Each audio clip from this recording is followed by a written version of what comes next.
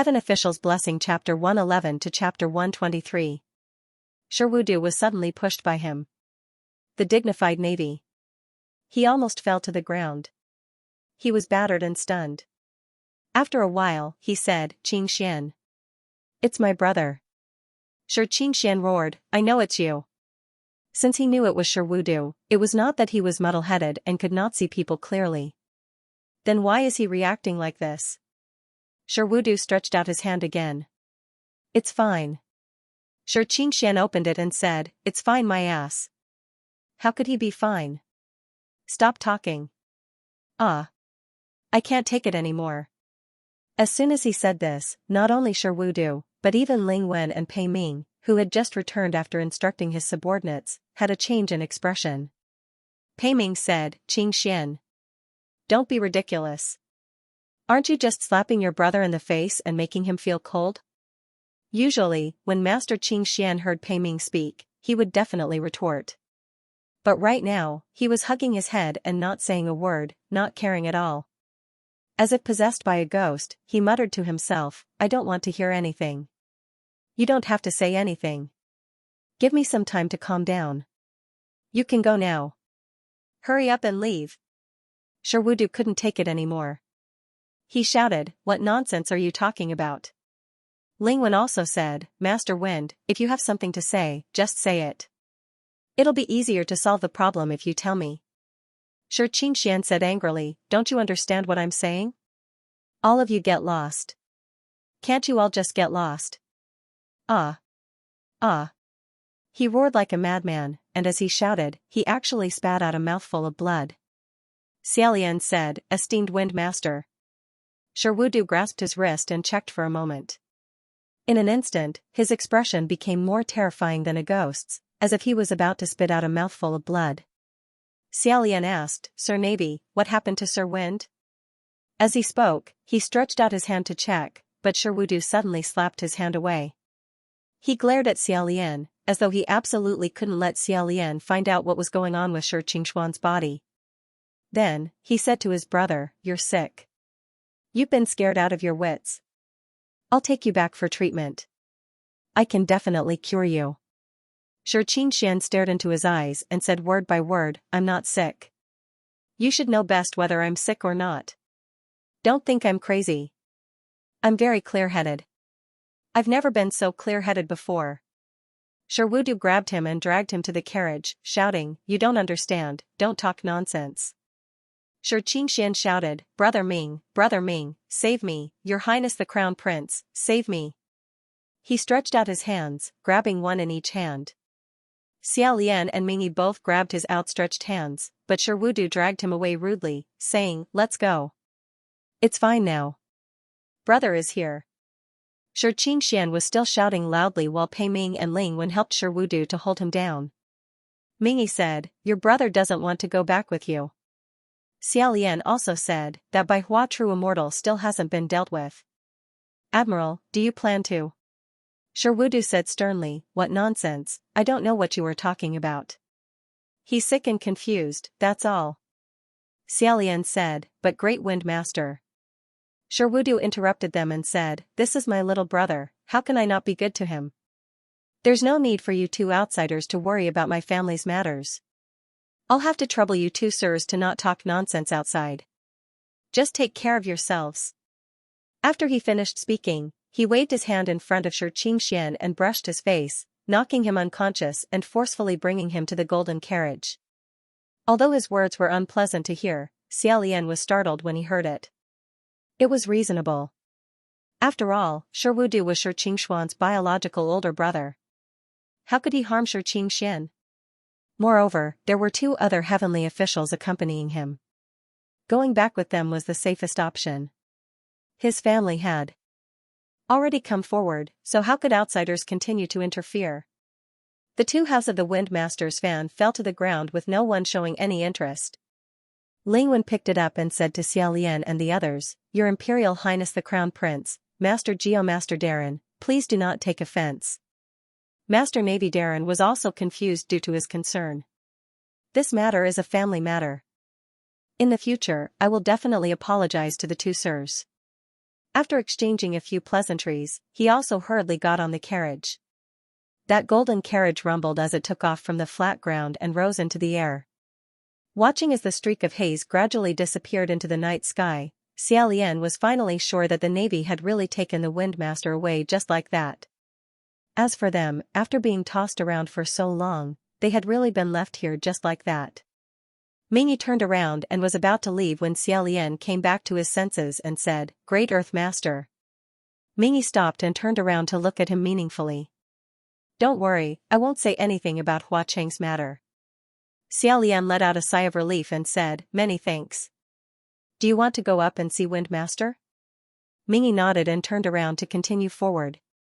Although Xiaolian was also very worried about Windmaster, the almighty immortal doctor of the heavenly court would be more useful than him. Moreover, Sherwudu definitely wouldn't want outsiders to see his younger brother's arrogance. No matter how he thought about it, this wasn't a good time to visit. On the contrary, Hua Cheng's sudden departure made it even more difficult to feel at ease. After weighing the pros and cons for a moment, he still decided to go find Hua Cheng first. After making up his mind, Xiaolian left the wine-pouring platform and quickly hurried on the road at night. He couldn't use the thousandly shrinking technique, nor did he have a bronze horse or a golden carriage. He could only rely on his pair of legs to run on the mountain roads. As he walked, he thought to himself, what situation did San Lang encounter? Just now, looking at his expression and listening to his tone, it seemed like the situation wasn't light. I hope I can help him a little this time. After walking for less than the time it took for an incense stick to burn, he suddenly felt the demonic energy in front of him pervading the air. His vision became unclear and he couldn't help but slow down. He thought to himself, it can't be. What did I encounter this time? He stood at the side of the road and quietly observed the situation. After a long time, he heard a strange chant coming from the demonic energy in front of him. Panting, panting. Panting, panting. At the end of the road ahead, an extremely tall black shadow appeared indistinctly. That tall black shadow seemed to be floating about, but he couldn't see what it was. Xiaolian had never seen something of this shape before, but it was definitely a colossal creature. He couldn't help but take a step back in vigilance. Ruaxia's left hand was ready to strike, and his right hand was placed on the hilt of his fragrant heart sword. In a flash, that colossal creature slowly revealed its true form from the dense fog. Xiaolian slightly widened his eyes. As it turned out, it was actually a gorgeous carriage. The carriage was extremely magnificent, with a golden canopy draped with exquisite tassels and fluttering gauze curtains. If someone were to sit on it, they would definitely be blocked by the enchanting red curtain, only reflecting a silhouette that would cause one's imagination to run wild. Next to each skeleton skull floated several balls of ghost fire, circling back and forth. They seemed to be used for illumination, because every time they reached a dark place, the ghost fire would suddenly burn extremely fiercely. This scene was too strange, with a demonic energy in it. Xiaolian couldn't help but stare, thinking to himself, could it be that I've encountered a ghost lady going out to meet her lover? He hurriedly retreated to the side of the road, making way for them. Who would have thought that the 4 golden skeletons carrying the gorgeous carriage would stop in front of him and uniformly turn their skulls around? The lower jaw of one of the golden skeletons made caw-caw sounds, and a human voice came out of nowhere. It trembled as it said, "City Lord Darren sent us to fetch His Highness the crown. Prince of Xianlu country. Is that His Highness you?" "City Lord Darren, it should be Hua Cheng." Xiaolian removed his hand from the hilt of his sword and said, "It's me." Caw-caw-caw. The skeletons seemed to be extremely happy as they lowered the carriage and said, "Come on, let's go." Could it be that he had to let these 4 golden skeletons carry him to see Hua Cheng? Xiaolian braced himself and said, "This isn't too inconvenient, right?" "Not at all."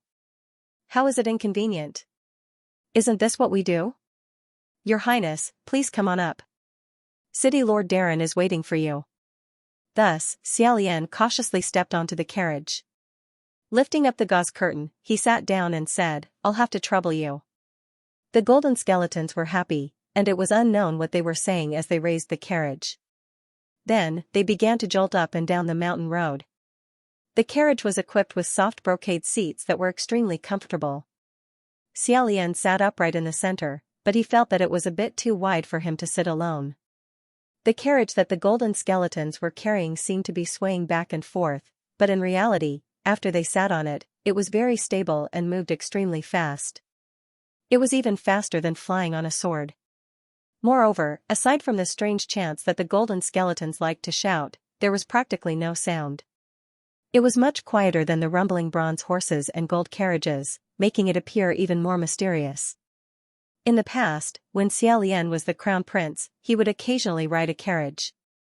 At that time, he was still young and would sit on his father's or mother's lap while being carried by carefully selected palace maids. They would be surrounded by people from the front and back, looking very awe-inspiring. As he grew up, he no longer liked to sit.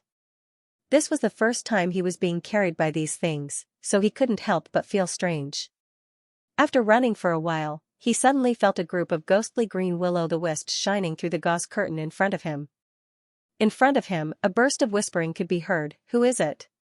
If we want to pass through this graveyard, shouldn't we leave something behind?" They actually encountered wild ghosts that were blocking their way, and it was a case of black eating black, ghosts eating ghosts, and they even came to eat Hua City. The skeletons laughed and said, "What do you want to leave behind?" Just when Xiaolian was thinking if he should go out and settle it, he heard those thin voices screaming, "Io io io, sorry. Our dog eyes are blind, we didn't know that this is Hua City Lord's carriage. Go back to the graveyard, all of you go back to the graveyard. Sirs, please feel free to pass, sirs are magnanimous, please feel free to pass." The golden skeletons said, it's too late, Lord City Lord has instructed us to not offend His Highness who is sitting in the carriage at all. Now that we're delaying His Highness's journey, you guys can tell us what to do. Hearing the ghostly wails and wolf howls in the surroundings, Xiaolian couldn't hold it in anymore and said, forget it. Since we're in a hurry, let's not care about these things. The skeletons said, since His Highness said so, then let them go. You guys have it easy. Xiaolian said again, however, remember not to block the road and harm the pedestrians. The wild ghost said happily, no, I guarantee that I've never done that before. Thank you, sirs. The skeletons shouted, let's go. When they went over, Xiaolian could faintly hear the female ghosts muttering curiously from underground, hey, say, which highness is sitting in this carriage? I've never heard of Hua City Lord's golden carriage carrying other people. If it's a woman, it's hard to imagine. But it's a man, how strange. Xiaolian thought, what's so strange about it? The next moment, he heard the female ghost say, yes. I've said it before, this carriage is definitely for madam to sit in. After days of rushing, Xiaolian sat in the carriage and felt slightly sleepy. He supported his forehead with his hand and rested for a while. After a while, he noticed that the carriage had stopped again. Xiaolian said in a daze, what's wrong? He thought that they had encountered wild ghosts who were blocking the road again. Just as he finished speaking, the carriage sank slightly. It was a person who came up and lifted the gauze curtain. She said softly, brother? Xiaolian rubbed his eyes and squinted. He looked outside and said, Sanlang? The person who came was naturally Hua Qing. When he saw Xiaolian's half-awake and hazy appearance, he was slightly startled. Xiaolian sat up a bit embarrassedly and coughed lightly. He said, I accidentally fell asleep. Immediately, Hua Qing smiled and sat up. He said, brother is too tired. Squeeze. Brother, don't blame me. Xiaolian nodded and tried to sit to the right, wanting to make more space for Hua Qing. However, Hua Qing reached out and grabbed his right shoulder, pulling him back. He said, no need. It's wide enough. In reality, it wasn't enough. This carriage was also made skillfully. It was wide enough for one person to sit, but it was a bit cramped for two people. Unless it was like when Xiaolian was young, one person sitting on the other person's lap, then it would be just right. Xiaolian said, you left just now at the right time. 3 heavenly officials suddenly came down from the heavenly court. Hua Qing snorted. 3 malignant tumors, huh? I've long since expected that. Xiaolian jokingly asked, could it be that you ran because of this? Hua Qing also jokingly replied, no, I went to call for a carriage. How was it, brother? Isn't my netherworld ghost carriage much more interesting than those heavenly court heavenly officials' bronze horses and gold carriages? Xiaolian said, interesting, very interesting. He laughed a bit, but when he thought of Master Feng's strange state, he couldn't laugh anymore. With a serious expression, he said, that's right, San Lang, what did you want to tell me just now? Inadvertently, the two people's gazes met. Huaqing still had his arm around Xiaolian's right shoulder, not letting go. It was as if he was holding Xiaolian in his arms. If one looked from the outside, they would only be able to see two overlapping silhouettes behind the gauze curtain of the carriage, snuggling together, inseparable. Behind the red curtain, Huaqing smiled. He said, brother, let's get married. Xiaolian blankly said. Ah? Such a gaze, such words, so close, there was nowhere to hide.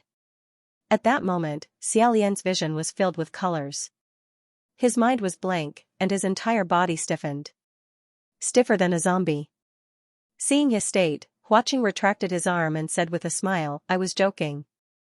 Brother, are you scared? With great difficulty, Xiaolian regained his senses and said. You're too naughty.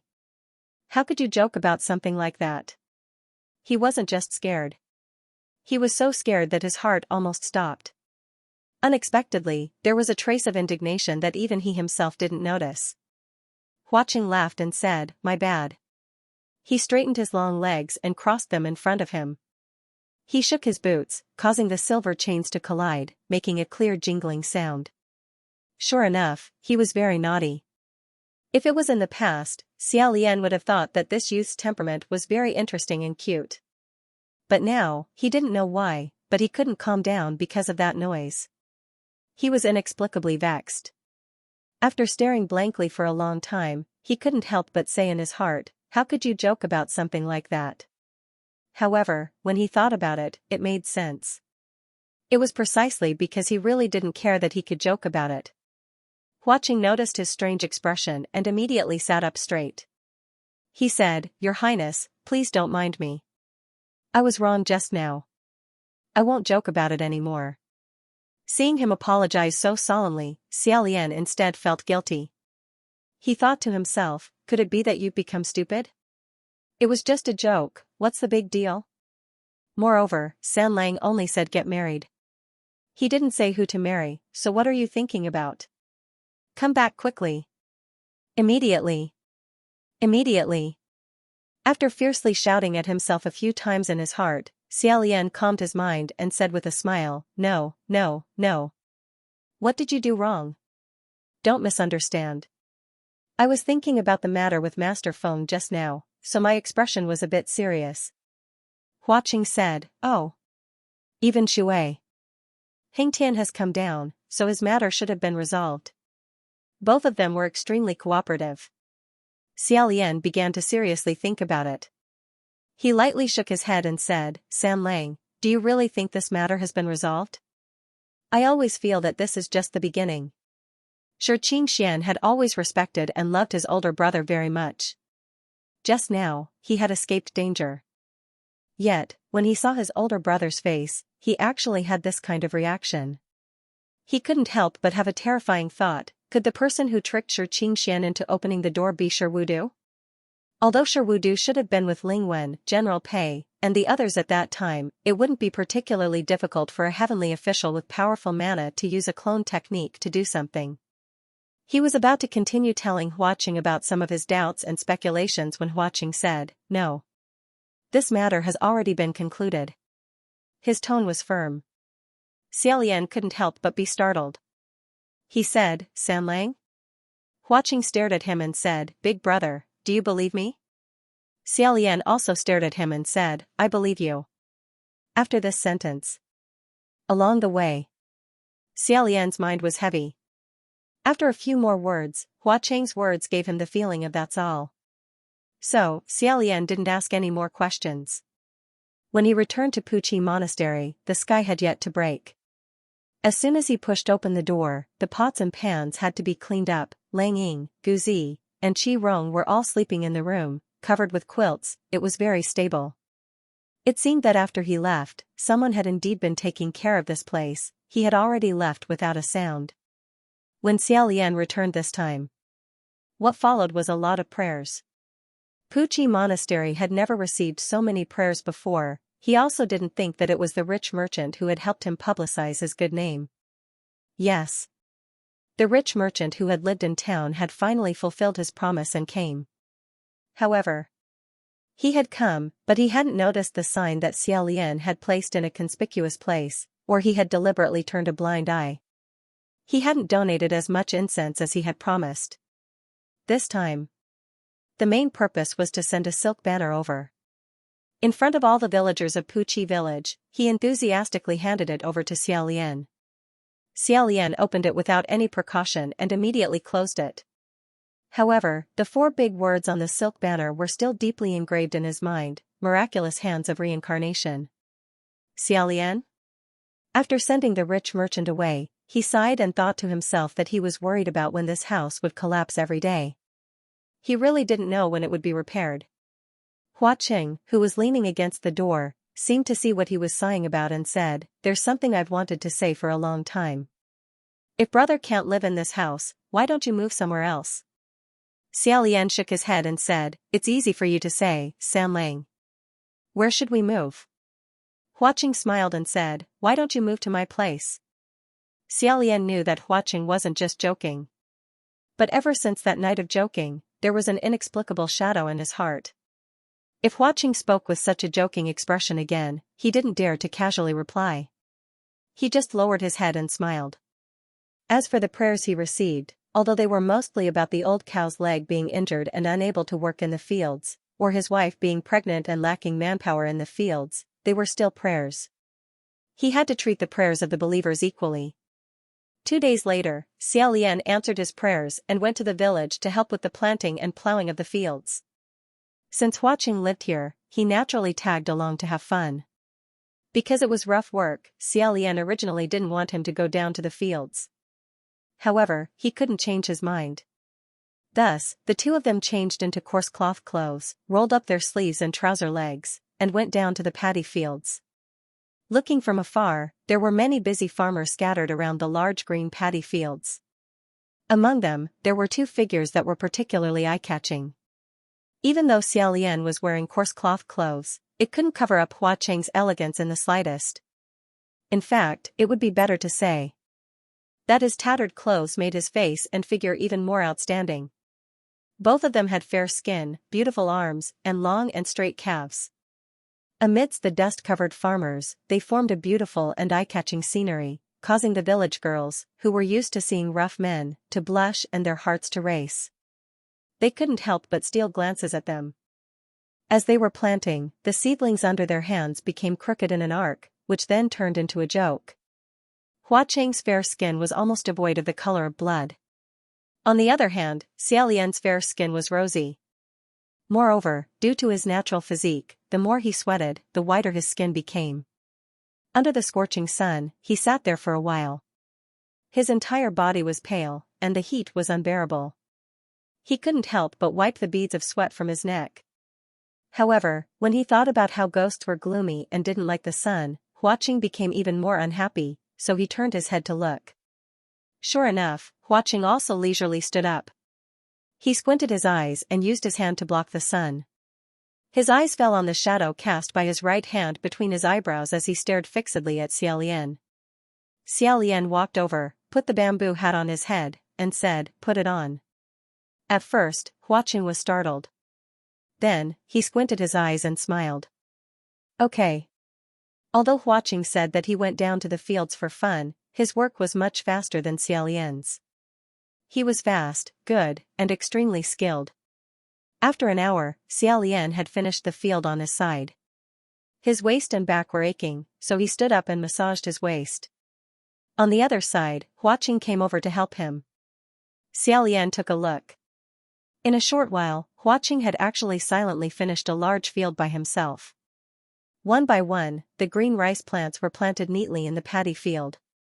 It was a sight that was very lovable. He sincerely sighed and said, "San Lang, you really learn everything very quickly. You don't need to help me. Just sit there and rest. Drink some water or something." Hua Qing then went to the edge of the field to get some water. The village chief had been watching from the side for a long time. At this time, he gave a thumbs up and said, Daozhong, which family's young man is this? He's so diligent and so amazing. One person is worth dozens of people. If any family's eldest daughter catches his eye, that would be a blessing. Xiaolian laughed out loud. Not long after, there really were a few people who secretly came over to ask Xiaolian, Hey, Daozhong, this young man who lives in your monastery, where did he come from? Is he married? He doesn't have a wife at home, right?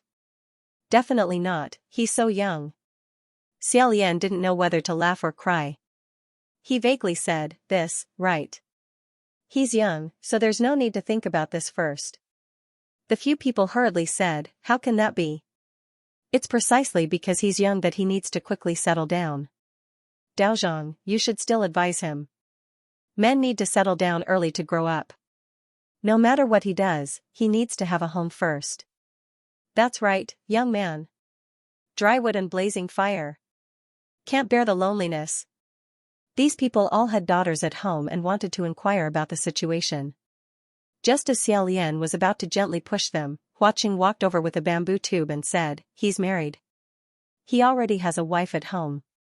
When those people heard this, they were greatly disappointed. However, they still didn't give up and asked, Which family's girl did he marry? Can this little brother tell us? He's not trying to trick us, right? He's definitely beautiful and virtuous, right? Huaqing raised his eyebrows and said, That's right.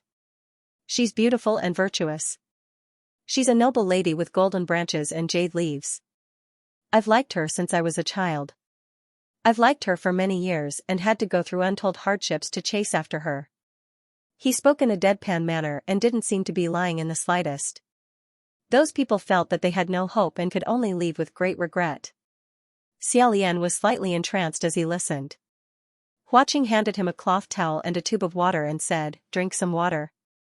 Xiaolian took the cloth towel and wiped his muddy hands.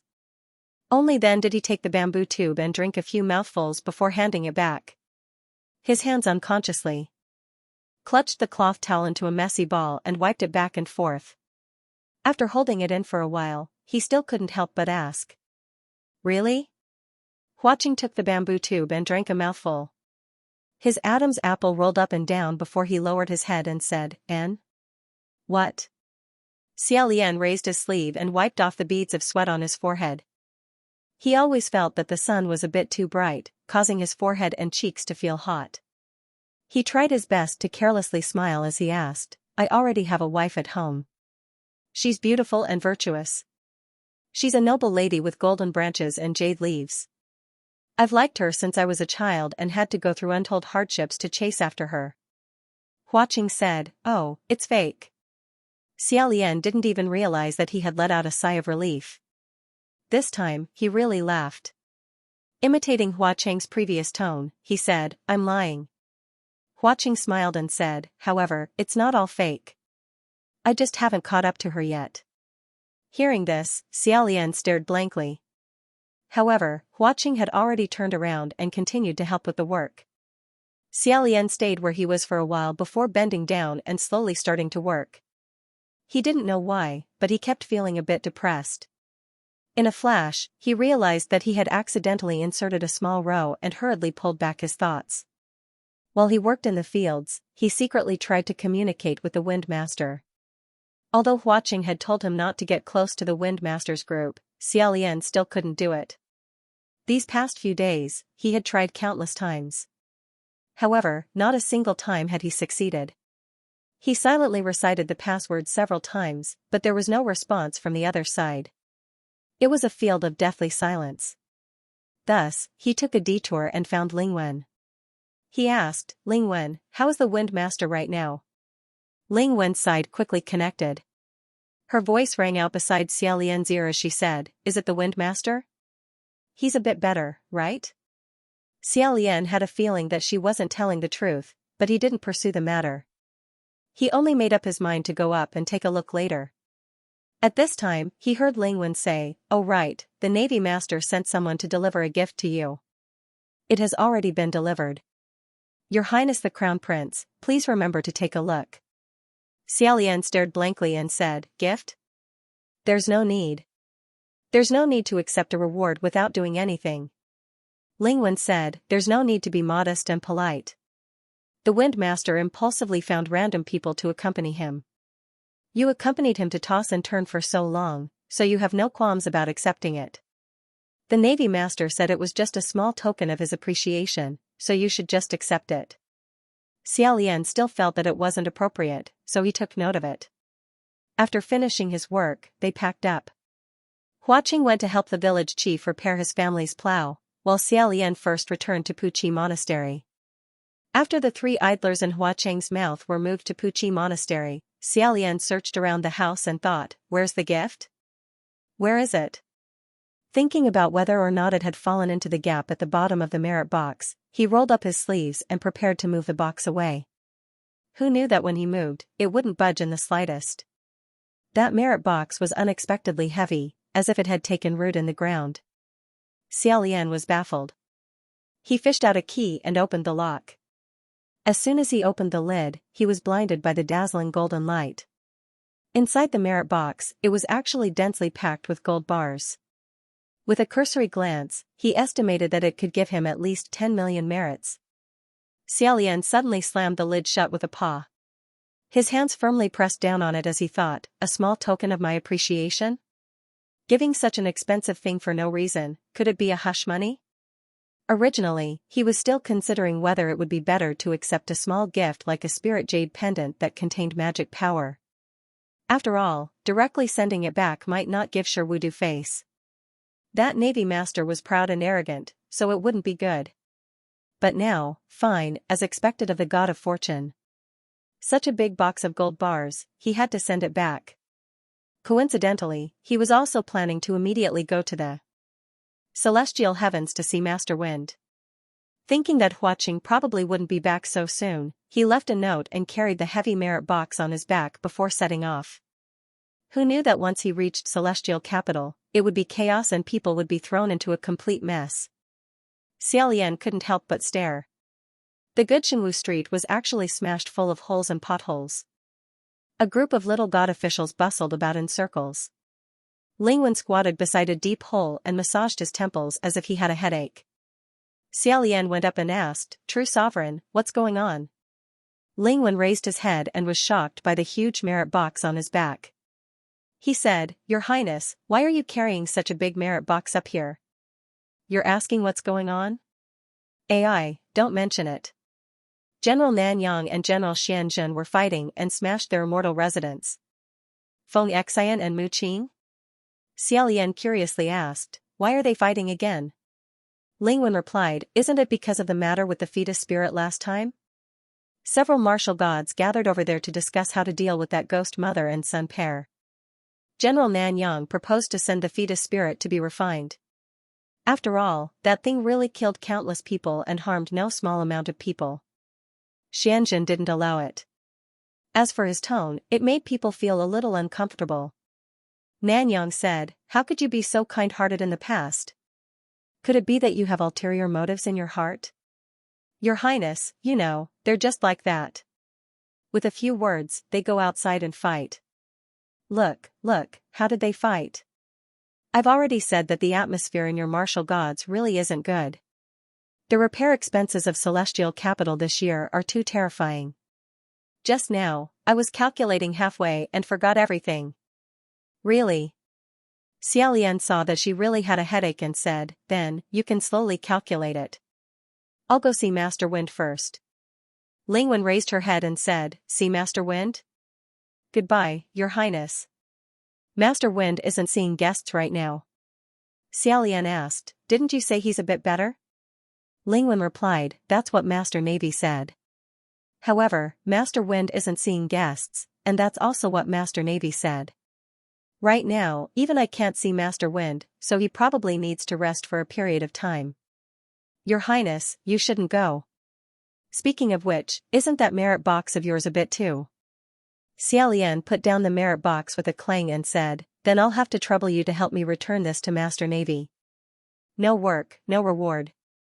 Even if he doesn't give anything, Xiaolian won't say anything that shouldn't be said. After throwing away the box, Xiaolian felt relaxed and hurriedly left. Ling Wen called out a few times from behind, but when he didn't respond, she gave up and continued to lower her head, staring at the deep pit at her feet with an endless headache. However, even though Xiaolian left, he obviously wouldn't just descend to the mortal world like this. Instead, he quietly went to the immortal mansion of Master Wind and Master Navy in Celestial Capital. Although the inner and outer 3 floors of this immortal mansion were heavily guarded, this level of security wasn't a problem for Xiaolian. Last time, Xianxia had brought him here, so he roughly remembered the location of Master Wind's sleeping quarters. Flipping over the wall, sometimes walking high, sometimes sneaking, he arrived in a short while. The only thing he was worried about was that Master Wind had been taken to another place by his older brother and wasn't currently here. Fortunately, this worry didn't come true. He climbed onto the roof and found a blind spot that outsiders couldn't see. Using an upside-down golden hook, he hung from the eaves and looked inside the sleeping quarters. With one look, he was immediately startled.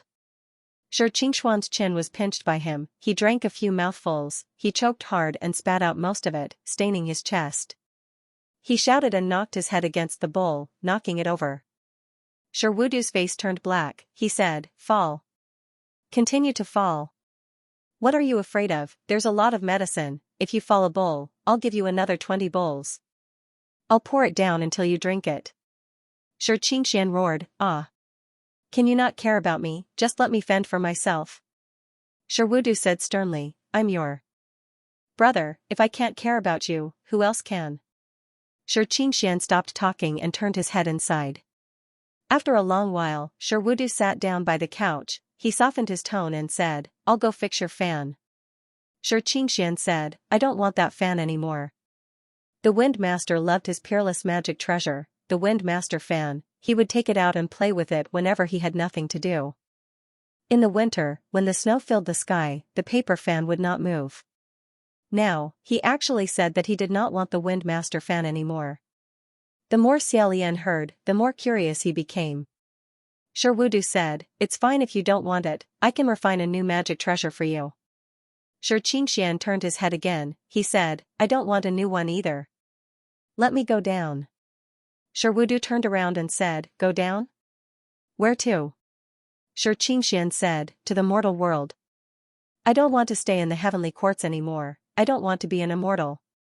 The veins on Sherwudu's fair forehead bulged, he said, "What a joke. You don't want to be an immortal and go to the mortal world? What kind of good place do you think the mortal world is? Stop making a fool of yourself. How many people have waited for so many years to ascend, and how many priests in the heavenly courts have squeezed their heads to enter the heavenly courts? I think you don't know." Xianxia said angrily, "Yes. I don't know. I just want to be a wandering immortal, can't I?" Sherwudu said, "No. Dream of being a carefree wanderer and loose immortal. I." At this moment, his expression changed. It seemed that someone had reported something. Sherwudu stood up and placed 2 fingers on his temples to listen for a while. His expression became more and more solemn. After a while, he said to Xianxia, "Stop causing trouble. I'm busy these days, I don't have time for you. Wait until I cross the 3rd heavenly tribulation, then you won't be able to mess around with me like this anymore." With that said, he swung his arm and rushed out of the sleeping chamber. Once he was far away, Xiaolian quietly flipped down. He pushed the window to enter, but no matter how much he pushed it, it wouldn't budge. Presumably, there was a restriction placed on it. He was afraid that a warning spell might have been cast on it, so he didn't dare to force it open, so he lowered his voice and said, "Lord Wind Master, Lord Wind Master?" Xianxia moved on the couch. He turned his head and said, "Enjoy, Your Highness the Crown Prince?" Xiaolian replied, "It's me. What's wrong with you? I can't open the door and windows. Can I come in another way?" It was easy to imagine how the war god would enter a room when he couldn't open the door using normal methods. Xianxia hurriedly said, "No, no, no. Don't break it. The doors and windows here are covered with spells. If you break in, the whole feng shui manor will know that someone is here. Except for my brother and me, everyone must open it from the inside." Xiaolian asked, "But why were you tied up like that?" Xianxia struggled frantically and said, "Your Highness, wait. Watch me break open this rope." Xiaolian looked at him rolling around on the couch. Sometimes he bent like a shrimp, sometimes he straightened up like an iron plate. It was extremely difficult. He encouraged him in a low voice, "Work hard, Lord." The rope that was tied up Xianxia was not a magic treasure or spiritual weapon. With Wind Master's magic power, he could break it with a flick of his finger. How could it not break after this? Could it be that Xianxia's injuries were so serious that he couldn't even break free of this level? At this moment, a strange movement suddenly came from under Xianxia's couch. A hand stretched out from below. Xiaolian was shocked. His scalp exploded as he said, "Lord Wind Master, be careful. There's someone hiding under your bed." Xianxia's expression also changed. "What?" Before he finished speaking, a black shadow quickly climbed out from under the couch and stood in front of his bed, looking down at him. This person was dressed in black and wore a ghost mask. He really didn't know when he had hidden under the bed and what he was going to do at this moment. Xianxia was tied up on the bed. He frantically rolled around in an attempt to break free. Xiaolian was blocked outside the door and could not enter. It was really extremely dangerous. Xiaolian was about to break the window and enter, but he saw that person push the ghost mask up and said in a low voice, "Shut up." Xianxia widened his eyes and said, "Brother Ming? Brother Ming. Brother Ming, my mother, my good brother, quick. Help me untie." Mingy used one hand to break the rope on his body. Xianxia got up and rushed to open the window. He grabbed Xiaolian's hands and shook them fiercely, "Your Highness the Crown Prince. Thank you for still remembering me." Xiaolian patted his shoulder and lightly flipped into the bedroom. He said, "Isn't there a restriction in this bedroom? How can Lord Earthmaster come in?" Mingy said, "It's just my profession." After saying that, he seemed to realize that something was wrong. He picked up the rope on the ground and looked at it. He raised his head and asked Xianxia, "Why can't you break free from this?" Xiaolian also took a closer look. How could that rope be a magic treasure? It was simply an ordinary rope. With the strength of Wind Master's magic power, how could he be imprisoned by such a thing for half a day and still not be able to break free? Xianxuan's expression stiffened. Mingy suddenly grabbed his left wrist and said with a cold expression, "What's going on?" Xiaolian also grabbed Xianxuan's right wrist and examined it for a moment. He said in shock, "Lord Wind Master, how could this be?" There was actually no magic power in Xianxuan's body. Then, Xiaolian reacted, "Is it that bowl of medicine?" Thinking of the potion that Shirudu had forcefully fed him and Xianxuan's resistance, Xiaolian immediately squatted down to check the medicine. However, Xianxia said, "No. It was indeed not the problem with the medicine." Xiaolian had some medical knowledge. Smelling this smell, he felt that it should be a medicine to relieve pain and calm the nerves. It might also have a little hypnotic effect, but it was not strange. Thinking about it, when Shirudu grabbed his brother's hand at the wine table, he immediately changed his expression. He must have discovered it at that time. He should have fed Xianxia this medicine for his own good, but he did not know why Xianxia did not appreciate it. No wonder Xianxia did not respond to his telepathy. It was because his original powerful magic power was all gone now.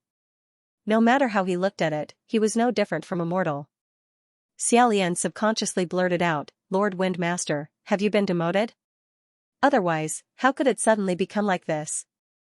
However, he did not have a curse on him. Moreover, if someone was demoted, how could it be hidden? In an instant, the news would spread throughout the entire upper and middle heavens. Xianxuan's face turned pale and he seemed to be unable to stand. Xiaolian used his strength to support him and said, "Why did Lord Watermaster tie you up?" Only then did Xianxia come back to his senses and said, "Yes, my brother. Leave quickly while my brother is not here. Let's leave first and talk later." After saying that, he crawled under the bed. Xiaolian squatted down and said, "Lord Wind Master." There was actually a hole under the bed that led to an unknown place. Xianxia crawled in and disappeared. Mingy also lowered his head and prepared to go in. Xiaolian thought about it and decided to follow. However, Mingyi retreated and said, "Your Highness Crown Prince, don't interfere." Xiaolian was stopped by him and was stunned for a moment. He said, "Lord Windmaster has helped me many times. Now that he is in trouble, I can't just stay out of it." Mingyi said, "He usually speaks up for justice. Most of the time, when something happens, he stays out of it." Xiaolian said, "What other people do has nothing to do with me. As long as I figure out the ins and outs of this matter and confirm that they do not need my help, I will naturally withdraw and not ask any more." Shi Qingshuan's voice came from under the bed. "Why aren't you guys following? The hole is about to close." As expected, the hole under the bed was actually gradually shrinking. Seeing that, Mingyi quickly went in, and Xiaolian also followed. The three of them crawled in the tunnel that Mingyi opened up for a while. Xiaolian turned his head and saw that the hole had actually closed up. It was truly amazing. He asked in a low voice, "Lord Geomaster, how did this tunnel open up? I've never heard that a tunnel could be opened under an immortal residence in a mortal capital. It must be known that the foundation of a mortal capital wasn't the land of the mortal realm." Only after asking did he find out that Geomaster Mingyi was originally a skilled craftsman among the common people. In his life, he had repaired bridges, roads, opened mountains, and built houses. He had benefited countless people, which was why he had ascended. Nowadays, whenever there was a large construction in the mortal realm, people would pay respects to the Geomaster before starting the construction, praying that the construction would go smoothly. After he ascended, he had refined a transcendent artifact. It was a crescent moon shovel. Rumor had it that there was no such thing as a godly shovel that could move an uneven mountain, open a hole, or enter a room. He had a huge advantage when he went undercover in the ghost city. If he encountered a secret room that he wanted to open, he could just dig up the shovel and close it up afterward. Last time, if he hadn't been beaten up by Huaqing to the point of vomiting 3 liters of blood and losing a lot of his mana, he might have been able to use that treasured shovel to escape from the dungeon. Before this, the Geomaster had never tried this shovel in any heavenly official's residence. He also didn't show off that transcendent artifact and always kept it. He didn't flaunt it. Most of the transcendent artifacts of the heavenly officials in the heavenly courts were rather elegant and unrestrained. Books, brushes, treasured swords, folding fans, zither, and flutes. If there was a heavenly official who carried a shovel in and out all day, that would really kill the scenery and ruin their image. After hearing this, Xiaolian couldn't help but think that if I want to repair my Puqi Monastery's dilapidated house as soon as possible, shouldn't I also pay respects to the Geomaster? After crawling for a while, Xiaolian heard Mingyi ask Shi Qingshan in front of him, "Was it done by a true immortal?" Xiaolian also wanted to know if that was the case.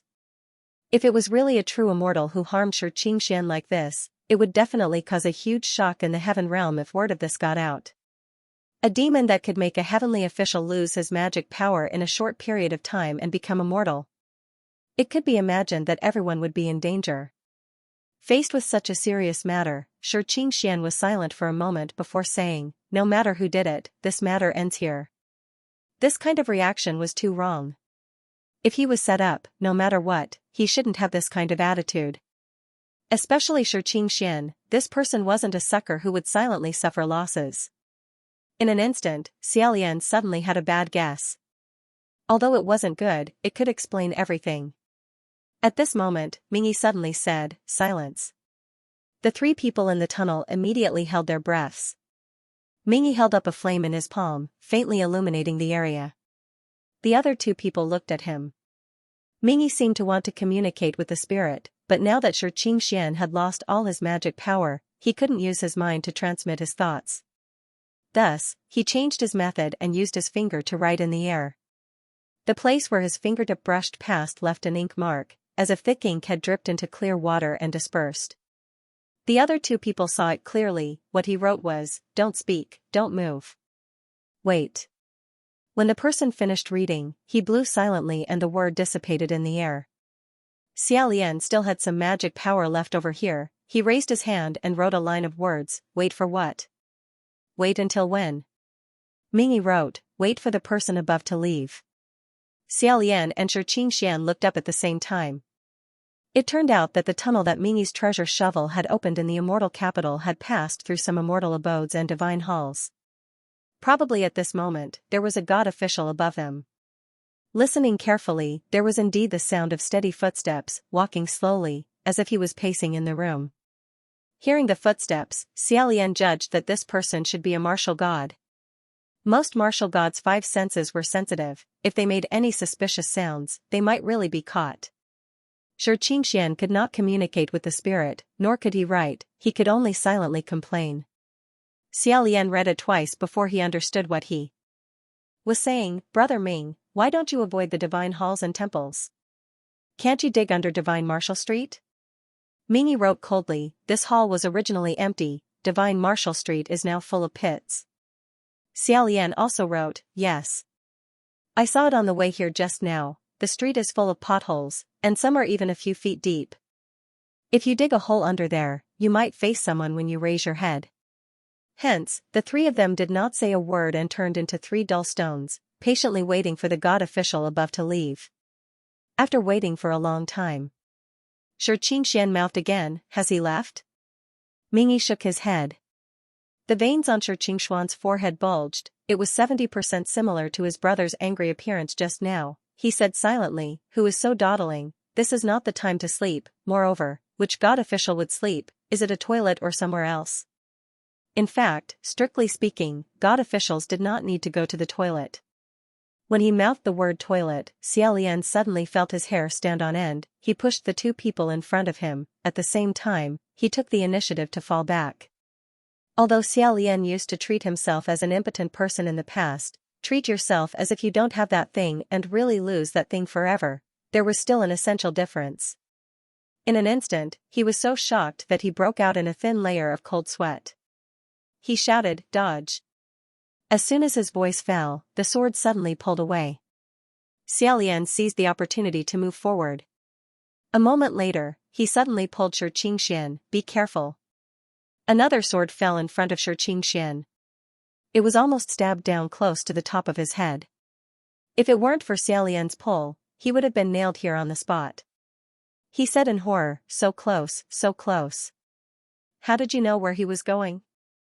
Xiaolian said, I don't know. I guessed. It was also intuition.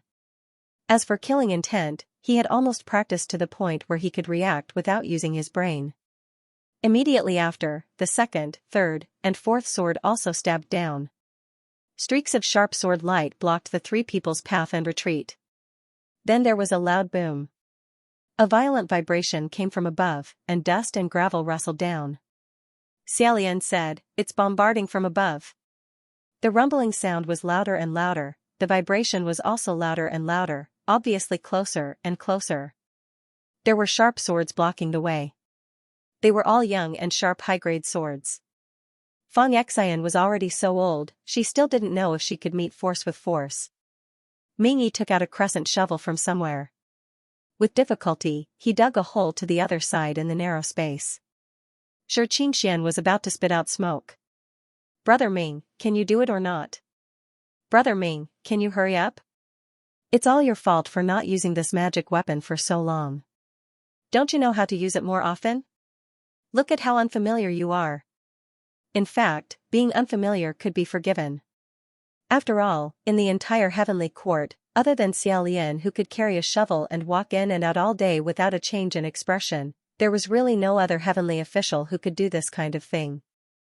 The veins on Mingyi's forehead bulged, and he said, shut up. Xiaolian hurriedly said, don't be angry, it's through, it's through. Sure enough, Mingyi exerted force in his hand and the hole opened. He held a shovel and frantically opened up a path in front of him. Xianxia was in the middle, encouraging him. Xiaolian, as the only one who had not gone crazy, was in charge of bringing up the rear. The Geomaster's treasured shovel was indeed miraculous. With just a few strokes, it had already dug out more than 100 feet of tunnel.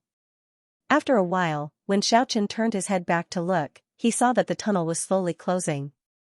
Furthermore, a faint light leaked in from above where they were trapped.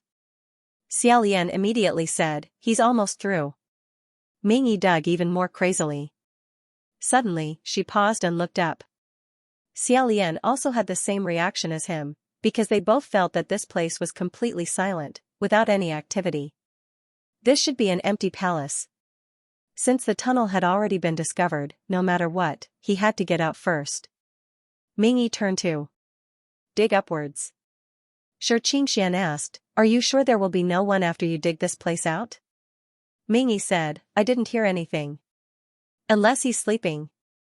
Of course, normal heavenly officials did not need to sleep, and would not sleep in their own palace in the middle of the day, so this possibility should not exist. Unexpectedly, as soon as Mingyi's shovel went up, the three of them broke out of the ground.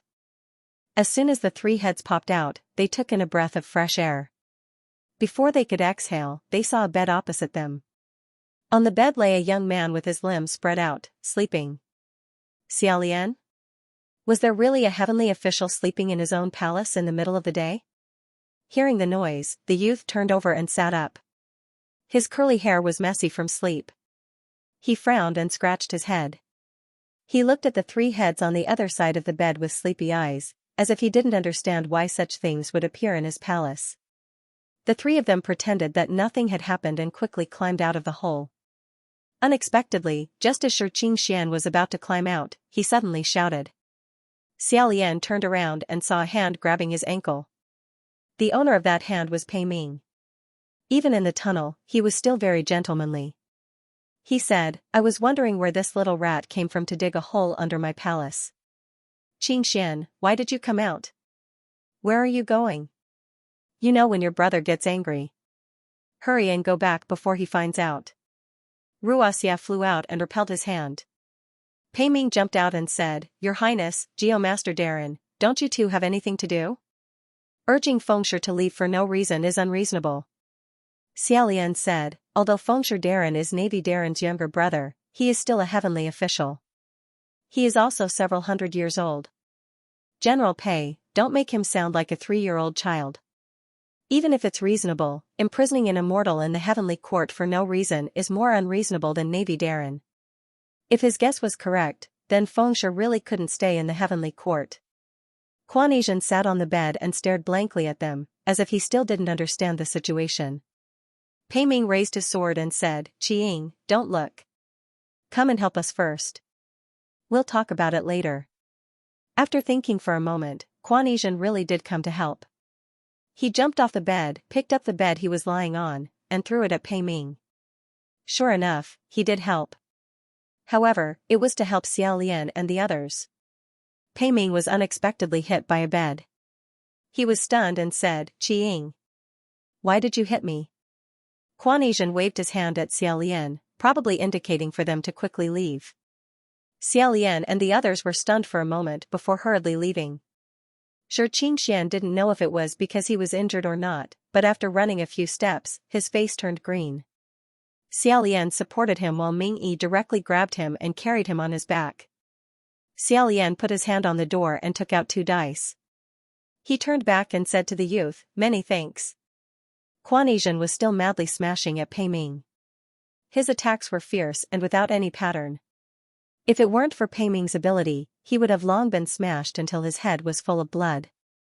Pei Ming was smashed until his veins stood out. He shouted, "Guards!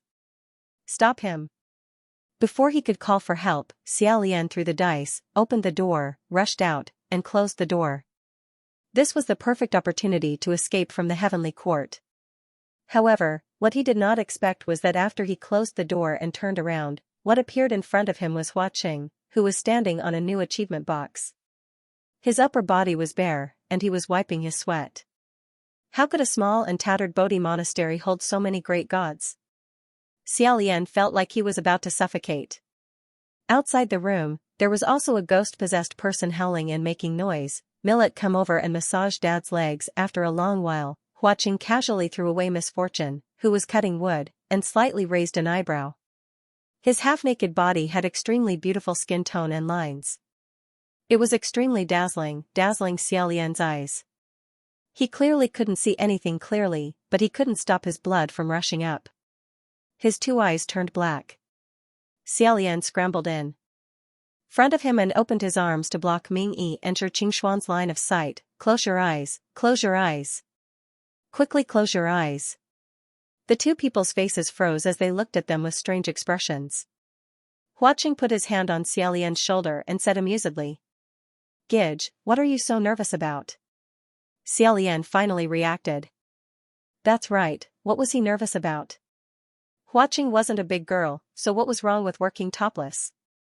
However, he still didn't put his arms down and tried to cover Huaqing as tightly as possible. In short, put on some clothes first. Huaqing shrugged and said, listen to Gidge. After he finished speaking, he calmly took out some clothes and slowly put them on. Seeing his calm and natural appearance, Xianxia said embarrassedly, sorry to disturb, I didn't expect you guys, ha ha ha, you're pretty good, ha ha ha. In short, ha ha ha ha. Xiaolian said, Darren, if you want to say something, just say it. If there's any misunderstanding, I can explain it clearly. Don't use ha ha ha as a substitute, okay? Time was tight. Pei Ming would probably come to investigate in a moment, so they couldn't stay in the Bodhi monastery for long. Mingyi put down Xianxia and began to draw 1,000 li on the ground. Just as Xiaolian was about to ask where they were going, he suddenly heard Huaqing sigh behind him. Xiaolian remembered that Huaqing had warned him not to get close to Fengshe and the others. He couldn't help but turn around and say, San Lang, I'm sorry.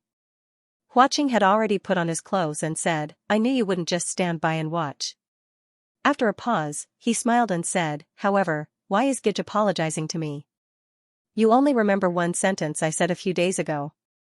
Don't tell me you forgot that I also said something else to you? Xiaolian was slightly startled and thought, which sentence? Suddenly, he remembered. It was that night in Green Ghost's lair, when Huaqing said, just do what you want to do. After remembering, Xiaolian blinked his eyes. He didn't know what else to say, but he suddenly really wanted to do something for Huaqing. However, for a while, he couldn't think of anything he could do. After holding it in for a long time, he suddenly saw the collar of Huaqing's red clothes and said, wait. After he finished speaking, he rushed forward to help Huaqing straighten his collar. It turned out that when Huaqing casually put on his clothes, he didn't straighten his collar properly. After finishing, Xiaolian looked at it for a while and smiled, it's done. Huaqing also smiled and said, thank you. Xiaolian whispered in his heart, I'm the one. The two people on the other side didn't seem to be able to look over here. Even the circle under Mingyi's hand wasn't that round anymore. After he finished drawing the array and opened the door, Xiaolian thought he would see some gloomy cave or towering palace. Who would have thought that outside the door, there was actually a large expanse of farmland. In the distance, there were faint green mountains and green bamboos. A group of farmers were working in the fields, and there was also a sleek and strong black ox plowing the ground.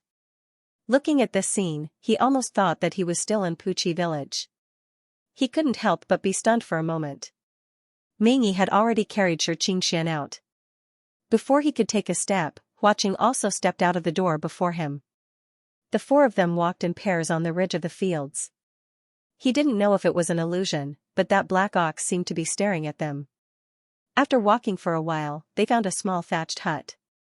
The four of them went in and sat down. Only then did Xianxia finally let out a sigh of relief. Xiaolian asked, don't we need to run anymore? What if General Pei comes here? Huaqing looked outside for a while, especially that black ox. He closed the door and casually said, don't worry. He doesn't dare to provoke the owner of this place. Even if he comes, he won't have a good time. Shui Hingtian also won't act rashly. Xiaolian thought for a moment, but still said, San Lang, this matter is a mess. I'm afraid that it involves a lot of things in the heavenly court. It's better if you don't follow us. Huaqing smiled and said, what happens in the heavenly court has nothing to do with me. I'm just following you around to take a look. Suddenly, Xianxia said, all of you, don't follow us. The other three people in the hut all looked at him. Xianxia said, Your Highness is right. This matter is a mess and involves a lot of things. I'll just stay here and not go out. Friends, you don't need to help anymore. Let's stop here. Xiaolian slowly said, Fengshe Darren, whether or not we should stop here is not up to you. It's up to Navy Darren and True Immortal Bai Yan to decide. Hearing this, Shi Qingshuan's face stiffened. Xiaolian then said, Fengshe Darren, I have a question. Please don't take offense. What question? Xiaolian said, you and Navy Darren, did true immortal Bai Yan have something on you? Shi Qingshuan's face slightly paled. Originally, on that night at the wine table, Xiaolian had already set up an extremely strong defensive array. As long as Shi Qingshan didn't open the door and go out, he wouldn't be harmed. However, why did he take the initiative to open the door? Unless, when someone was communicating with him, the first thing they did was to throw out that weakness, leaving him no room to resist. He also didn't dare to speak out and had no choice but to follow the other party's instructions. Xiaolian sat at the table and said, I'm more inclined towards Navy Darren's weakness. Because, I believe, no matter what happened before, you didn't know. That's why the backlash after finding out was so intense, to the point where he had conflicting feelings towards the heavenly court. He would rather go down to the human world to be a wandering immortal than stay in the heavenly court to be a heavenly official. Mingyi frowned and said, what weakness? Shi Qingshan wasn't a sucker. If he was harmed and lost his magical power, his normal reaction would be to be extreme anger, investigate the truth, and violently beat up the culprit. However, he didn't do any of that. He was angry, but it wasn't towards true immortal Bai Yan, but towards his own older brother. What he said to others was, stop here. Of course, this was completely abnormal. There was only one exception, Shi Qingshuan's ascension was originally abnormal. Defying the heavens and changing fate, putting a person who originally couldn't ascend on the altar, this was simply too daring and disgraceful. Xiaolian had never heard of such a thing. If it was true, it would definitely cause a huge uproar. Think about it, if everyone wanted to ascend, everyone could use this method. Wouldn't the order between heaven and earth disappear and become a complete mess? Although this guess was outrageous, the more he thought about it, the more reasonable it was.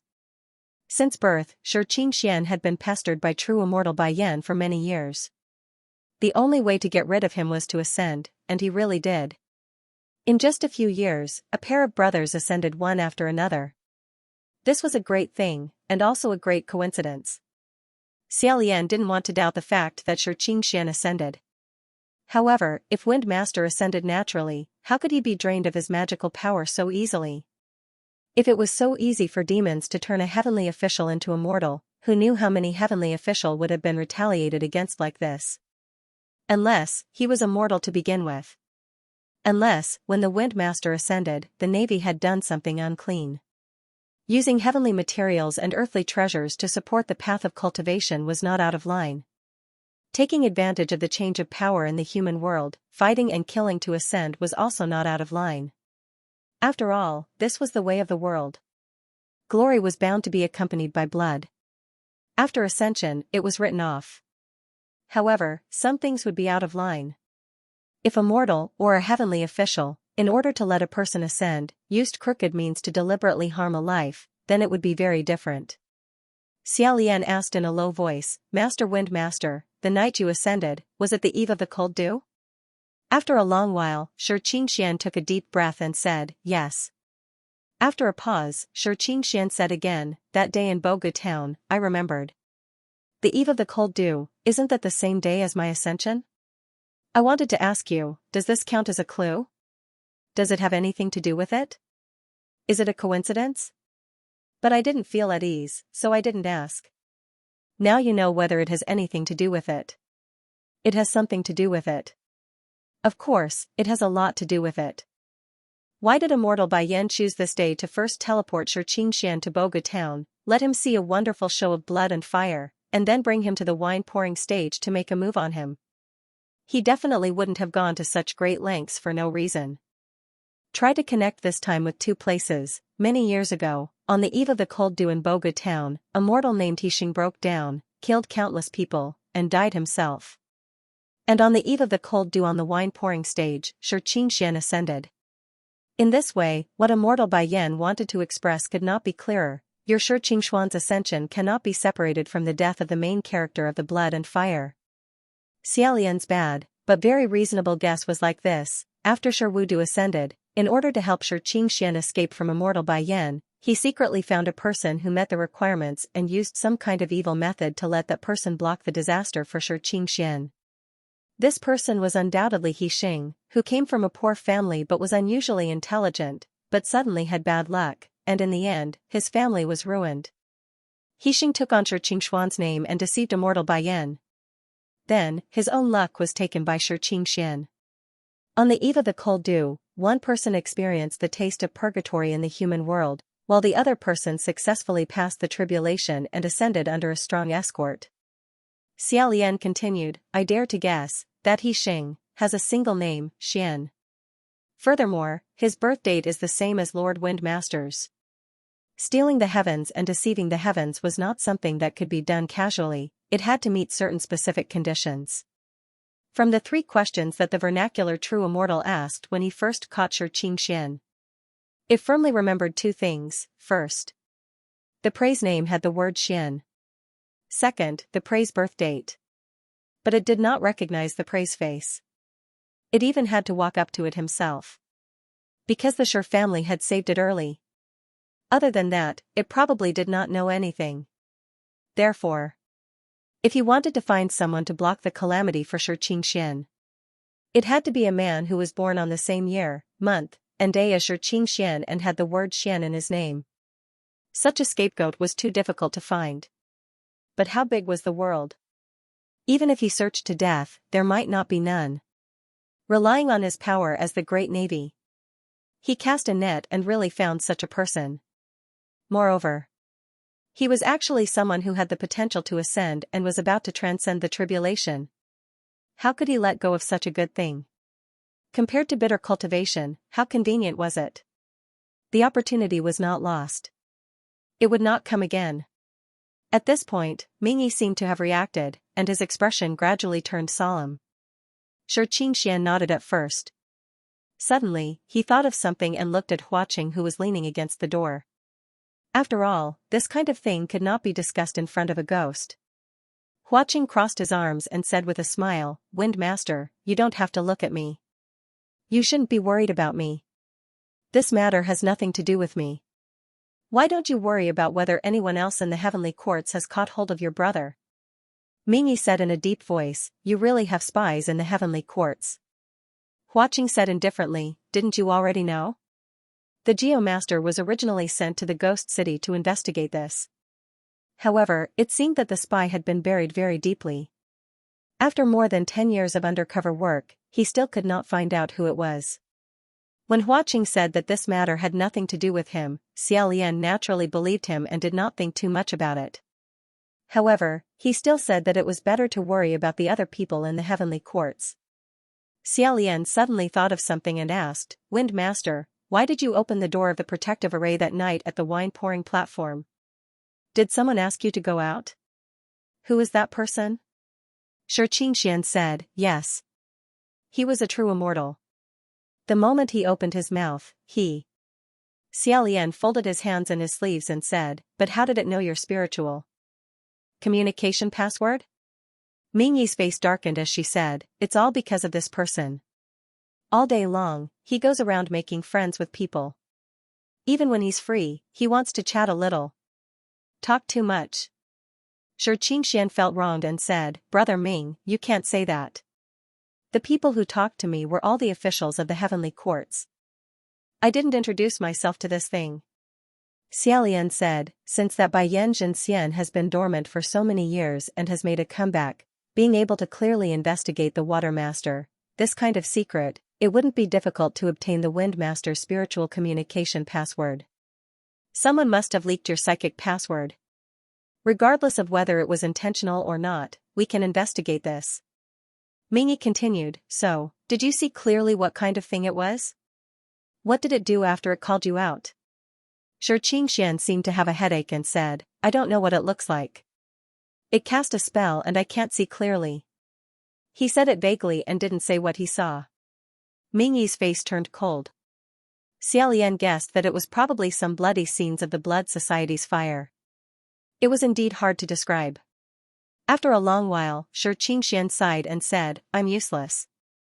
If I could fly on my own, these things wouldn't have happened. Shi Qingshuan's original fate was probably considered very good among mortals. Otherwise, that true immortal would not have targeted him. However, it was probably far from reaching the level of being able to ascend.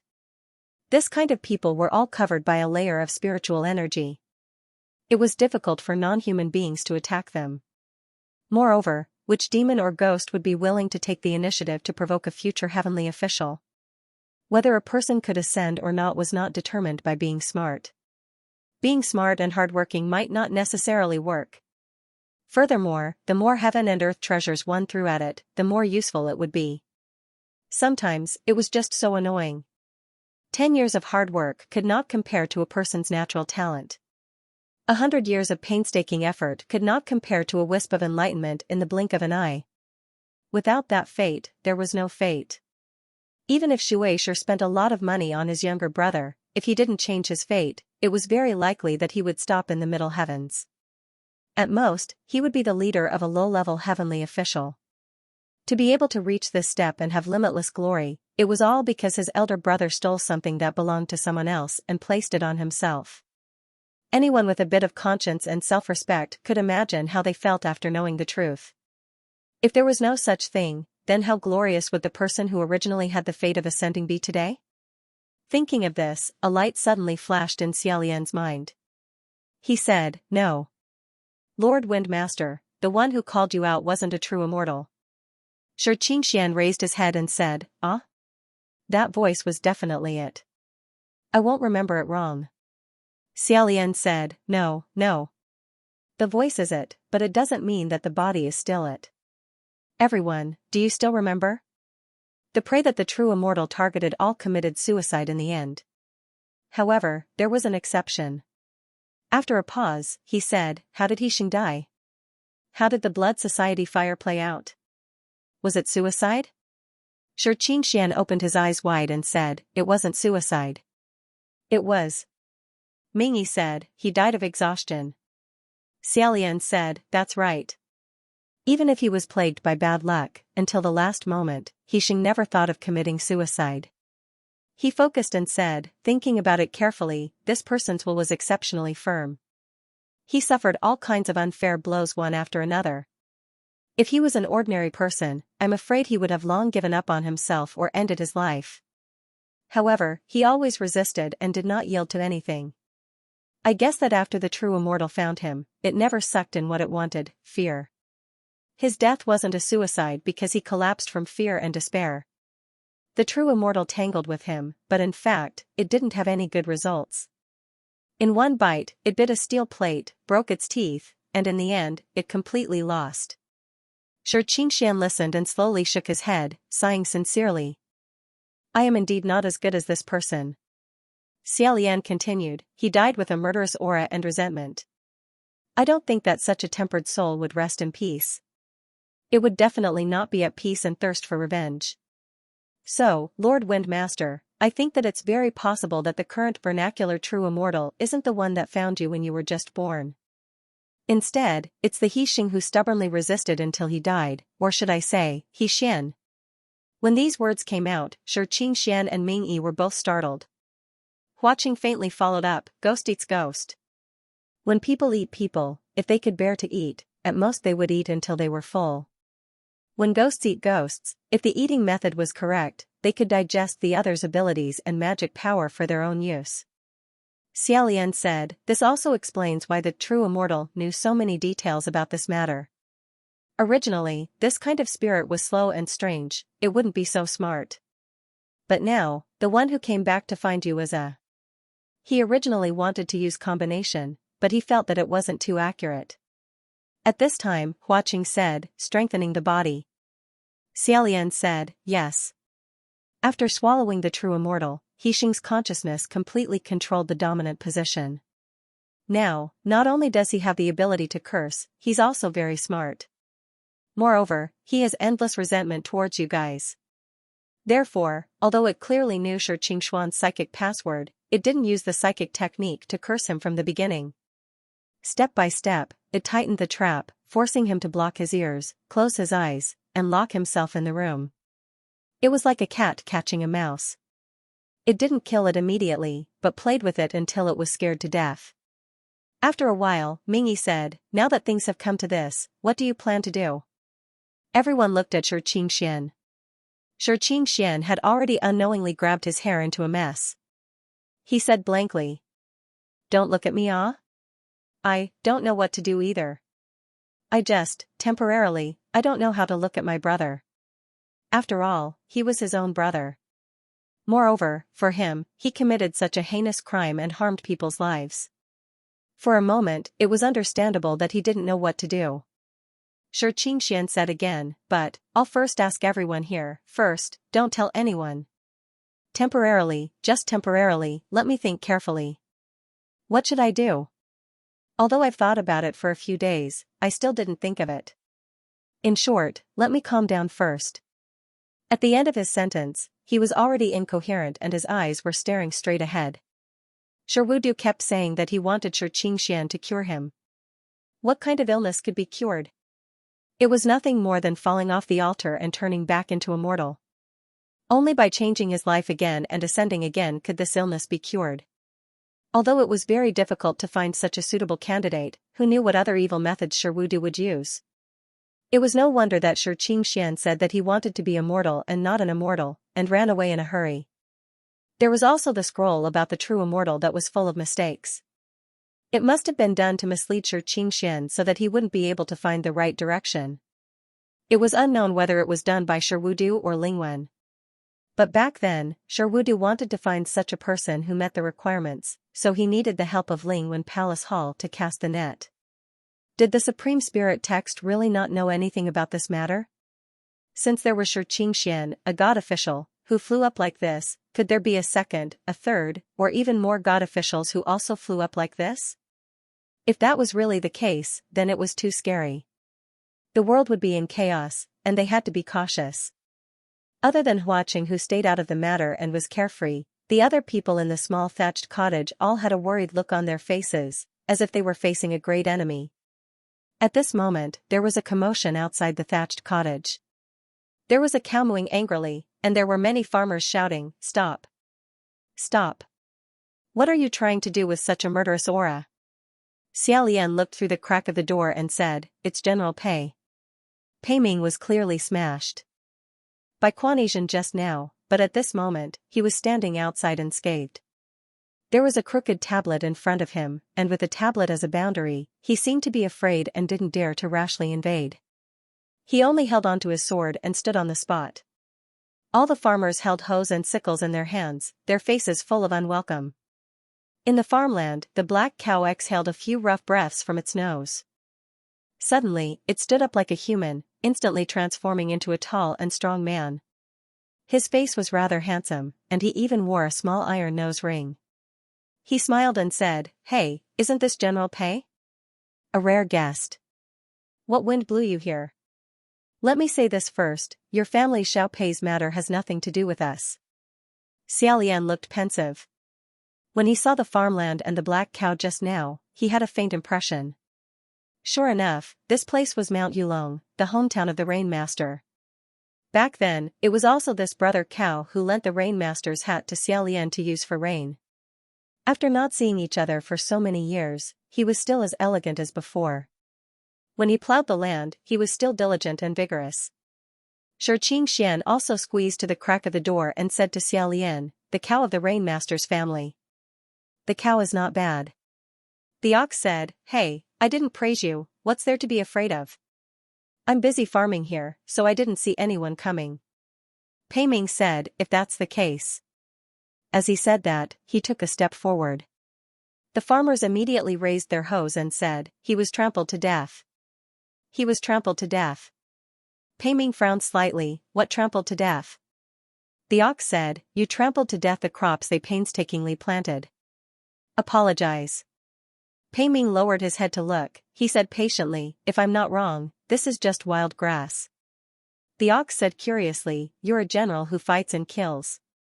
What do you know? It's grass and crops. Don't we farmers know better than you?"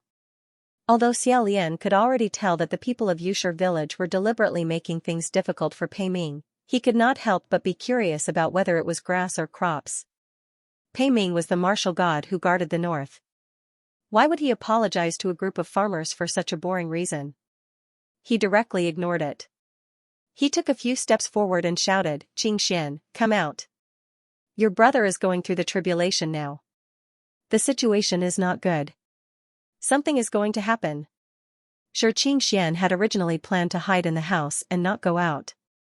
Pei Ming would not force his way in, but when he heard this, he said, what? He opened the door and rushed out. Pei Ming glanced at the ox. As expected, you've come here again. Xianxia was stunned. After a moment, he reacted and jumped back. He said, don't scare me. How can it be so fast? This is too sudden. I thought it would take at least a few more months. However, just now in Immortal Capital, the Navy had indeed left in a hurry. It was as if they had gone to deal with something important. He immediately put 2 fingers together to touch his temples. This was the hand seal of the spirit communication technique. However, when he raised his hand, he remembered that he had lost all his magic power. He could not even care about his melancholy. He hurriedly grabbed Xiaolian and said, Your Highness, help me ask if this is true. Xiaolian and Ming Yi both entered the spirit communication array. As expected, it was already a mess inside.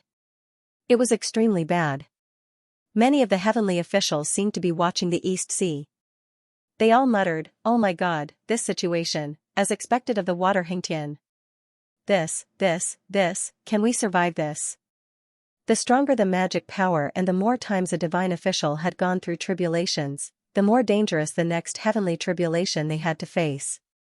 Sherwudu monopolized the waterways and monopolized the wealth. This was his 3rd tribulation, so one could only imagine what it would be like.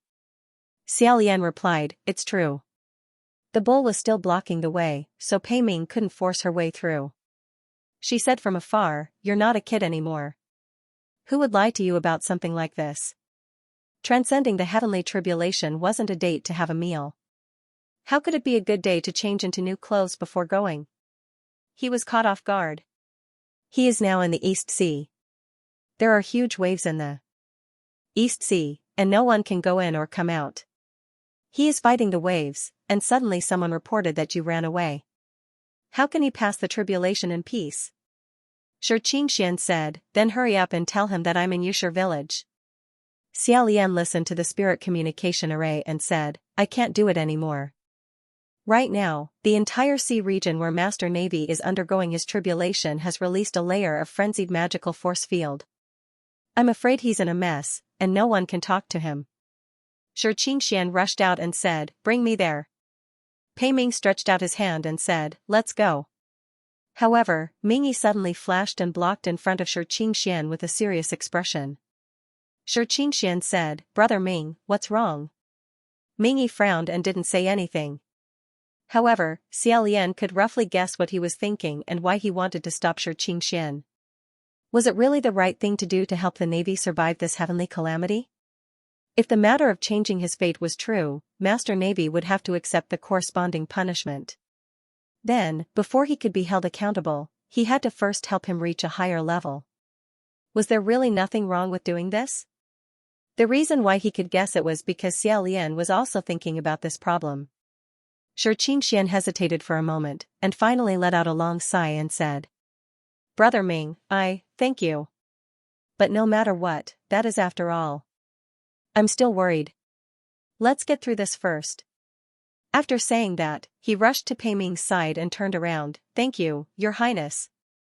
Thank you, Master Rain. Thank you, Ox. Thank you, everyone. I'll repay you in the future. The 2 of them left in a hurry. Ming Yi stayed on the spot for a moment and followed. Xiaolian looked at their backs and didn't move. Huaqing slowly walked out of the house and said, Brother, aren't you going?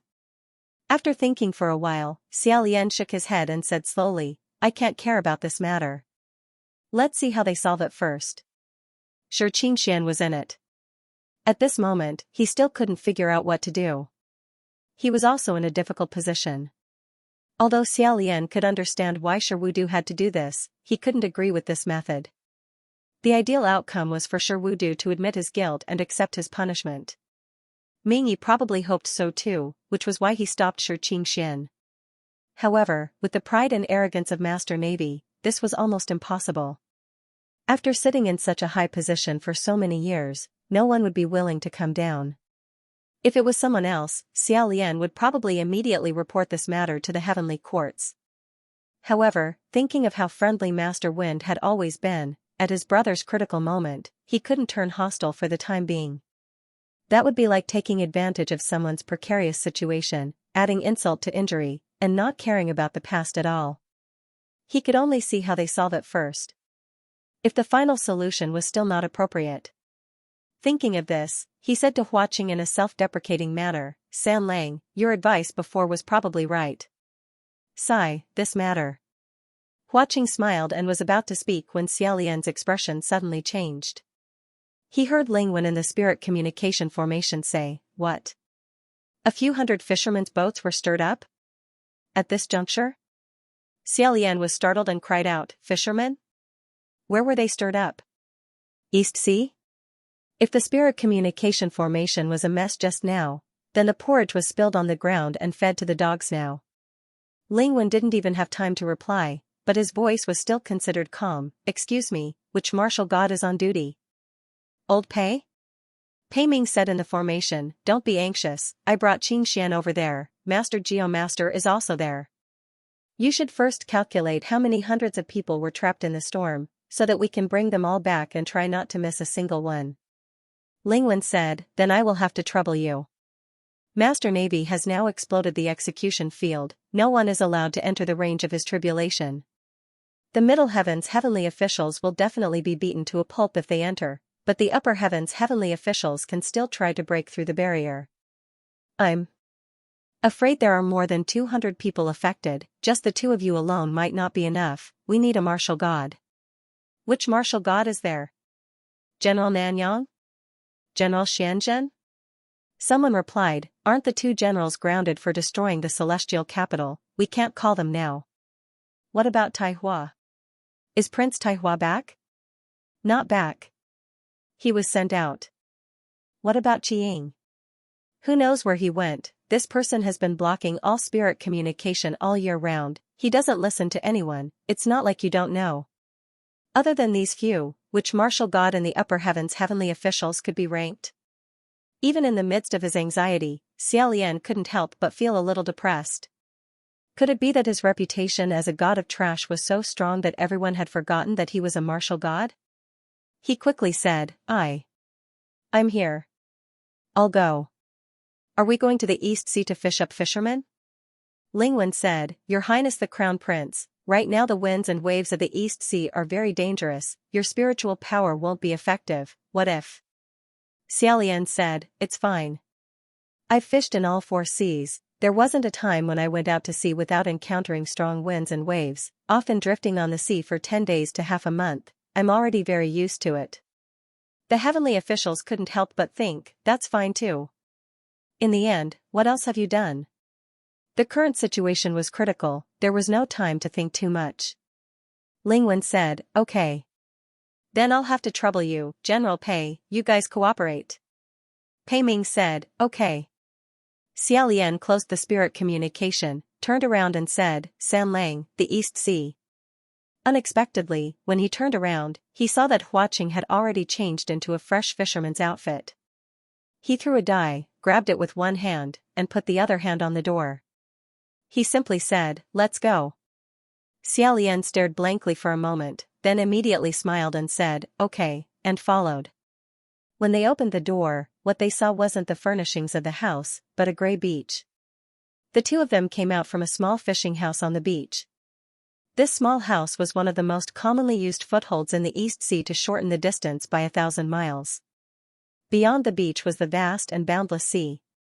The reason why the beach was gray wasn't because the sand was gray, but because the sky was gray, and the sea was also gray. Dark clouds rolled in, heavy and oppressive, making it hard for people to breathe.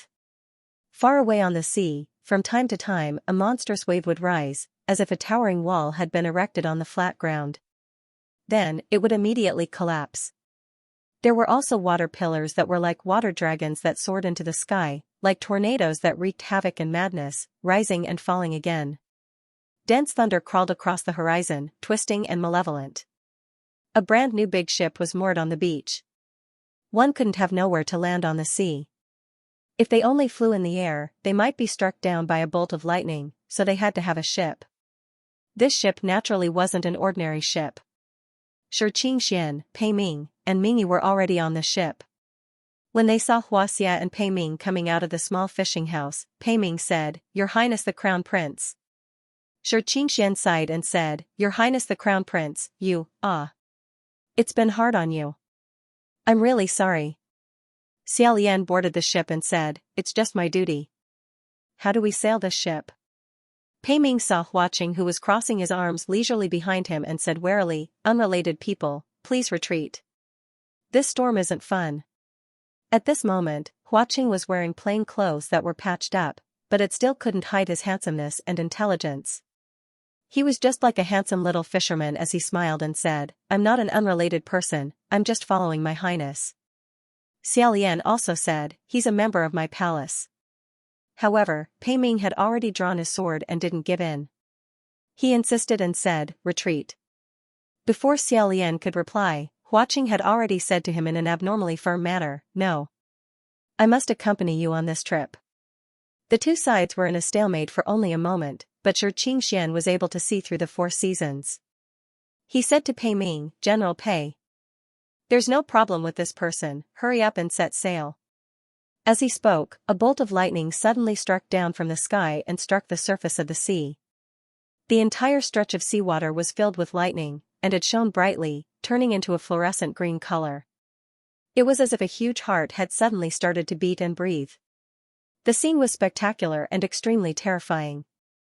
Pei Ming didn't want to wait any longer and shouted, "Open!" The body of the ship shook violently, and there was a series of sounds of a circular axis turning.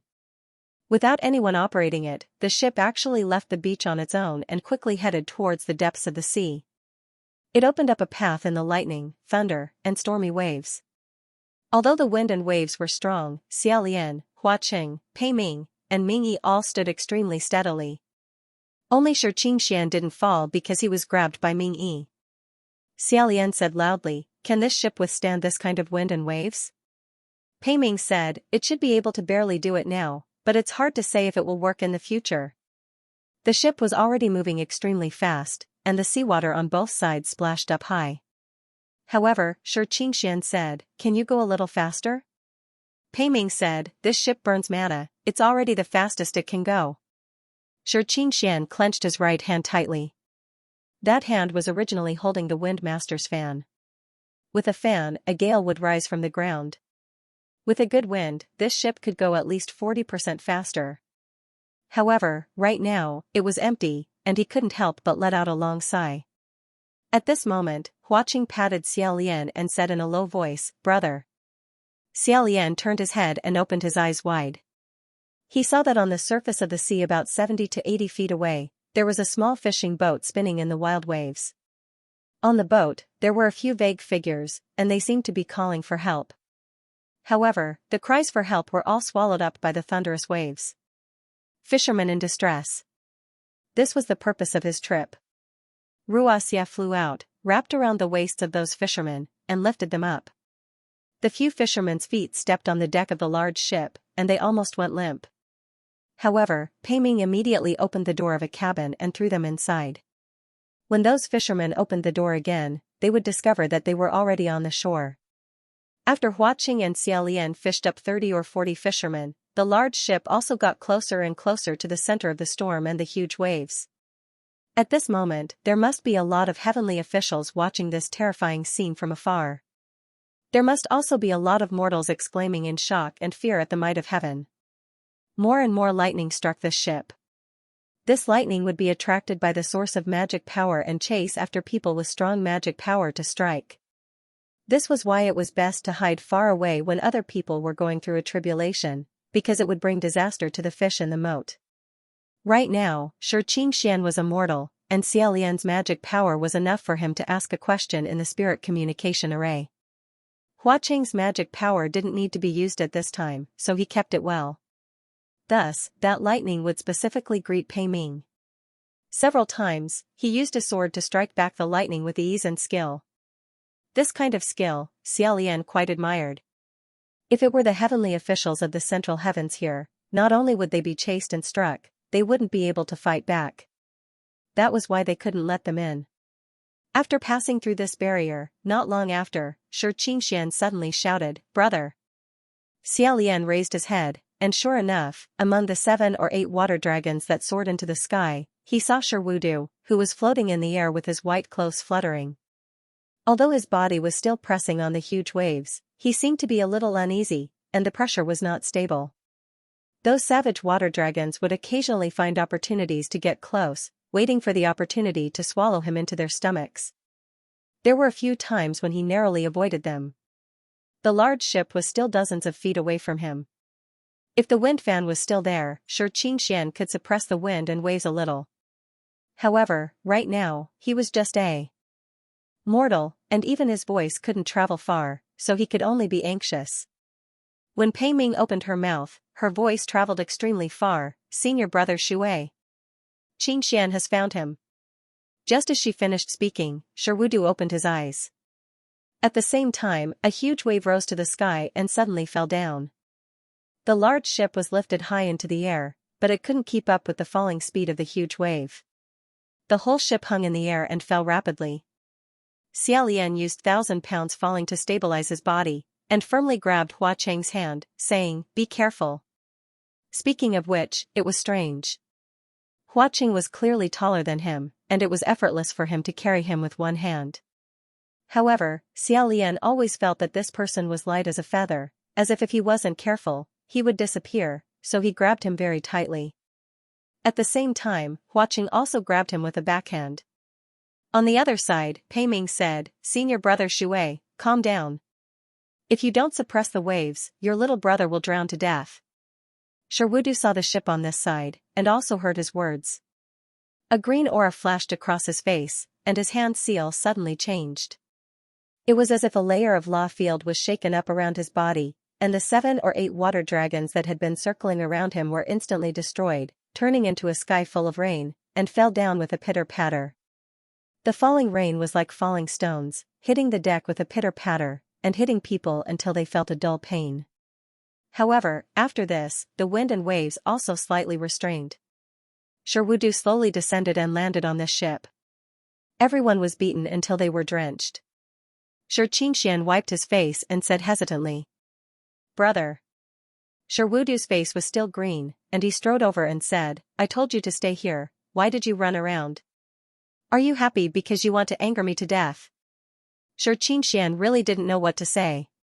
When he didn't see him, he was worried, but when he saw him, he thought about that matter again. He couldn't get over that hurdle in his heart, and said, "Sigh, I." In the end, he scratched his head and sighed, "It's good that you're done transcending the tribulation." I still feel that." Wudu interrupted him and said, "Who said that I'm done transcending the tribulation?" Xianxia was stunned and said, "Wasn't that just now?" Pei Ming wiped her hair with water and said, "Don't be happy too early, this is your brother's 3rd tribulation, how can it be so simple? It will take at least 7 days and 7 nights. That just now was just the beginning." In reality, even the first tribulation wasn't so simple. Come to think of it, the tribulation that Xianxia faced back then, as compared to others, was much weaker. He must have also thought of this, and his face dimmed. Xiaolian was concerned about the purpose of this trip, and he asked in the spirit communication formation, "Lingwen? We have now entered the sea region where Master Navy is transcending the tribulation, can you point out where the fishermen that got swept into the storm are?" Lingwen said, "Wait a moment." After a while, she said, "Sorry for the trouble. Today, there are 261 fishermen that got swept into the area of his tribulation, and they are scattered too far apart, there are only a few." After saying a few words, her voice started to stutter, and Xiaolian couldn't hear it clearly. He said, "What's wrong? Lingwen?" He thought that his magic power had been used up again, but when he raised his head and looked at Pei Ming's expression, it was obvious that it was the same on his side. The few of them hadn't discussed when Xiaolian saw a few dilapidated boats floating over on the surface of the sea not far away, and he said, "It's probably because the aftermath of the opening was too big, and the spirit communication wasn't smooth. It might be better in a while." Lingwen said that 261 fishermen were washed away by the waves. "Let's save as many as we can first." Naturally, no one objected. Pei Ming said, "Senior Marshal Brother Shui, go in and rest for a while. You have just endured the opening, I don't know when it will come again. You are also unlucky this time, to actually affect so many mortals." Sherwudu seemed to be a little tired. He nodded his head slightly, pushed open the door of another cabin, and went in to meditate. Xianxia seemed to want to say something serious to him, but since he hadn't finished transcending the tribulation, he couldn't say it at this juncture, so he could only swallow it down. He prepared to walk to the side with Mingyi gloomily, but Sherwudu opened his eyes again, and said sternly, "Don't run around, come over, sit here." Xianxian could only squat down beside him. After half a day, when it was deep into the night, the big ship floated deeper into the East Sea. Although the spirit communication was still intermittent, it could still be used. During this time, Xiaolian and the rest had already saved more than 200 fishermen. Those fishermen were originally fishing in the sea normally, who knew that there would suddenly be such a huge storm, sweeping them to the surface of the sea too far away. It was impossible for them to float back on their own. If they floated for a few days and nights, they might have starved to death, died of thirst, and become dried corpses. Suddenly being saved, it was like being saved from a desperate situation. They couldn't help but be overjoyed. Drifting on the sea like this, who knew how many days and nights it would take to save all the fishermen? Sherwudu also didn't know when the third tribulation would officially start, and there would be danger at any time. Under such circumstances, Pei Ming still didn't change his style. At night, he saved a few fishermen's sisters, and they were so scared that their eyes were blurry from crying. He hugged them into his arms and comforted them with a gentle voice, "What a sweet feeling," and then sent them into the cabin. A few girls were still reluctant to part, hoping to see him again when they opened the door. Sherwudu meditated for a long time, and his complexion was much better. He opened his eyes and said, "Don't you always have high standards?" Although those few fisherwomen were in their youth, they were only average, and they were indeed far from the standards that Pei Ming used to hunt for beauties. But after he hugged the women, his face instantly glowed, and he touched his chin and said with a smile, "I saved 70 to 80 unshaven old fishermen in a row. When I see women, I feel that they are outstanding beauties, ha ha ha ha." Hearing this, Xianxian and Mingyi didn't want to look at him anymore. Xiaolian shook his head, and he found it a little funny. He sat side by side with Hua Qing, and after sitting for a while, he suddenly felt an emptiness in his stomach. The others on this ship didn't need to eat, and although Xianxian was also immortal now, Xiaolian suspected that Sherwudu must have fed him some celestial pill, the kind that could fill his stomach for a few days, so he didn't seem hungry now. This ship wasn't built in the mortal realm to go out to sea, so it definitely wouldn't be prepared with food. Xiaolian got up and wanted to go into the sea to catch a few fish, but Hua Qing, who was beside him, passed something over. Xiaolian looked down, and it was a snow-white and soft bun. He sat back down and said in a low voice, "Thank you, San Lang." Hua Qing also said softly, "Big brother, use this for the time being. You'll be fine in a while." It was still the same bun, and it was split into two halves. The two of them sat together and slowly gnawed on it. Pei Ming, who was on the other side of the ship, heard them talking in low voices. He wiped his hair and said, "Did the two of you discover something? Why don't you leave your small world and tell us about it?"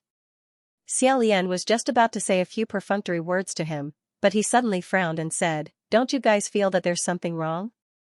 Mingyi also frowned, raised his head and said, "Yes." Xiaolian stood up and said, "This ship seems to be moving a lot slower. Is it because the mana is not enough?" Pei Ming said, "How is that possible? The mana that was poured into this ship before we set off can allow us to travel on the sea for another 2 days." Xiaolian walked to the side of the ship and put his hand on the side of the ship. He said, "But I keep feeling that this ship suddenly became very heavy." Before he could finish his sentence, his voice suddenly stopped. Other than Sherwudu, the few people gathered at the side of the ship and asked, "What's wrong?" There was no need to ask. Just by looking, they knew what was going on. Even though the sky was already dark, they could still vaguely see that the draft of this big ship had suddenly become abnormal. It had become a lot deeper. Furthermore, it was still continuously deepening. Xiaolian immediately said, "Is the bottom of the ship leaking? Did it hit the rocks? Or did something dig a hole under the water?" Pei Ming said, "Impossible. How could we not sense it hitting the rocks? This ship isn't an ordinary ship. Ordinary things can't dig through it, unless..." He seemed to have thought of something and choked. Mingyi said, "Unless what?" Pei Ming said, "It's broken." Xianxia said, "What's broken?" Xiaolian said, "One of the 4. Black water sinking boat? 4 pests. Not the 4. Xiaolian just remembered that he had subconsciously eliminated Qi Rong from the list of 4 people.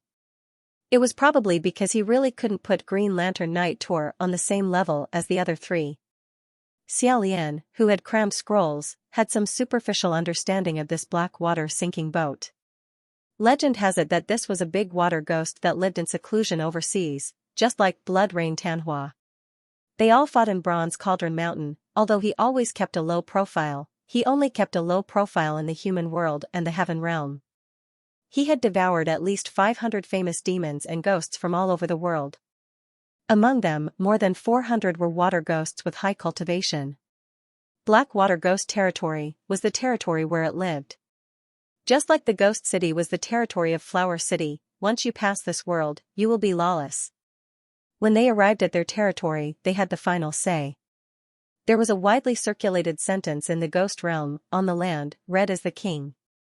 The black in the water is the master. Red naturally referred to the red-clothed Blood Rain Tanhua. Black was this black water Xian ghost. Pei Ming said, "Shui Shixiang, you are really unlucky this time. Xian ghosts are not like green ghosts, they don't like to cause trouble. Fortunately, they haven't drifted far. Hurry up and turn the ship around before we are discovered." The others looked at him. "You want to change it? Aren't you in charge of this ship?" Pei Ming was also puzzled. "It's not changing? This ship should be able to change by itself, there is no need to do anything." However, the rudder did not move at all. Pei Ming had no choice but to go up and manually control the rudder. As soon as he put his hand on it, he frowned. Xiaolian also went over and said, "You can't push it?" It was definitely not because Pei Ming did not have enough strength. Xiaolian was still very confident in his own strength, but he could not push it either. Mingyi came up to check for a moment and said, "It might be stuck by something, I'll go down to take a look." Xianxia said, "Brother Ming, I'll go down with you." Wudu said, "Come back. Don't run around again." Because he was still going through the tribulation, Xianxian could not let him be angry or distracted, which would affect his mood. Xianxian did not dare to disobey and returned awkwardly. Mingyi then went below the deck to check on him. Xiaolian originally wanted to go and help, but he knew that he wasn't as skilled as an Earthmaster in repairing and manufacturing. Even if he went, he wouldn't be able to help. In addition, as he surveyed the pitch-black sea around him, he thought of an even more important matter. With rapt attention, he asked, "Could there be fishermen drifting over to this area?" Hua Cheng's eyesight was extremely good. Earlier, he had been cooperating with Xiaolian's search and rescue. Many of the fishermen were discovered by him. He looked around and said, "There shouldn't be any." The Blackwater Ghostly Reef was in the South Sea, and the fishermen could not drift that far. Furthermore, there was a barrier around this area. Without special circumstances, ordinary people would not be able to enter. If he were to enter, there would be no hope. Basically, there's nothing that can float in without sinking. This was already the South China Sea. Who would have thought that they had drifted so far away unknowingly? Xiaolian gave it a try. Sure enough, the spiritual communication technique was completely blocked. Previously, although it was intermittent, it was still possible to connect. Now, it was deathly still. Although the current sea was still calm, he didn't know what kind of dangerous undercurrents were lurking beneath the surface. The sky was also getting darker and darker. Xiaolian had a bad feeling and said, "Since there aren't any fishermen drifting over to this area, if the Earthmaster can't repair the ship in a while, why don't we abandon the ship and go ashore first?" The Navy master can then return to the East China Sea to undergo his tribulation. That way, we can continue our search and rescue. Pei Ming said, that's fine too. Then, he opened the cabin door.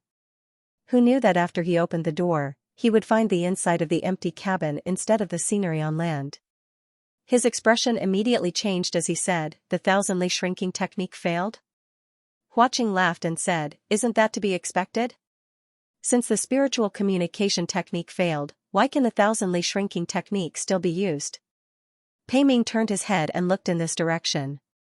He said, this little brother, I see that you're very calm despite your young age. Aren't you worried at all?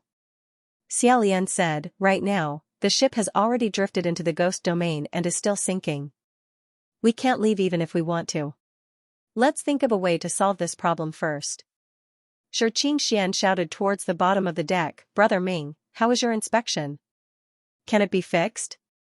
Mingy said from below, it's not broken. There's nothing stuck either.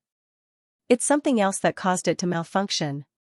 Pei Ming said in a low voice, it's the mystical energy field of a profound demon. As he spoke, the entire deck suddenly sank again. Xiaolian looked again and saw that more than half of the ship had already sunk into the water. If it was a normal ship, it would have long since collapsed. However, because it was made by an immortal, it was still stubbornly resisting and struggling with all its might. He said, there must be an exception to everything. It's impossible that nothing can float in this area of water. There must be something that won't sink. Hua Qing said, there is. Everyone looked towards him. Hua Qing crossed his arms and said leisurely, there's a kind of wood that can float on the surface of the black water ghost domain without sinking. Xiaolian speculated about a few common and special woods and said, sandalwood? Agarwood? Locust wood? Hua Qing said, coffin wood. Coffin wood? Hua Qing said, yes. No one who accidentally entered the black water ghost domain could return alive. There was only one exception, and that was because there was a person on that ship who was transporting the corpses of his relatives back to his hometown. After the ship sank, he rode a coffin and floated back to shore. Pei Ming raised his eyebrows and said, this little brother knows quite a lot. Hua Qing also raised his eyebrows and said, not at all. It's just that you know too little. Although Sherwudu was still holding the hand seal and meditating, his gaze shifted over and he narrowed his eyes slightly. He said, Brother Pei, I wanted to ask previously, who is this person? What is his background? Why is he with you guys? Pei Ming said, about this, I'm afraid you have to ask His Highness the Crown Prince. After all, he is a member of his palace. Xianxia said, all right, don't talk about how much you know. Now that all the spells have failed, where can we find a coffin? Pei Ming said, simple. Come, Big Brother will make one for you on the spot and let you know what it means to do it yourself. However, Hua Qing said, it's useless. It must be a coffin that has been filled with dead people. Then there was no other way. He couldn't immediately make a coffin and then kill one of them and put it in. As they spoke, the big ship sank into the water again. The deck that everyone was standing on was slightly tilted and was almost level with the sea. Sherwudu was originally meditating properly, but he almost tilted and said coldly, forget it. Let me do it. He took out a paper fan and lightly tapped the center of his forehead. When he opened it, there was a water character on the front of the fan and 3 water ripples on the back. Sherwudu raised his fan and shouted, water. Just as he said that, Xiaolian felt the body of the ship suddenly jump up. His feet were a few feet higher than the sea level, and he felt quite safe. He asked curiously, Shueishi's fan can even control the water of the black water ghost domain? Hua Qing said, it's not the water of the ghost domain. He brought water from other places. It turned out that they had not floated into the black water ghost domain for long. Just as they crossed the boundary, Sherwudu summoned the seawater of the South Sea not far away and surged to the bottom, lifting the ship up. Pei Ming said, well done, Senior Marshal Brother Shui. The rudder is useless, and the ship can't turn around. Hurry and use the water to lift it back. Before Sherwudu could reply, the body of the ship sank again. It was the water of the ghost domain that refused to admit defeat and went against the foreign ocean current. This time, the ship sank even more, and the entire deck tilted even more. The top was heavy and the bottom was light. Everyone slid towards the bow and steadied themselves.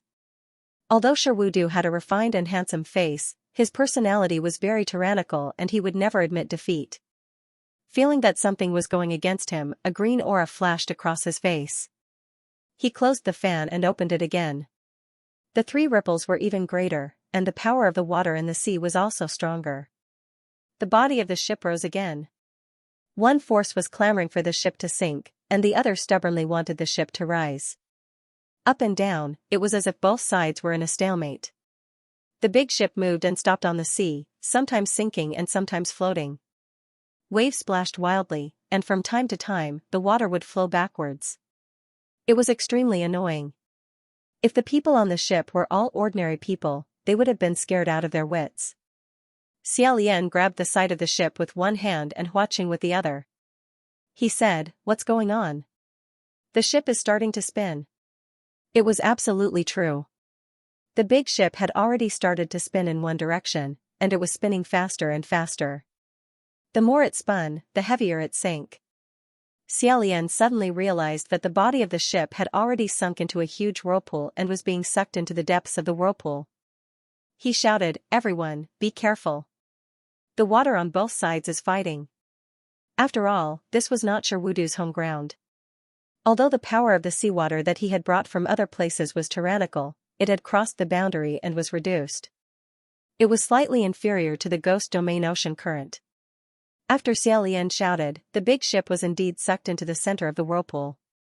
At the last moment, Xiaolian threw out his maiden heart and pulled Huaqing. The 2 of them stepped on the sword and flew up. He was originally extremely worried that his maiden heart would not be able to fly, but once he left the deck, he finally heaved a sigh of relief. Although he was flying crookedly, in any case, he could still fly.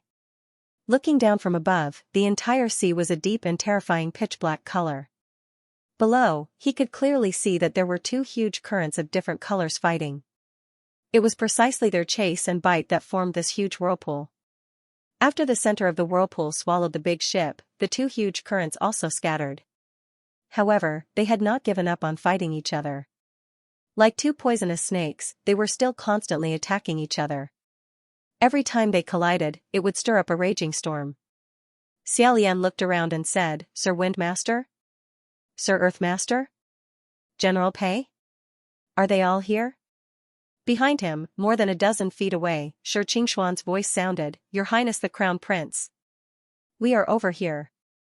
Xiaolian said, "You guys are also flying swords." He turned around and was speechless. He saw Mingyi standing on the handle of a crescent moon shovel, while Shi Qingshuan sat on the head of the shovel, waving at him. This wasn't flying swords, this was flying shovel. This scene was truly unbearable to look at. On the other side, Pei Ming's voice also sounded, "Where's Senior Marshal Brother Xue? He rode on his sword alone and did not see the navy." Shi Qingshuan also shouted, "Brother? Brother?" Xiaolian said, "Don't worry, Senior Marshal Brother is the water god, he shouldn't sink." However, when he thought of the power of the whirlpool, he didn't dare to underestimate it. He still turned around and said, "Sam Lang, hold on to my waist tightly. Don't let go and fall." Huaqing seemed very obedient as he said, "Okay. However, brother, there is something I must say." Xiaolian asked, "What is it?" Huaqing said, "You can't fly above the Black Water Demonic Island. Something will come out." As soon as Pei Ming finished speaking, a long, sharp whistle sounded. A huge white creature broke through the water and attacked Pei Ming. Pei Ming was an expert swordsman, so when he saw the monster attack, he subconsciously pulled out his sword. However, at this moment, his sword was stepped on the soles of his feet, so he pulled out empty air. Fortunately, his reaction speed was godly. He jumped down, grabbed his sword, and slashed in the air, cutting that thing in 2. Then, before his body rapidly fell, he flipped over and climbed on his sword again. He steadily rose up, his hair not messed up.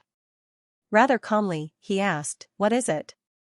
After that thing was cut in half, it let out a wail and fell into the sea, faintly visible.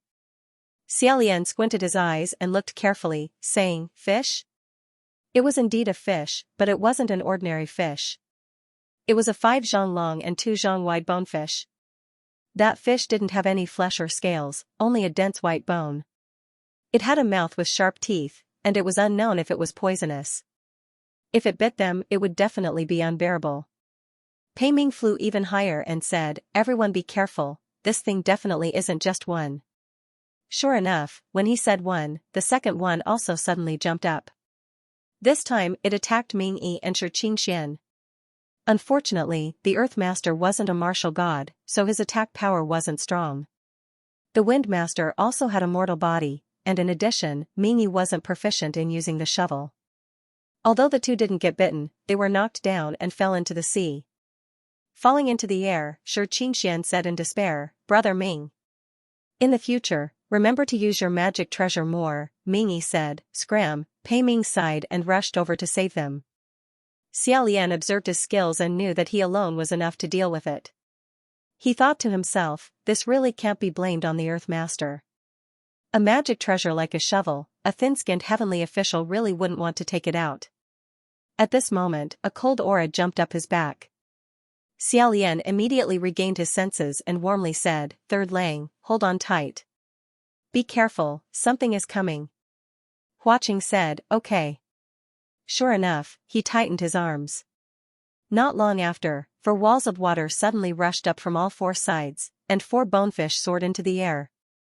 These 4 enormous skeletons, rather than saying they were fish, it would be better to say that they were more like dragons.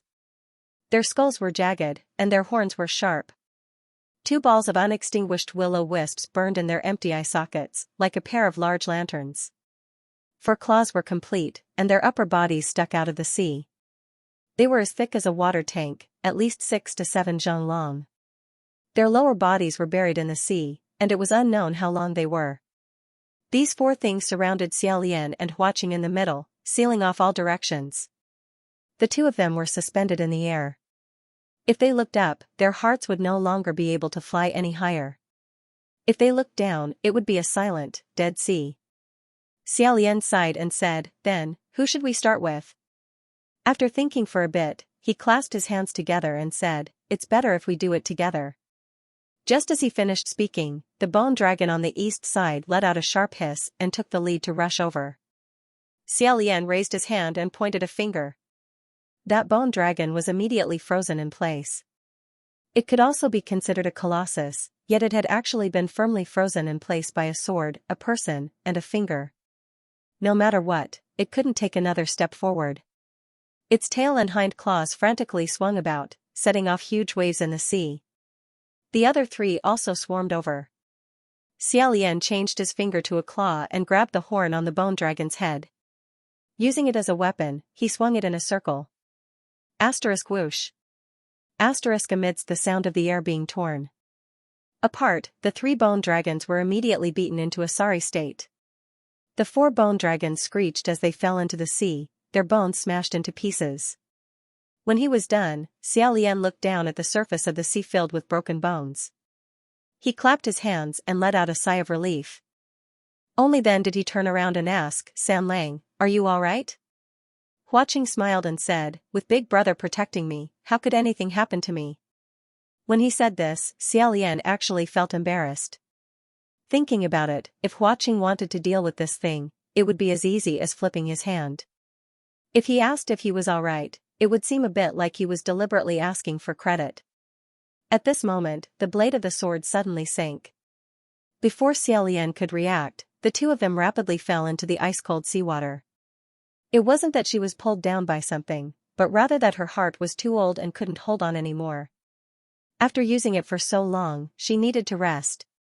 The ice-cold and bone-chilling seawater poured in from all directions. Xiaolian choked on 2 mouthfuls of water before closing his mouth and trying his best to swim upstream. However, the water of this black water ghost realm was indeed very strange. Xiaolian could be considered an expert swimmer, but in this water, his body was as heavy as lead. No matter how hard he tried, he couldn't float. He opened his eyes and looked around. The water was also dark, so he couldn't clearly see where Huaqing was. He swept his arms around in the sea, but other than catching the falling heart, he couldn't catch anyone. Xiaolian couldn't help but feel a bit anxious. However, the more anxious he was, the more he couldn't swim up, and the faster his body sank. Fortunately, not long after, it was as if a hand had suddenly parted the dense fog. Xiaolian's eyes brightened, and in the next moment, someone grabbed his hand and wrapped it around his waist. They quickly floated up and soon broke through the surface of the water. Xiaolian took a few breaths, wiped his face, and looked. The person who had brought him up was Huaqing. It was strange to say that Huaqing was a dead person. As the saying goes, the dead sink, the dead sink. Dead people would be heavier, so he should have sunk faster than Xiaolian. However, in this water, he was as light as a feather and easily floated. He lowered his head to look at Xiaolian. "Are you all right?" Xiaolian nodded. However, this scene was very familiar. It was hard for him to not suddenly remember the same scene from last time, and his heart instantly began to boil. Huaqing held him in the crook of his arm with one hand while his other hand leisurely pushed the water forward. He said, "Big brother, hold on to me tightly. If I let go, I'll sink." Xiaolian didn't know what to say, so he just nodded randomly. At this moment, not far away, the water rippled, and a few sharp bone horns appeared on the surface of the sea like the fins of a shark. They quickly approached the two of them. Unexpectedly, the 4 bone dragons that had been knocked unconscious by Xiaolian had surrounded them again, wanting to take revenge. They glared at them like tigers watching their prey, circling around the two of them for a while. In a flash, they finally couldn't restrain themselves and fiercely rushed over. Xiaolian clenched his heart tightly. Just as he was about to counterattack, he heard Huaqing click his tongue impatiently above him. That bone dragon had already rushed in front of the two of them, but when it heard this sound, its murderous aura suddenly disappeared without a trace. Its mouth of sharp teeth originally seemed like it was going to bite Xiaolian's throat, but after it rushed over, it rubbed against the tip of the Maiden Heart's sword and kissed it twice. "Xiaolian?" Xiaolian still had a dumbfounded expression on his face, but the 4 bone dragons seemed to be terrified. They wagged their tails and hurriedly swam away. Xiaolian was speechless for a while. Huaqing continued to lead him in the water. As they swam, he said, "Brother, did you see that? In the future, if you want to raise a pet, you can't raise this kind. Trash." "Pet?" Xiaolian said, "No, there's no need for this." Suddenly, a water dragon broke out from the bottom of the sea and soared into the sky. "Xia." Lian raised his head and looked over. He saw Sherwudu sitting on top of the water dragon's head, his hands forming an extremely powerful seal. His face was filled with hostility, as if he was fiercely fighting with something. The originally turbulent sea became even more turbulent. Xiaolian shouted, "Lord Wind Master! Lord Earth Master! General Pei? Where are you guys?" Borrowing the moonlight, he barely managed to scan his surroundings. He didn't find anyone else, but he discovered that he had sunk into a huge shadow. When he turned around to look, his eyes immediately widened. He saw a tall wall made of huge waves, blotting out the sky and covering the earth as it rushed over. After that, he couldn't see anything anymore. After floating in the sea for an unknown amount of time, Xiaolian finally opened his eyes. He didn't sit up, but he could tell from the feel of his body that he had landed. After lying down for a while and gathering some strength, he raised one of his hands and looked at it. The lines on his palm were already wrinkled from being soaked in the water. Xiaolian's waist bent slightly. He turned his head and saw that the thing that was poking him was Huaqing's arm. Huaqing was lying next to him. From the looks of it, he had been hugging him and hadn't let go. He was already awake, but Huaqing still hadn't woken up. His eyes were tightly shut. Xiaolian immediately sat up and gently pushed him. "Sanlang? Sanlang?" Huaqing didn't respond. As Xiaolian pushed him, he looked around. Although they were already on shore, there were no docks, signs of human habitation, or houses. There was only a dense forest. It didn't seem like a mainland, but more like an isolated island. Furthermore, it was already daytime. Could it be that they had been floating for an entire night? Where could they have drifted to? After pushing him for a while, Huaqing also fell into a deep sleep and didn't move. Ghosts couldn't drown, so Xiaolian believed that Huaqing definitely wouldn't drown. However, he couldn't guarantee that there weren't other things in the sea, such as venomous bonefish that secretly attacked him. Thus, Xiaolian touched Hua Qing's chest, arms, and legs. He wanted to check if there were any wounds on his body. However, other than the conclusion that Hua Qing's body was really good, he didn't find anything else. Xiaolian was stunned for a moment. He started to panic a little and muttered, "San Lang, don't joke with me." No response. In a moment of desperation, Xiaolian actually pressed his head against Hua Qing's chest to listen to his heartbeat. Only when he pressed his head against Hua Qing's chest did he remember. How could a ghost have a heartbeat? He didn't expect that when he listened, he would actually hear it. Xiaolian was stunned for a moment before he immediately reacted. He couldn't help but have a guess. Of course, Hua Qing's original form wouldn't drown. However, he had turned into a 17 or 18-year-old human youth. Would he still drown? Although he still felt that Hua Qing wouldn't make such a mistake, he really didn't have any other choice right now. He pressed Hua Qing's chest a few times, but he still couldn't wake him up. After hesitating for a moment, Xiaolian slowly stretched out his hands and gently held Hua Qing's face. This face's eyebrows and eyes were too beautiful. Now that his eyes were closed, there was less sharpness and more gentleness. As he held and looked at Hua Qing and thought about what he should do next, Xiaolian found it really hard to calm down. He was conflicted for a long time. He looked around and saw that there was no one. He then looked at Hua Qing, but he still didn't wake up. In the end, he finally steeled his heart and clenched his teeth. In a small voice, he said, "I'm sorry." When he said this, his voice was trembling.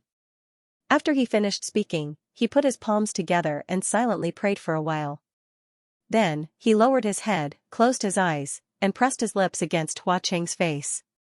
However, because Xiaolian was too nervous. He was too guilty, his eyes were still tightly closed, and he did not feel anything. The last time he transferred qi into the water, it was Hua Qing who led. His actions were too forceful, and his kiss was too heavy. Xiaolian did not dare to recall it after that. He only remembered that his lips were swollen and numb. This time, he was in charge, but he was careful and only gently pressed against it. He did not dare to use too much strength, as if he was afraid of waking Hua Qing up.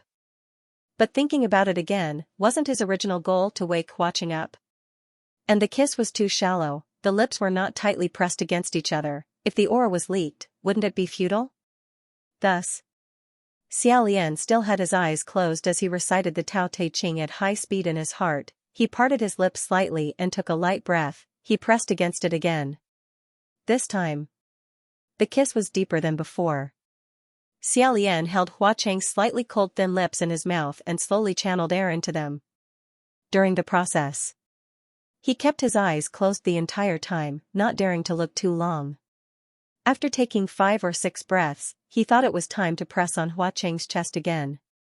Unexpectedly, when he opened his eyes, he happened to meet Hua Qing's wide-open eyes. Xiaolian's hands were still holding Hua Qing's cheeks. Their lips had just separated, and there was still a soft and numb touch on both of their lips. For a moment, both of them turned into stone statues, as if a gust of wind would blow them apart. Xiaolian was already stunned. How could Hua Qing, who had always been unfazed even if Mount Tai collapsed in front of him, not be stunned? Xiaolian didn't know why he didn't die on the spot from bleeding to his brain. After a long while, he said, "San Lang, you're awake." Hua Qing didn't say anything. Xiaolian suddenly let go of his hands and jumped back several feet. No, no, no, no. No, no, no. It's not what you think. I just want to give you. Give him what? Give him qi? Did ghosts need to transfer qi? Even he didn't believe what he said. Xiaolian was stuck. Hua Qing also sat up and reached out a hand to him. He seemed to be forcing himself to calm down and said, "Your Highness, calm down first." Xiaolian held his head with both hands and his entire body was in a mess. Finally, he put his palms together and bowed to Hua Qing. I'm sorry, I'm sorry, I'm sorry." After shouting, he turned around and ran away in a flustered manner. Hua Qing finally came back to his senses. He got up and chased after him, shouting, "Your Highness." Xiaolian covered his ears as he ran and cried out loudly, "I'm sorry." Die. Die quickly. If he wasn't dead, he would dig a hole and pretend to be dead. He ran very fast and instantly rushed into the depths of the forest. As he ran, a sharp arrow-like object suddenly flew towards him. Although Xiaolian was greatly agitated at the moment, his reflexes were not the slightest bit lacking. With a flick of his hand, he caught a bone spur. He abruptly came to a halt and looked in the direction of the attack. However, he did not see anything, only the rustling of shrubs. With danger lurking in every corner, he calmed down and turned around to run back. San Lang. Hua Qing had been following closely behind him, so when he turned around, he almost bumped into Hua Qing's arms. Xiaolian grabbed his hand and ran out of the forest. "Run, there's something in the forest." Hua Qing, who was originally chasing after him, was dragged back by him. Only when they reached the beach did Xiaolian let out a sigh of relief. Good, it didn't follow us." Hua Qing also said, "Yeah, there are some small things on the island, but it's fine. They won't follow us." Hearing this, Xiaolian suddenly thought of something. Why would Hua Qing be afraid of these things? When he looked down, he realized that he was still holding onto Hua Qing's hand. He froze again and hurriedly let go. The two of them were separated by a few feet. They were silent for a while before Hua Qing sighed. He pulled on the collar of his clothes and said, "Big brother, thank you for saving me just now. The human body really has many inconveniences. When I went into the sea, I even drank a few mouthfuls of water. It was so salty." Xiaolian wasn't that stupid. He knew that Hua Qing was giving him a way out of this embarrassing situation. Of course, he could only go along with it. Lowering his head, he vaguely said, "No." After a pause, Hua Qing continued. "However, what Big Brother did was a bit wrong." Xiaolian was startled. He embarrassedly said, "Wrong? I thought it would be fine to transfer air." Hua Qing said, "Yeah. Wrong.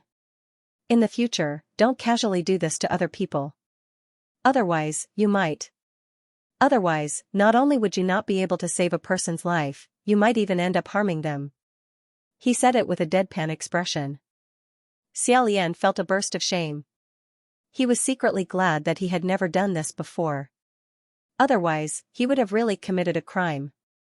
He hurriedly promised, I won't." Hua Qing nodded and smiled. Although in his heart, Xiaolian really wanted to ask Hua Qing for guidance on how to transfer qi, how could he dare to get tangled up in this problem? He first secretly noted it down, then looked around and said, "This island is actually a deserted island. Is there not the slightest sign of human habitation?" Hua Qing said, "Of course. This is the center of the Blackwater Ghost Domain, Blackwater Island." He was very certain. Blood Rain Tanhua and Blackwater Sink's boat. These two should definitely know each other. Xiaolian said, "Has San Lang been here before?" Hua Qing shook his head and said, "I've never been here. However, I know of this island." Xiaolian frowned and said, "I don't know where Windmaster and the others have drifted off to. Are they on the island?" This was the Blackwater Ghost Domain of the Southern Sea. It was their territory. Pei Ming's home ground was in the north. Earthmasters weren't martial gods. Windmaster's situation didn't need to be said. If something happened and they provoked the Blackwater Ghost, only the Navy could contend against them. However, no one knew when Sherwudu's heavenly tribulation would arrive. The situation wasn't optimistic. Xiaolian asked, "San Lang, does that Blackwater Ghost have a bad temper? If a heavenly official accidentally intruded into his territory and entered his home, what would happen to him?" Hua Qing said, "It's hard to say. However, Big Brother should have heard that saying before. On land, I am the king. In the water, he is the master. In the Blackwater Ghost Domain, even I have to be somewhat cautious." Not only was it not his home ground, but they were both peerless in the present age. No matter what, he had to give them some face so that they could meet again in the future. Xiaolian said, "Then we have to leave quickly." They roughly walked around the island. During this time, the two of them didn't go deep into the forest. Xiaolian shouted for a while, but didn't hear any response from Windmaster and the others. Huaqing said, they probably didn't drift to Blackwater Island. The two of them then arrived at the beach. The surface of the sea was lifeless. On the road, Xiaolian picked up a piece of wood and threw it far away. Logically speaking, such a piece of wood should be able to float on the surface of the water. However, after it landed on the surface of the water several dozen feet away, it instantly sank. Xiaolian turned his head to look at the dense forest and said, "It seems that cutting wood to make a boat is definitely not possible. Even shrinking 1,000 miles doesn't work. How are we going to leave this island?" However, Huaqing said, "Who said it's not possible?" Xiaolian said, "But, only the coffins of the dead can float in the Blackwater ghost domain." Before he finished speaking, he immediately remembered. Coffins. There were trees everywhere. Weren't the dead right in front of them? Sure enough, Huaqing smiled and said, "Can't I just lie in it?" Although he was smiling, Xiaolian's heart inexplicably felt a slight sourness. Huaqing spread out his palm, and the scimitar misfortune appeared in his palm. Without hesitation, the two of them began to pick up the wood. Because they didn't go deep into the forest, they didn't encounter anything lurking in the dark. In a short while, they chopped down several trees. In the blink of an eye, they had been busy for a whole day. The sky gradually darkened. The two of them divided up the work, rushing to do any work that came their way. Their efficiency was surprisingly high. By nightfall, the coffins were almost finished. Xiaolian had only eaten half a steamed bun along the way, so his stomach was already rumbling with hunger. However, he wanted to finish the coffins as soon as possible and leave. Seeing that the coffins were finished, he found an excuse to go catch fish. However, how could there be fish in the water of the Blackwater ghost domain? Returning without accomplishing anything, he turned to the edge of the forest and picked some wild fruits in a less dangerous area. Unexpectedly, when he returned, Huaqing had already started a bonfire. Sitting by the fire, he rested his chin on one hand and held a branch in the other, skewering a hare and roasting it. The hare had already been cleaned and roasted until its skin was slightly charred and oily. It was crispy and golden, and the fragrance of the meat overflowed. It was extremely tempting. Seeing that Xiaolian had returned, Huaqing faintly smiled, moved his hand away, and handed it to him. Xiaolian took the fruit and handed it to him. "You can eat both." Both of them were dripping wet. Aside from soaking in seawater, their clothes were also soaked in sweat. However, they had a tacit understanding and didn't mention taking off their clothes to dry. Sure enough, the hare's meat was crispy on the outside and tender on the inside. With a light bite, their teeth felt hot, but they couldn't stop. Xiaolian still divided it in half and sighed. "San Lang's craftsmanship is very good." Huaqing smiled. "Is that so? Then I have to thank brother for your praise." Xiaolian replied, "Yes. Whether it's carpentry or cooking, I've never seen a better one than you. That noble lady must have cultivated her good fortune for several lifetimes." When he said this, he seemed to be very focused on eating the hare and didn't hear Huaqing's voice. After a while, he heard Huaqing quietly say, "Being able to meet him is the result of my cultivation over several lifetimes." Xiaolian didn't know what to say, so he seemed to be even more focused on eating. After a while, he finally realized that Huaqing was calling him, "Brother, brother." Xiaolian blankly asked, "What?" Huaqing handed over a handkerchief. Only then did Xiaolian realize that he had bitten too hard, causing half of his face to be covered in oil. It was extremely comical. Feeling slightly embarrassed, he took the handkerchief and wiped it off. Huaqing also handed over the other half of the hare and said, "Brother must be very hungry." "Don't worry." Xiaolian took it and was startled for a moment. In the end, he couldn't help but ask, "San Lang, that noble person, what kind of person is he? How could you not catch up?" He truly felt that if Huaqing wanted someone, there was absolutely no one in this world who could stop his attack. That day, Huaqing said that he still hadn't caught up.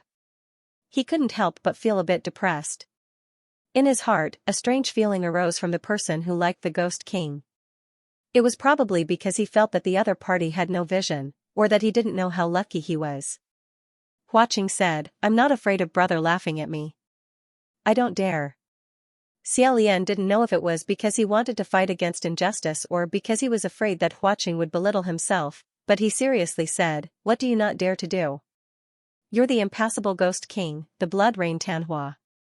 Huaqing laughed out loud and said, "What bullshit, ghost king? If I was really that powerful, I wouldn't have been hung up and beaten a few hundred years ago. I wouldn't have been unable to do anything." Ha ha ha ha. Xiaolian said, "Hey, you can't say it like that. Doesn't everyone train like that?"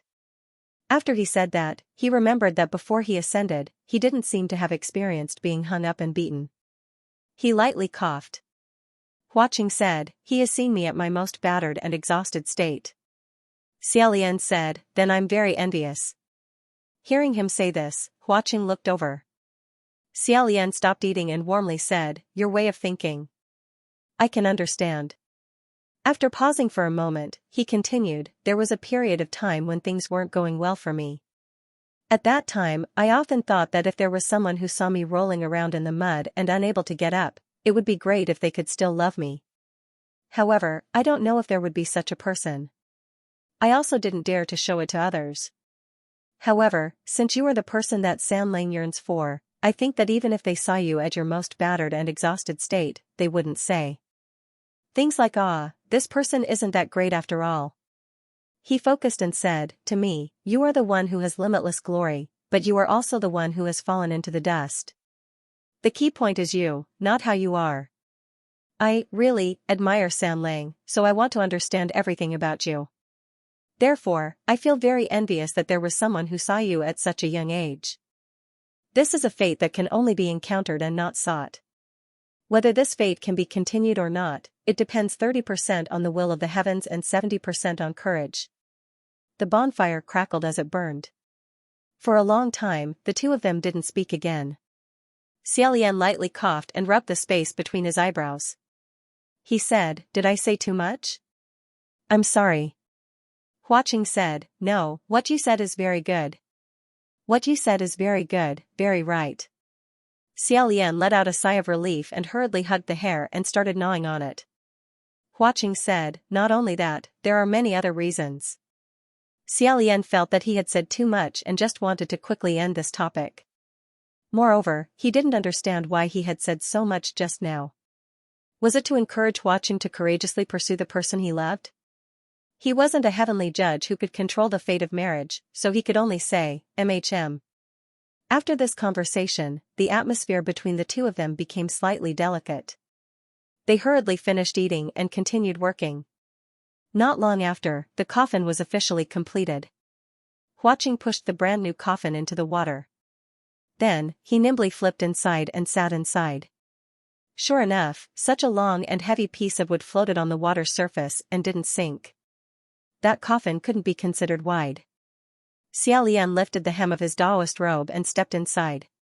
However, he felt that there was nowhere to sit. At this time, the sky was filled with muffled sounds of thunder. Dark clouds rolled and purple lightning flashed from time to time. It was unknown when a thunderclap would explode in their ears. Fine raindrops floated down from the sky, and the raindrops were getting denser and denser. It looked like a rainstorm was about to arrive. Fortunately, the two of them didn't slack off when they were working and opened the lid of the coffin as well. Otherwise, if this coffin was pushed into the sea, it wouldn't be long before it would be filled with rainwater and sink to the bottom. The two of them glanced at each other before Xiaolian said in a low voice, "Sorry for offending you."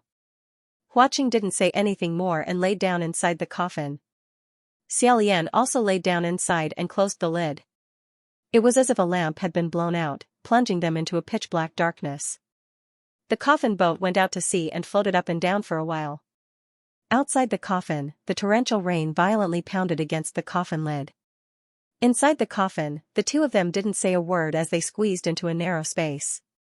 It was inevitable that their bodies would stick close to each other as they drifted along with the current, tossing and turning. Xiaolian used one hand to support himself on the edge of the coffin, trying to make as much space as possible. His head lightly bumped against the wood a few times. However, Huaqing stretched out one hand and placed it on Xiaolian's back, pressing it against his chest. His other hand protected Xiaolian's head. Xiaolian didn't even dare to breathe too quickly. He said, San Lang. How about we switch? Hua Qing asked, change what? Xiaolian said. You're on top, I'm on the bottom. Hua Qing said, isn't it the same whether you're on top or below? Xiaolian was afraid of pressing down on him and said, we'll drift for at least a day on this journey. Your body should only be 17 or 18 years old, right? No matter what, I'm still a martial god, so I'm very heavy. Before he could finish speaking, Xiaolian said, San Lang, you don't suddenly become bigger. Although he couldn't see clearly in the darkness, he could feel that Hua Qing, who was pressed against him, had changed. Although this change was extremely subtle, Xiaolian could keenly sense it. He guessed that Hua Qing had most likely changed back to his original appearance. Sure enough, when Hua Qing opened his mouth, that low laughter was indeed the voice of his original appearance. Xiaolian helplessly lay on his chest. However, this also diluted the indescribable awkwardness he felt. He lightly lifted his leg, wanting to shift his position and change his posture. However, Hua Qing suddenly stopped laughing and said in a low voice, don't move. Xiaolian froze. Right at this moment, a loud noise rang out, and the coffin boat the two of them were sitting on suddenly sank. Xiaolian was stunned. What happened? Just as he finished speaking, the two of them felt their feet were heavy and their heads light. From lying down to standing up, the coffin boat suddenly stood up and quickly fell down, doing a big somersault. Hua Qing hugged Xiaolian's waist tightly with one hand and placed the other on his head to protect him. He said, hold on to me. If it was outside, it would be 3 times more than this time. Xiaolian could handle it, but the bad thing was that he was limited to a small space. His hands and feet could not move. He did not know what he had encountered outside. He could only be on guard and secretly anxious. He said, what if the coffin boat cracks?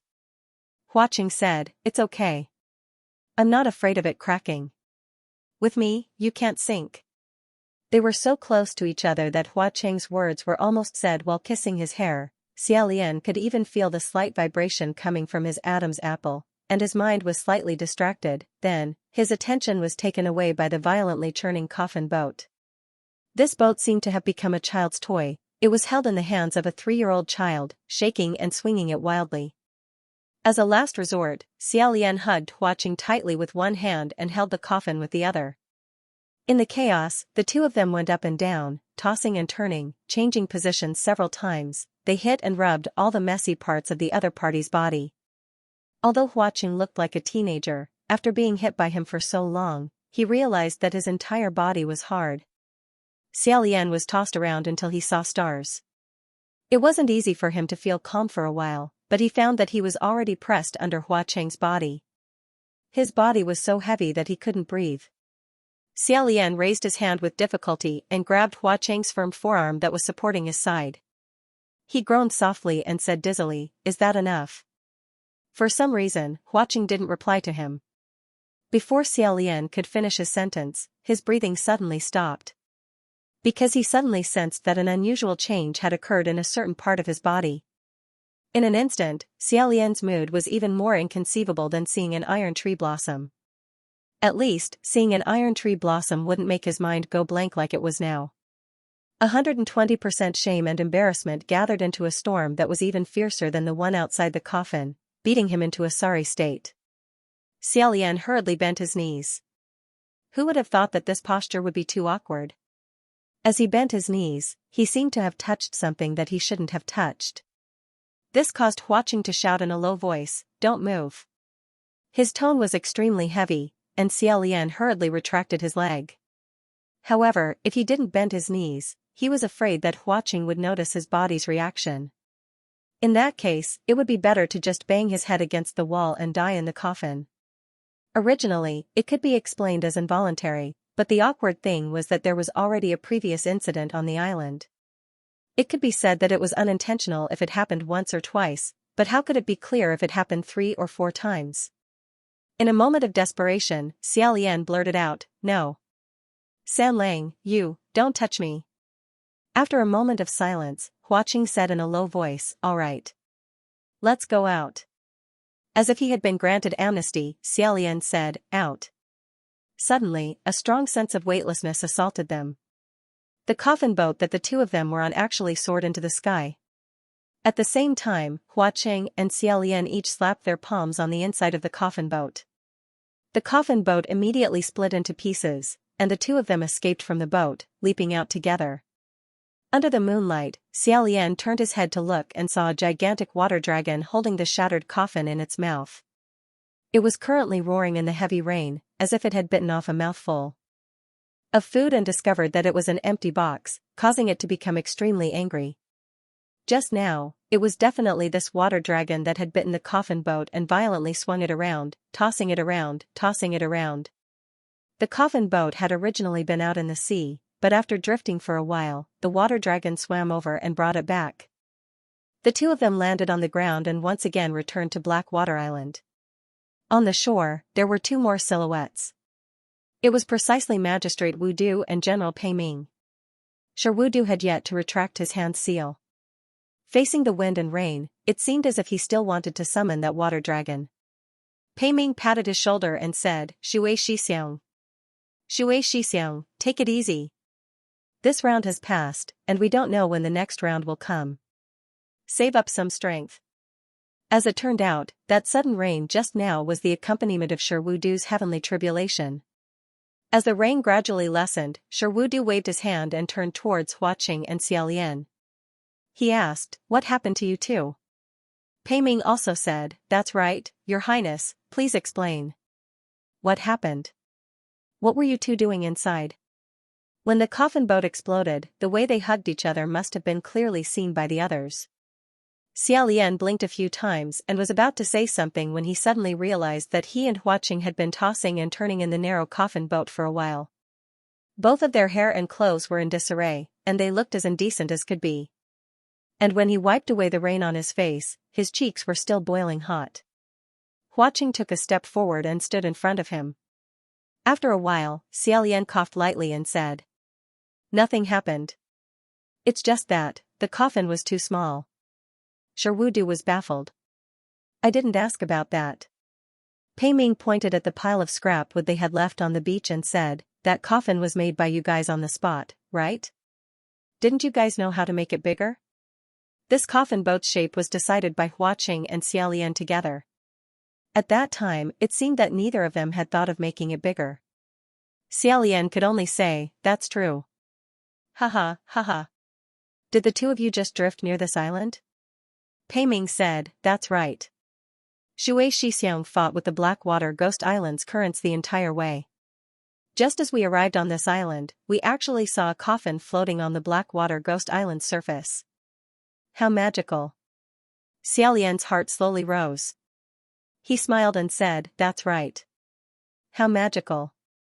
Sher Wu Du said, you. He turned towards Hua Qing and narrowed his eyes. Didn't they say on the ship that the only things that could not sink in the Blackwater Ghost Island were coffins that had been used to hold the dead? Pei Ming pulled out her sword and said unhurriedly, that's right. We have a coffin. Then where is the dead? Hua Qing also smiled and said, if you're so concerned about someone's death, I suggest you kill yourself. Pei Ming raised her sword and said, how arrogant. As expected of the blood-rain Tanhua. Sure enough, he had already guessed it. Hua Qing laughed out loud. Just as the weapons were about to clash, Xiaolian blocked in front of Hua Qing and said, sirs, please calm down. Don't worry. San Lang has good intentions. Pei Ming said, San Lang? I've never heard of His Excellency Blood-Rain Tanhua's family ranking. Good intentions? Your Highness, are you sure you're talking about him? Sher Wu Du had to stand in the most conspicuous position. Thus, he pushed Pei Ming away and said sternly, was this your doing all this along the way? What's your purpose in luring us to the Blackwater Ghost Island? Where's Xianxia? Hua Qing said, this is someone else's territory. Did you think I wanted to come here? Xiaolian was already used to this kind of situation. He skillfully changed the topic and said, haven't you found the Wind Master yet? Didn't General Pei go to fish them up? Pei Ming shrugged and said, I was about to fish them up. Shui Xixiang made a huge wave and scattered them. Sher Wu Du said, Brother Pei, don't be mistaken. If I don't make waves, the things in the sea will come out one by one. You won't be able to fish them up. Xiaolian hurriedly said, don't be agitated, don't be agitated. That Wind Master and Earth Master are together. It shouldn't be too big of a problem. Sherwudu snorted and said, Earth Master? What's the use of Earth Master? He's not a martial god. His mana isn't even as good as Xianxia's. At this point, he seemed to remember that Xianxia no longer had any mana left. His expression turned serious and he stopped talking. Xiaolian thought to himself, everyone has their own specialties. Even though Ming Yi wasn't a martial god and his mana wasn't particularly strong, he wasn't as bad as Master Shui said. Moreover, at the Banyu Pass, Earth Master had displayed skills that weren't too bad. Even if they weren't top-notch, they wouldn't be too bad. Pei Ming also said, don't worry too much. As long as he doesn't go up against Xiangui, Earth Master should be able to handle it. Hua Qing smiled and said, the Heaven's Calamity has already chased you all the way to the Blackwater Ghost Island. You guys have messed up its waters, and you still expect the owner of this area to not notice? Suddenly, Sherwudu's expression changed slightly and he took out a longevity golden locket from his collar. Pei Ming said, Senior Apprentice Brother Shui, what's the situation? The longevity golden locket seemed to be vibrating in his hand. Sherwudu said, Qing Xian is nearby, and he's injured. Xiaolian looked at the golden locket. It was exactly the same as the one that Qing Xian wore on his body that day. He took it off to hold the formation and was left behind. He said, does Wind Master still have that longevity locket? I remember he took it off. Sherwudu said, I kept it and put it on him. It turned out that these two longevity lockets were made from 2 pieces of Brother's metal essence. When they were not far away and one of their owners was bleeding and injured, they would resonate with each other. The closer they were, the stronger the resonance. This wasn't caused by spells. It was a natural oddity, which was why it wasn't affected by the Ghost Realm execution ground. Sherwudu took the longevity locket off his neck and hung it in his hand. He raised it horizontally in front of him and turned it around slowly. When he faced a certain direction, the vibrations of the golden locket suddenly became stronger. It was the direction of the forest, facing the unfathomable center of the isolated island. Sherwudu said, Qing Xian is on this island now. As he finished, he strode towards the forest. Pei Ming naturally followed. Xiaolian thought about it. Since Wind Master and Earth Master were on this island, and Wind Master seemed to be injured and bleeding, it was better to find them first. He said, Sirs, there are little ghosts hiding in the forest. Be careful of sneak attacks. Hua Qing had also caught up to them. Xiaolian had originally wanted to hold his hand, but when he recalled how he had lost control of himself in the coffin, he couldn't help but shrink his hand back. In the end, he pulled on Hua Qing's sleeve, not daring to look at the expression on his face. Pei Ming, however, turned back frequently and said, Blood Rain Tanhua, Your Highness, the two of you are really glued to each other. You, a spirit king, are following us so openly. Don't you want to avoid arousing suspicion? Xiaolian said calmly, what is General Pei saying? Under such circumstances, he should follow us to avoid arousing suspicion. Otherwise, if the two sirs are in danger and suspect him of doing something behind our backs, how can he explain himself?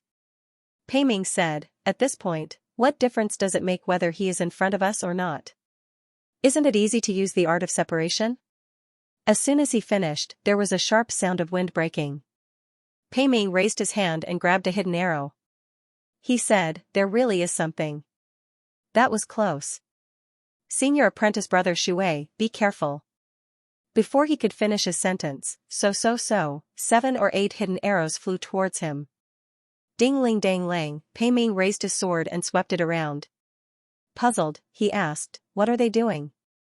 Sherwudu laughed and said, Brother Pei, you better be careful. As he finished, he quickened his pace. If they were just hiding in the dark and shooting arrows, there was nothing to be afraid of, but it was very annoying. Pei Ming was impatient.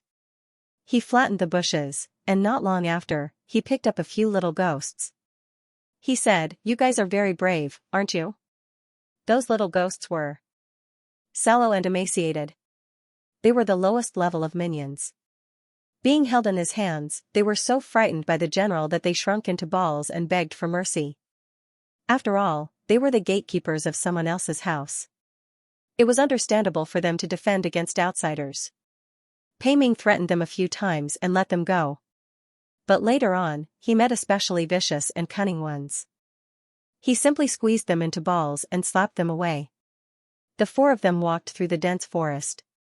After walking for an unknown amount of time, the resonance of the golden locks in Sherwudu's hands became stronger and stronger.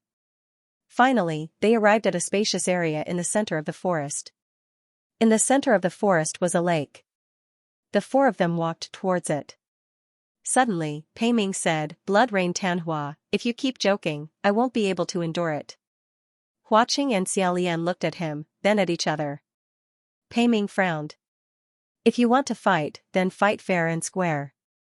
I'm not on the same path as those 33 heavenly officials. I might not be afraid of you, but pushing you from time to time is boring." Huaqing raised his eyebrows. "Brother, you have to believe me, this has nothing to do with me." Xiaolian said, "General Pei, he wouldn't make such a senseless joke." Pei Ming asked suspiciously, "Is that so?" Xiaolian became vigilant. "Be careful that there are other things on this island causing mischief." Pei Ming didn't say anything. At this moment, Sherwudu slowed down and said, "It's here." The resonance of the longevity golden locks was the strongest here. This meant that Xianxia was here, close at hand. However, they could clearly see that other than a lake, there was nothing else. Pei Ming said, "Could it be that there's an underground palace?" Sherwudu stared at the surface of the water. Xiaolian said, "It's also possible that it's at the bottom of the water. However, the lake on this black water island couldn't be casually entered. If they went down, they might not be able to come back up." The surface of the lake was calm without a single ripple. It was like a huge mirror that reflected the pale white moon hanging high in the night sky. There were no stars or clouds. The four of them walked around the edge of the lake. Xiaolian was thinking about how to explore the bottom of the lake when he was caught off guard. A scream pierced through the night sky. The one walking in front was Sherwudu, and the one walking at the back was Pei Ming. The three people in front all turned around to look. The scream came from the little ghost that Pei Ming had caught along the way. Its emaciated body was standing on the ground. Its head was nowhere to be seen. Black blood spurted out of its neck almost 10 feet high. Its head flew into the air and was screaming. Xiaolian said, "General Pei, why did you suddenly kill it?" Pei Ming said, "No." Before he finished speaking, his body sank and he landed on one knee. Huaqing smiled. "There's no need to be so courteous." However, Pei Ming's expression was extremely stunned. He shouted, "Shui Shixiang, be careful." However, what should he be careful of? Other than the four of them, there was nothing else by the lake. Pei Ming seemed to be trapped by something invisible. Sherwudu rushed over to help, but a cold light flashed in the air. He dodged immediately. However, half of his face still had a bloodstain. He wiped it with his hand and his expression changed. Xiaolian protected Huaqing behind him. Invisibility technique? Pei Ming finally broke free from the invisible thing that was suppressing him. He shouted, "Gather! Don't disperse." Sherwudu did not care. He felt that the longevity lock was resonating again. He took it and ran around the lake while shouting, "Qing Xian! Qing Xian!" The scene was extremely chaotic. However, amidst the chaos, Xiaolian suddenly discovered something extremely strange. The edge of the lake was empty and flat. There was nothing. However, the reflection of the lake did not look like this. In the reflection, there was a dark building on the other side of the lake. The building was gloomy.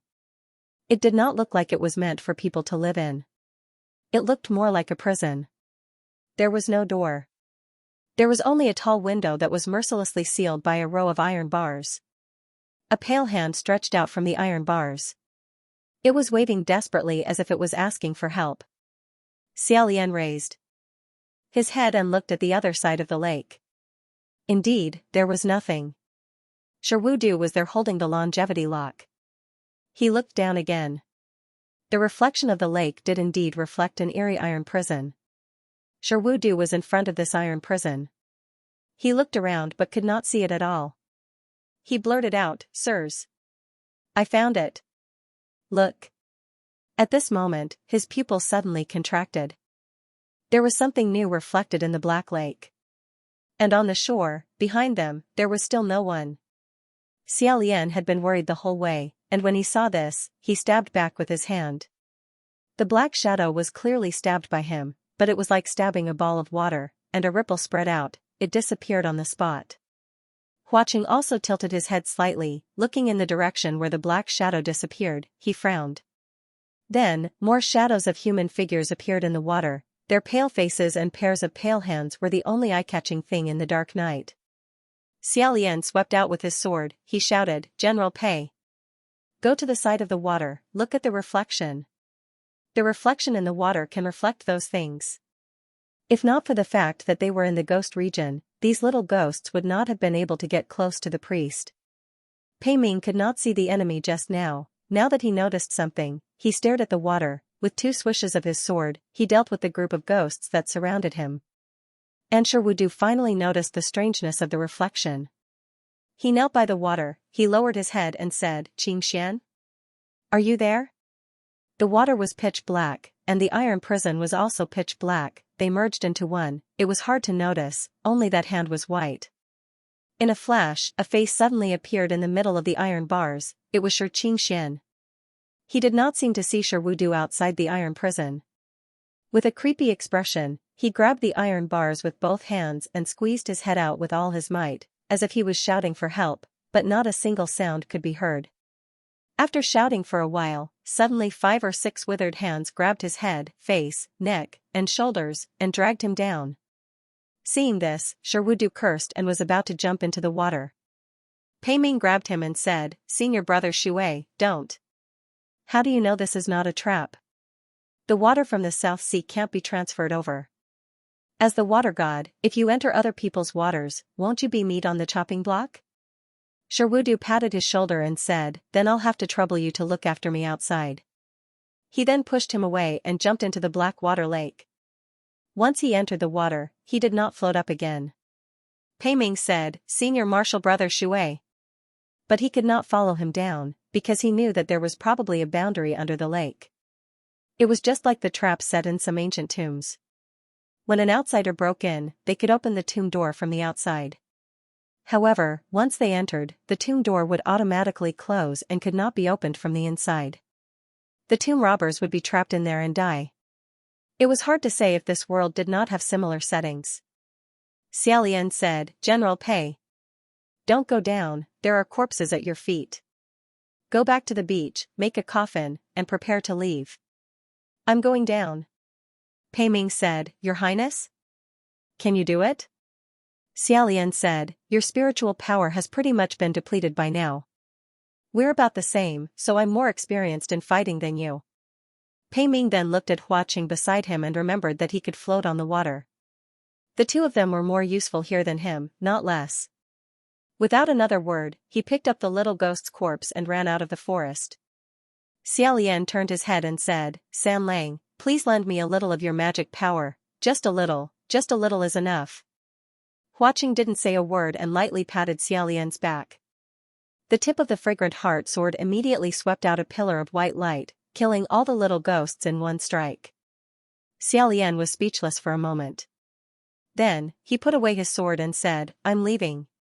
The two of them jumped into the water at the same time. However, at the bottom of the black water lake, other than the lake water being abnormally cold, there were actually no abnormalities. Moreover, it was different from the black water ghost tribes sinking upon entering the water. This water was clearly capable of floating, no different from ordinary lake water. Xiaolian felt strange and took the initiative to swim downstream. Not long after, he swam to the bottom of the lake. He didn't see any strange mechanisms under the water, nor did he see any wind or water masters. He frowned and thought for a moment before swimming upstream. After a moment, Xiaolian broke through the water and took a few breaths. He wiped the water off his face, only then did he discover that the scenery on the shore was already different. Beside the black water lake, there was now an additional iron prison. It was the one that was reflected in the water just now. But other than that, the rest of the scenery by the lake was exactly the same. Moreover, it was excessively quiet, which made it seem extremely strange. Sherwudu had already come ashore and was smashing the lock of the iron prison with a huge rock. He was the water god. Now that he had entered the territory of another powerful water master, he could not mobilize the water in his domain. He was like a beast without teeth and claws. Xiaolian and Huaqing came up to the table. When Sherwudu saw Xiaolian, his eyes lit up. He raised his hand and said, "Martial god." "Good timing. Quick, use your martial god's method to deal with it." Xiaolian thought to himself, now everyone knows how good the war god is. He silently stepped forward and kicked the lock, causing it to shatter. With another kick, the cell door opened wide. Sherwudu rushed in and said, "Qing." Unexpectedly, before he could rush in, a bunch of people rushed out from inside, wailing like ghosts and howling like wolves. Ah! This group of people were all unkempt and unkempt. They were skinny, their eyes were lifeless, and their clothes did not cover their bodies. They were so dirty that it was as if they had not bathed for 10 years. Their ribs were protruding out in rows, and their hands were clawing wildly. They beat their chests and stomped their feet. It was a terrifying sight. Their mouths were also screaming like ghosts, like a torrent of turbid water flowing out. Sherwudu was simply stunned. However, these people only escaped and did not bother him. Hence, after being stunned for a moment, he did not care anymore and continued to rush in, Qing. After a few steps, he suddenly staggered. The floor was extremely slippery, and he almost fell. Moreover, there was an indescribable stench coming from within the iron prison. Xiaolian could smell it even before he entered. He held his breath. Sherwudu covered his mouth and nose with his sleeves and continued to rush in. Finally, he shouted, "Xianxia?" The prison was pitch black. Private cries and strange whispers could be heard. After a while, a voice said, "Brother." Sure enough, Xianxia was sitting in the deepest part of the iron prison, leaning against a wall. On the wall was the only high window in the iron prison. The moonlight that seeped through the window made his entire body pale. And beside him, a group of dirty weird people surrounded him. Some of them were covered in ulcers, some were squeaking like pigs, some were thinking that they were chickens pecking at rice, and some were hugging Xianxia, crying and calling him baby. They were all crazy. Xianxia was a god official back then, and he had never fallen into such a situation in his life. Sherwudu went up and blasted, "Scram! What kind of ghost is this?" Even though he and Xianxia looked alike, their auras were completely different. Now that his mana was greatly reduced, he was even more powerful. Those crazy people were so scared that they covered their heads and scurried away. Xiaolian could not help but feel pity. Xianxia also said, "Brother, don't hit them, they are not little ghosts. These are all living people." It was absolutely true. Even though these people looked more like ghosts than ghosts, but upon closer inspection, they were all living people. Xiaolian could not help but be slightly startled, and thought, why did the Blackwater Xian ghost lock up such a group of people here? However, Sherwudu did not care about this. He raised the longevity golden lock with one hand and grabbed Xianxia's arm with the other, and said, "How did you get here? Where are you hurt?" Xianxia's body was indeed dirty, and his leg was bleeding a little, but it seemed to be fine. He said, "We don't know how we got here, we fainted after a wave hit us, and when we woke up, we were already here. It's just a small injury, it's not a big deal." Brother Ming's injuries are more serious.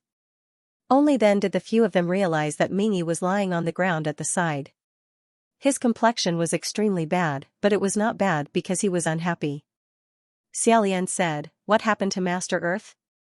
Xianxia said, "It seems that he was bitten by something in the sea. The teeth and thorns of those bonefish are covered in green moss, they are all poisonous. I gave him all the medicine I had on me, but, sigh." Xiaolian squatted down, wanting to take a closer look, but he almost fainted from the stench here. Looking around, there were some wooden buckets, and the buckets were filled with swill. There was a rancid and moldy smell, as well as the rotting smell of pus and blood, and even the terrifying smell of a chamber pot that had not been poured for a few months. Sherwudu could not bear it anymore, and said, "Such a disgusting taste, this black water Chinzhou's taste is not that good either. Xianxia, let's go." He grabbed Xianxia and dragged him out, but Xianxia said, "I'm fine, I don't need help." He picked up Ming-Yi, and only then did he slowly leave the iron prison. However, it was easy to come in, but difficult to leave. The border passage of the Black Water Lake had already been sealed. After going into the water a few times, and then coming out of the lake, the scenery did not change at all, proving that they were indeed left in the Black Water Lake border, unable to get out.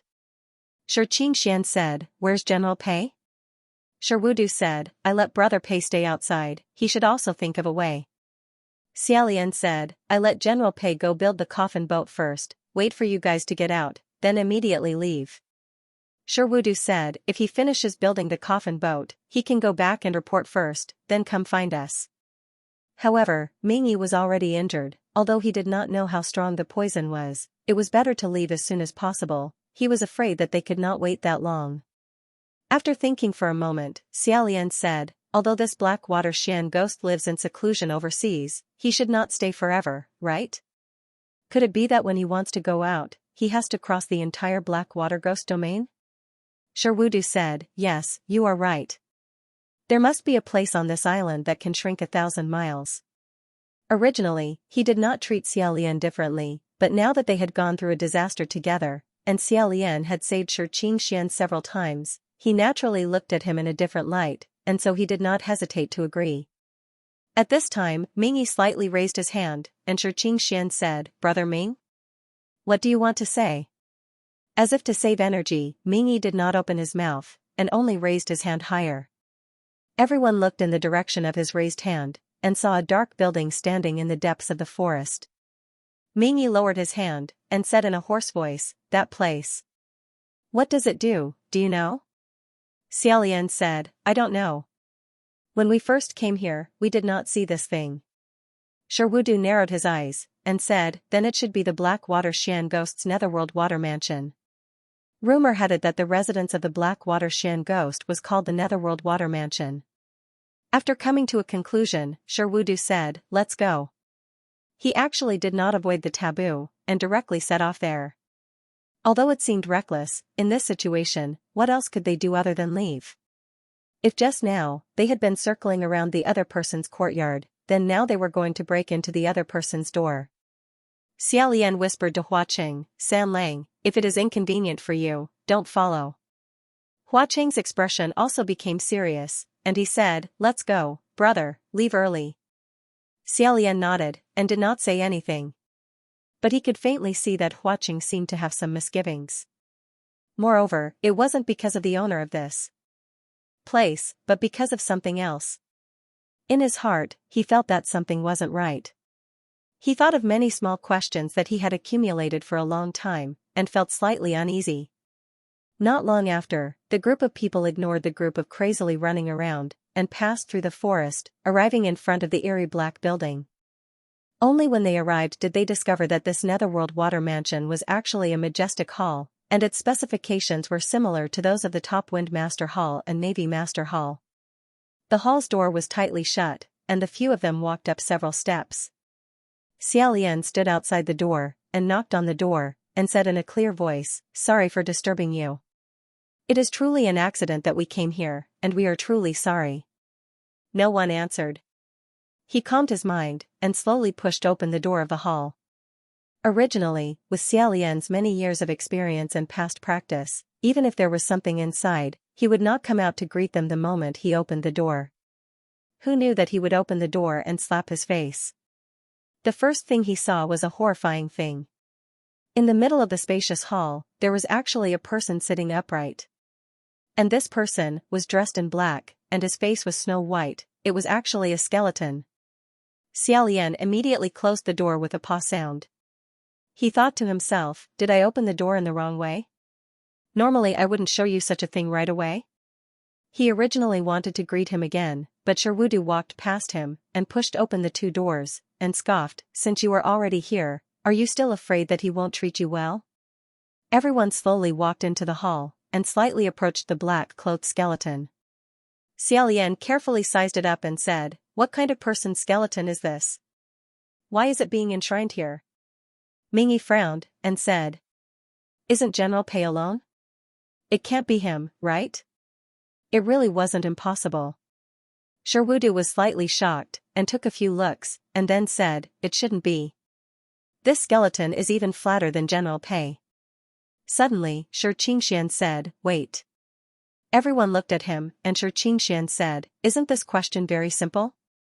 This is the Netherworld Water Mansion. The only things that can be placed in the Netherworld Water Palace are..." Then, he rejected and said, "It won't." Xiaolian looked at Hua Qing. Bone ashes are the life gate of the people in the ghost world, their fatal weakness. Think about it, how could such an important thing be placed out just like that? This point was still the first time he met Hua Qing. Hua Qing had personally told him. For some reason, he spoke with a straight face. But his mind couldn't help but think of Hua Qing's other words. And Hua Qing also stared at him. Xiaolian couldn't help but be absent-minded for a moment, then he turned his head, he coughed lightly. Xianxia said, "Then, whose corpse could this be?" Everyone surrounded the skeleton and began to study it. Xiaolian said, "First of all, this is a man." Everyone said, "I can see it." Xiaolian continued, "Secondly, this person's hands and feet should be very dexterous, especially his 10 fingers. He should have practiced some martial arts, but his martial arts skills might not be very high.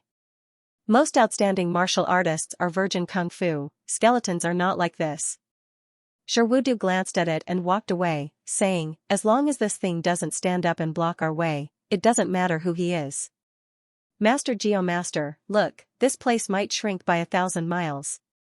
Who knew?" Before he finished speaking, the skeleton suddenly raised its head, caught off guard, and pounced towards him. Fortunately, Xiaolian's eyes and hands were quick. With a palm strike, the skeleton was chopped to the ground by his hand knife, scattering into a messy pile of bones. Xianxia said, "Brother." Among the 5 people present, Hua Qing would not take action to protect others. Only Xiaolian was a martial god, so he suddenly became especially important. Although Sherwudu was ambushed, he was still calm.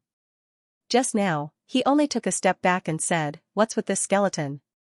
Is there still a soul that hasn't scattered and is attached to it?" Xiaolian squatted down and rummaged through the pile of bones for a while. He shook his head and said, "Strange." Sherwudu said, "What's strange?" Xiaolian stood up and said, "This skeleton clearly no longer has a trace of a soul. Otherwise, when we approached just now, we wouldn't have been unable to detect the strange fluctuations." Sherwudu said, "If that's the case, why could it suddenly attack people?" After muttering to himself for a moment, Xiaolian said, "I think it's the final radiance of a setting sun." Xianxia asked curiously, "Last radiance of a setting sun? Wasn't that supposed to be used on living people? Those who are about to die are still considered to be alive." Xiaolian replied, "Dead people are the same. For example, the 7th day of death was also a kind of final radiance of the setting sun. 7 days after the death of the deceased, their souls would return to see their loved ones. In fact, everything was the same. I think that just now, Master Navy must have agitated it. That's why it suddenly gathered all its remaining power for this last attack." Because his words were reasonable, Sherwudu paid more attention to his words. "Then in your highness's opinion, what kind of stimulation would it be?" Xiaolian replied, "Either it's something you said, or it's something you have on you." Sherwudu said, "What did I say just now?" Mingyi took a deep breath and said, "As long as this thing doesn't stand up and block our way, it doesn't matter who he is." Xianxia scratched his head and said inexplicably, "Is there a problem with this sentence? Could it be that this dear friend has a violent temper?" Since they couldn't come up with anything, Xiaolian said, "Since the soul has already dispersed, forget it." Putting away the skeleton, he once again placed it on the altar. Clasping his hands together, he bowed a few times. Xianxia also followed him and bowed a few times. The 5 of them wandered around the Netherworld underwater mansion for a while. This place was empty, and the legendary Blackwater Xian ghost wasn't at home. The structure of the underwater mansion was complicated. There were many large and small side halls. One of them was especially hidden and narrow. Strange incantations were drawn on the outside of the door. These were the traces left behind after using the thousandly shrinking technique. It seemed that on the entire Blackwater Island, there was indeed a place that could use the thousandly shrinking technique. And that place was this small side hall.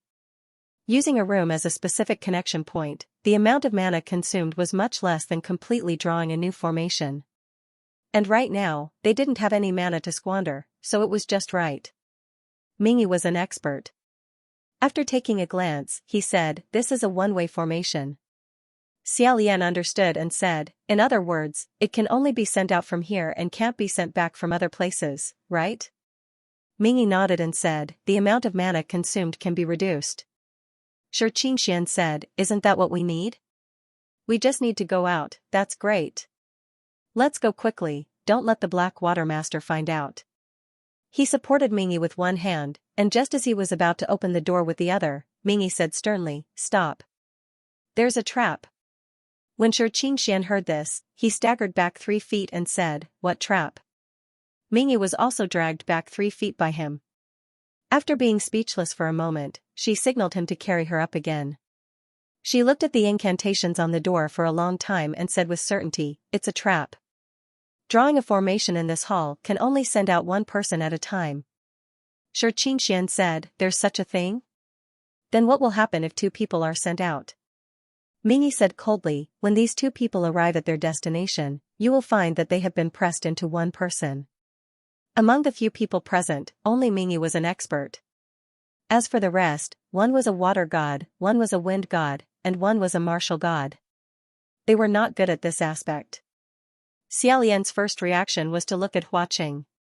Seeing that he was looking at the formation with a frown and did not object, he thought that Mingy's words were not false. He muttered, "If that's the case, the intruders who don't know what's going on will want to use this formation to escape, but instead, it will be a tragic sight. No wonder it's a trap." Right at this moment, there was a thunderbolt from the sky. The curved lightning climbed across the sky, and the faces of the people in the Netherworld underwater mansion were reflected with a hint of blue in the white, like 5 malicious ghosts. Everyone looked at each other, and Xianxia said, "Brother, again." Sherwudu's face darkened slightly, and he did not answer, but everyone knew that his heaven's retribution was chasing after him again. Pei Ming's inadvertent words rang in Xiaolian's ears, "Senior brother Shui, you're really unlucky this time." Xianxia said, "Since we can use the 1,000-mile shrinking technique here, let's hurry up and leave. If a bolt of lightning strikes here and collapses this underwater mansion, then the enmity would be huge." Tearing down a heavenly official's shrine was the same as smashing their signboard, and it was a deep hatred. Although he didn't know if the ghost realm also had this taboo, no one would be willing to have their house torn down for no reason. Mingy's finger dipped in the blood from his wound, and he barely managed to stand. He prepared to draw the formation and said, "Where to go? Who's coming first?" Xiaolian said, "Then it must be you, Master Earth, coming first. You're injured." However, Mingy shook his head and said, "Every time this formation is used, it has to be mended again. You guys don't know how to draw it, so I have to stay behind to mend the formation." Xianxia said, "Then Brother Ming, I'll accompany you to the second last one." Sherwudu said, "What are you accompanying me for? Right now, it's useless for you to stay. Hurry up and go to the East Sea." However, Xianxia said, "Right now, everyone is more or less useless, so it doesn't matter. This time, it doesn't have anything to do with Brother Ming, yet he has to suffer so much. He sighed and said, "I'm really sorry." Sherwudu said, "In any case, it'll be sent to the same place. It'll be fine in a while. What are you afraid of?" If it was in the past, Sherwudu would at most say a few words, and Xianxia would listen. However, it was different now. Xianxia actually didn't listen to him and asked something else, "If we leave first, what will happen to General Pei? Won't he just stay here?" Sherwudu also noticed that his younger brother wasn't listening to him that much, and his expression became a little complicated. After a moment, he said, "It's okay, Brother Pei's vitality is tenacious. He can persevere here until we return to the Heavenly Court to call for reinforcements." Xiaolian didn't know whether to laugh or cry. Although his intuition told him that what the Navy said shouldn't be wrong and didn't have any evil intentions, he still suddenly sympathized with Pei Ming. After a pause, he said, "Wait." Everyone looked at him. Xiaolian said, "Master Earth, are you sure this house can really shrink 1,000 miles? Will there be any problems? I feel that it's not good to rashly go up. Do you want to try it first?" As expected, Mingyi stopped and said, "How do we try? If we want to try, someone has to go up first." Xianxia raised his hand and said, "Then I'll try." Huaqing didn't speak for a long time, but at this moment, he crossed his arms and said, "Sorry to disturb you. Have you all thought of a problem?" Mingyi said, "What is your opinion?" Huaqing said, "How do we know if the person who goes to try has reached the destination?" Xiaolian was startled and said, "That's right, Master Earth said that this is a one-way formation. In other words, once a person was teleported out, there was no way to teleport back and tell others if they had reached the destination safely or not. And this place was isolated from the outside world, and they couldn't use spirit communication techniques to communicate. It seemed to be a dead end. Just now, they had all forgotten about this point. Huaqing came to a conclusion and said, "So, it's completely meaningless to discuss this problem here. One sentence, to leave or not to leave, it'll be settled quickly. Don't dare? Then stay here."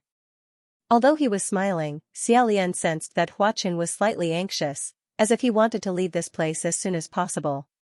This anxiety should have been there ever since the coffin boat was brought back by Sherwudu's water dragon. Right now, it was probably getting more and more intense. Sherwudu also didn't want to wait any longer. The heavenly thunder was like an explosion in his ears. If they didn't leave, sooner or later it would strike down. Thus, he rushed into the side hall and slammed the door. Mingyi quickly formed a circle. When he opened it again, light smoke floated out of the room, but there was no one inside. Mingyi said, "All right. Next?" Xianxia said, "Then it's His Highness the Crown Prince." Before he finished speaking, Mingyi had already pulled him over and stuffed him into the room. He closed the door and quickly formed a circle. When he opened the door for the second time, Mingyi looked at the remaining two people. Xiaolian said, "Sanlang, you go first?" Huaqing pulled him and said in a deep voice, "Brother, let's go together." Xiaolian was startled and said, "But this formation can't only be used once." Huaqing said, "I'm not a living person, don't worry." Xiaolian always felt that there was something he was worried about, but he couldn't say why. Huaqing brought him through the door and said to Mingyi outside, "Puqi Monastery." Mingyi silently nodded. That door slowly closed in front of Xiaolian. Through the crack in the door, he looked at Mingyi's green face. Xiaolian couldn't help but think in his heart, can Master Geomaster really hold on? Huaqing personally closed the door. After a moment, he opened it again, and what appeared in front of the two people's eyes was the scene inside Puqi Monastery. It was currently night time, and Qi Rong was sleeping on the ground with his limbs spread out as if he had suddenly died. Furthermore, he had snatched away all the blankets and snored loudly. Guzi originally slept very well, but he didn't know if he had been led astray by this cheap father of his. Right now, he was also lying across Qi Rong's stomach like a dead fish. Lang Ying, on the other hand, obediently curled up in a corner and covered herself with a few pieces of clothing. Xiaolian picked up the blankets on Qi Rong's body and resisted the urge to directly press them against his face. He divided the blankets between the two children and softly said, "We're back?" Huaqing closed the door behind him and said, "Amen, it's over." Xiaolian said, "Not yet, right? I still don't know if the Wind Master and the others have returned yet." He softly and quietly pushed open the door. Only when he arrived outside of Puqi Monastery did he dare to raise his voice. Through the spiritual communication array he had set up previously, he called out, "Earth Master? Have you guys returned yet?" There was no reply. Presumably, Mingyi's movements weren't that fast. Xiaolian once again entered the spiritual communication array of the heavenly court. If he hadn't entered, he wouldn't have known. But once he did, he jumped in fright. The inside had already gone crazy. All the heavenly officials were shouting. Ling Wen actually lost her temper and said, "Don't give me all the useless information. How much do I need to see in one day?" Can't you first use your brain and think before asking me? Xiaolian hurriedly said, Ling Wen. Did the Navy Master and the others not return yet? In an instant, Ling Wen seemed to have changed into a different person. Grabbing onto him, she said, Your Highness the Crown Prince. Why did your voice suddenly become so loud? Did you return from the Eastern Sea? Where did the Navy Master and General Pei go? Why is there no news at all? Xiaolian said, I came back from the Southern Sea. Southern Sea? Southern Sea, Blackwater Ghost Island. Ling Wen was stunned. How did they go there? We've never set foot in that place before. Old Pei and the others are also there? Xiaolian said, It's a long story. The Navy Master mistakenly entered the Blackwater Ghost Island during his tribulation. It wasn't easy for him to escape from there. He and the Wind Master returned before me. Right now, they should be at the Eastern Sea. Didn't you see? Ling Wen said, No. The Eastern Sea has long since calmed down. More than 200 fishermen have all been rescued. However, there are no traces of them on the coast or the sea. Xiaolian said, How is that possible? Unless what? Ling Wen said, Unless what? Your Highness the Crown Prince? Your Highness the Crown Prince, do you have anything else to say? Are we going to send the heavenly officials to the Southern Sea right now? Xiaolian muttered, It's too late. He closed the spiritual communication array and abruptly turned around. San Lang. Huaqing seemed to have already expected what he would ask. He clasped his hands behind his back and didn't say anything. Xiaolian said, Did you reach some sort of agreement with that person a long time ago? Huaqing didn't immediately answer. When he opened his mouth, Xiaolian hurriedly said, No, don't tell me. You don't need to answer me. If you had already reached an agreement with someone else, I definitely wouldn't want you to be someone who goes back on your word because of me. It's my fault for suddenly asking you. Please don't make things difficult for me. Huaqing said, Your Highness, I'm sorry. Xiaolian shook his head and said, You don't need to apologize. I should have guessed earlier that there must have been some sort of agreement. That's why you couldn't interfere and couldn't directly tell me the truth. It wasn't that Huaqing hadn't tried to dissuade him, but he also hadn't interfered with his wishes. He had only followed and protected him the entire way. Moreover, he had already thought of every possible way to bring him away. However, every time, Xiaolian would, for various reasons, enter deeper into the heart of the matter. Xiaolian said, On the contrary, I have to thank you.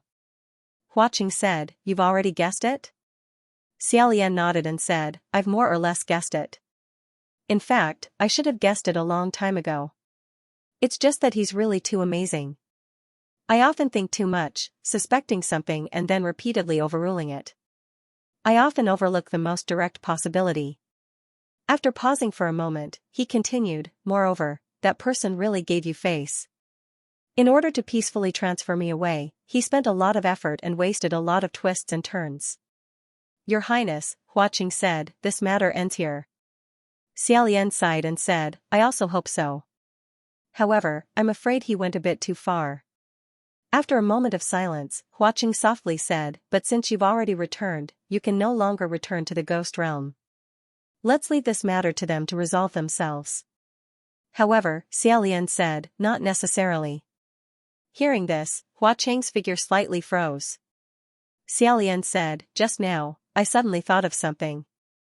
There's a way to contact the Wind Master. He formed a hand seal with both hands and said, So, San Lang, I'm sorry, but I have to go back first. Seeing that hand seal, Huaqing immediately understood. However, he clearly hadn't expected that there would be such a move. Slightly opening his eyes, he said, Gidge? Xiaolian said word by word, Great, soul, transfer, technique. After closing his eyes, that familiar feeling of weightlessness assaulted him. It was as if his soul had been pulled out, suddenly thrown high and then dropped. When he opened his eyes again, it was no longer Huaqing's face in front of him. Instead, it was a boundless night and the forest that was rapidly retreating to both sides. Xiaolian could still hear the sound of rapid breathing and the violent heartbeat coming from his mouth. Success! The great soul transfer technique wasn't commonly used. Furthermore, it burned up a lot of mana. It was stronger than the psychic technique, but it was also more evil and rarer than the psychic technique. Therefore, a normal barrier wouldn't think of blocking this kind of technique. That day, after he and Xianxia used the Great Soul Transfer technique once, Xianxia didn't have time to seal his spiritual sense before he lost his mana and became immortal. This was as if the two of them had exchanged keys to each other's houses and used each other's houses. After exchanging, Xianxia should have immediately changed the lock of the house so that Xiaolian couldn't go in again. However, he didn't. Therefore, Xiaolian could still use the previous key to open Xianxia's house. However, Xianxia couldn't open Xiaolian's house. Therefore, right now, the two of them were sharing a body. As for Xiaolian's body, it should have collapsed on the spot. It was unknown whether Huaqing had caught him or not. Xianxia ran until he was gasping for breath. His liver and guts were torn apart. As if he was running away from something. Xiaolian tilted his head and listened. Waves of ghostly wails and wolf howls came from the wind behind him. It was actually the group of crazy weirdos locked in the iron prison on Blackwater Island. They seemed to like Xianxia very much. It should even be said that they yearned for him. Each and every one of them rolled their eyes and stuck out their tongues as they chased relentlessly. Xianxia's ribs and lungs were aching faintly. He wanted to cry but no tears came out. Xiaolian felt that his breathing was chaotic when he ran. If this continued, he wouldn't be able to hold on for long. He took the initiative to control the rhythm of his body and said, "Lord Wind Master." He was using Xianxia's mouth to speak. Xianxia was so shocked that he almost bit his tongue. He said, "Who? Who's inside my body?" Xiaolian said, "Calm down, Lord. I used the Great Soul Transfer technique to come back and find you. Give your body to me, I'll help you run." Xiaolian felt 2 lines of hot tears fall from the corners of Xianxia's eyes. "Your Highness the Crown Prince? It really makes people feel at ease. You're really too reliable."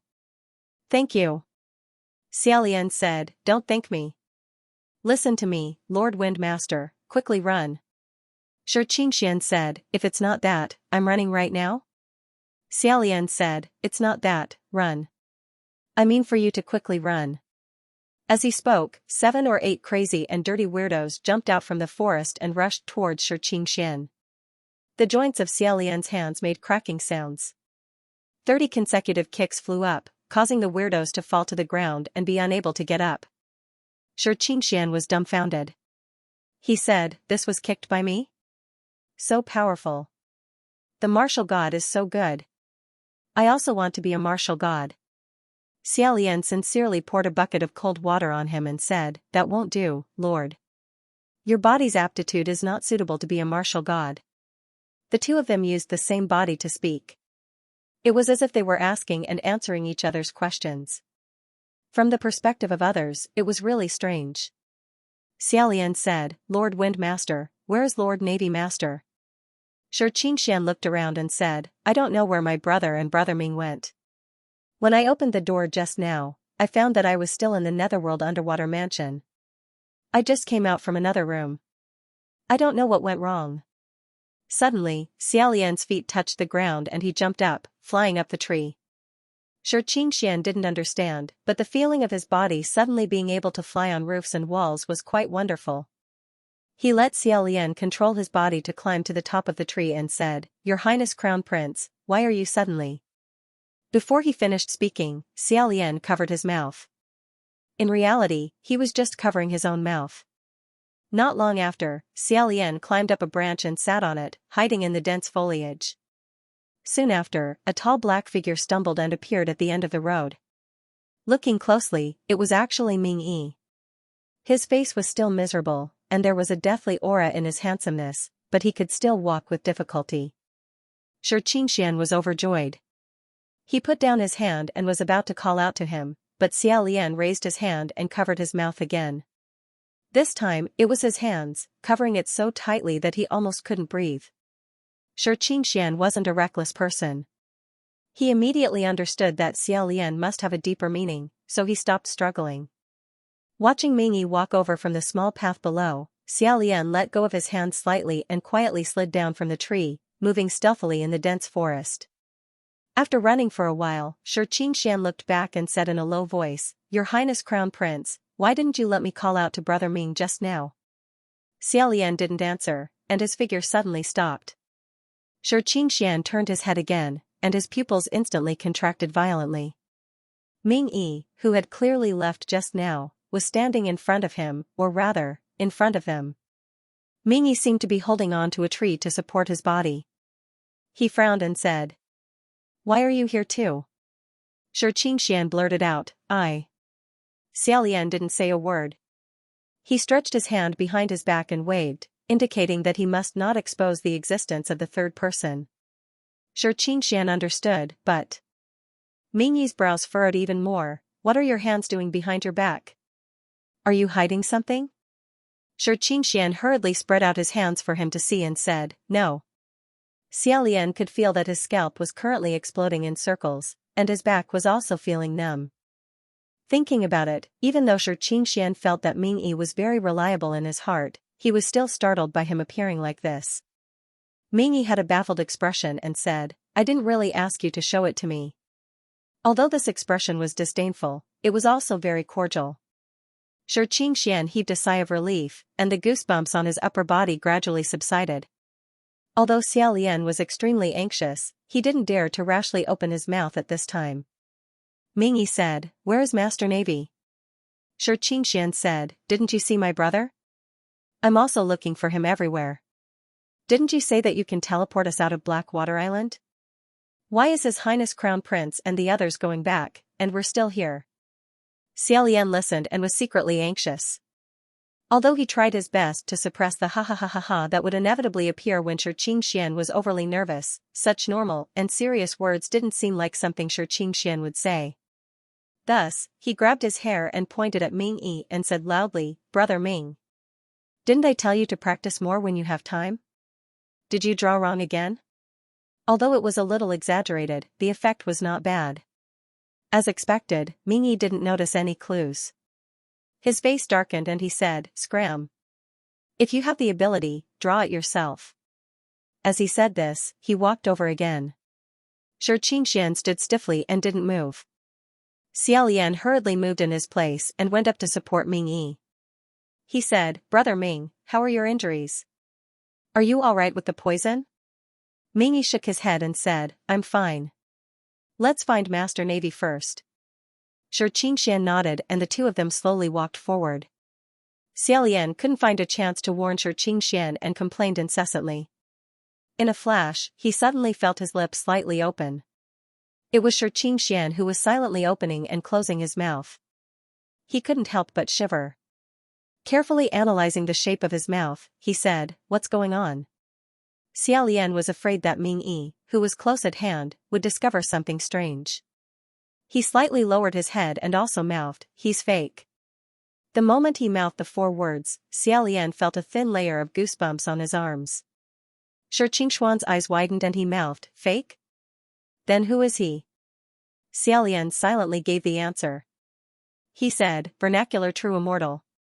Xianxia sucked in a breath of cold air. Ming Yi's voice came from above, "What's wrong?" Xianxia sucked in this breath of cold air and then sighed. He said with a trembling voice, "I'm afraid."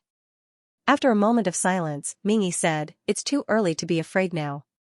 If it was in the past, these words would definitely be interpreted as awkward comfort. However, at this moment, it was filled with an indescribable gloominess, as if it was some kind of threat. Xianxia lowered his head and mouthed to Xiaolian, "It can't be.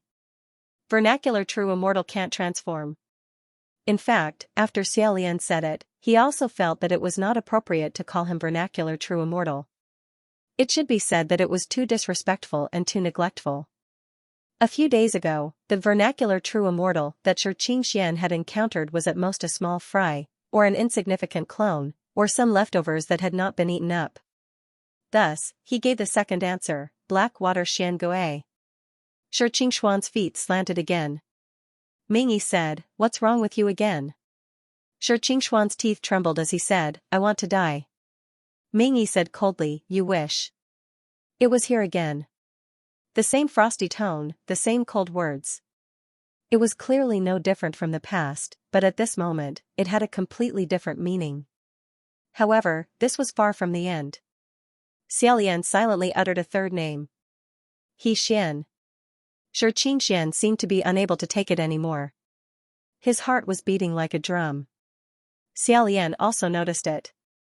Coincidentally, he passed by a small stream. He made a prompt decision and said, "Brother Ming, I think you should rest first before looking." Mingyi said, "How can I have time to rest now?" Xiaolian said, "You're poisoned. The harder you move, the faster the poison will spread. Besides, if you don't rest, I, a mortal, also need to rest. You sit down first, I'll go get some water to drink." Thus, he tried his best to stabilize his hands and feet, not revealing a trace of trembling. He let Mingyi sit on the grass, while he went to the stream and used the sound of the flowing stream to cover his low voice. Xianxia splashed 2 handfuls of water on his face. He calmed down and said in a low voice, "Your Highness, what are you talking about? Who is this person behind me? Was it one of the 3 that transformed into Brother Ming? Or did they all possess Brother Ming's body?" Xiaolian said, "Wind Master, calm down. It's not them, it's him. Right now, there's only one person beside you. From the beginning to the end, it's always this person. No one has transformed, and no one has possessed him." Xianxia muttered, but Brother Ming he. Xiaolian said, "Don't call him Brother Ming. The real Brother Ming is already dead." Xianxia said, "How do you know? Did you see it?" Xiaolian said, "Not only did I see it, you saw it too. The real Geomaster is the skeleton that was just enshrined in the Netherworld Water Mansion. Why do you think he couldn't use the Geomaster's crescent shovel? Because that wasn't his thing at all.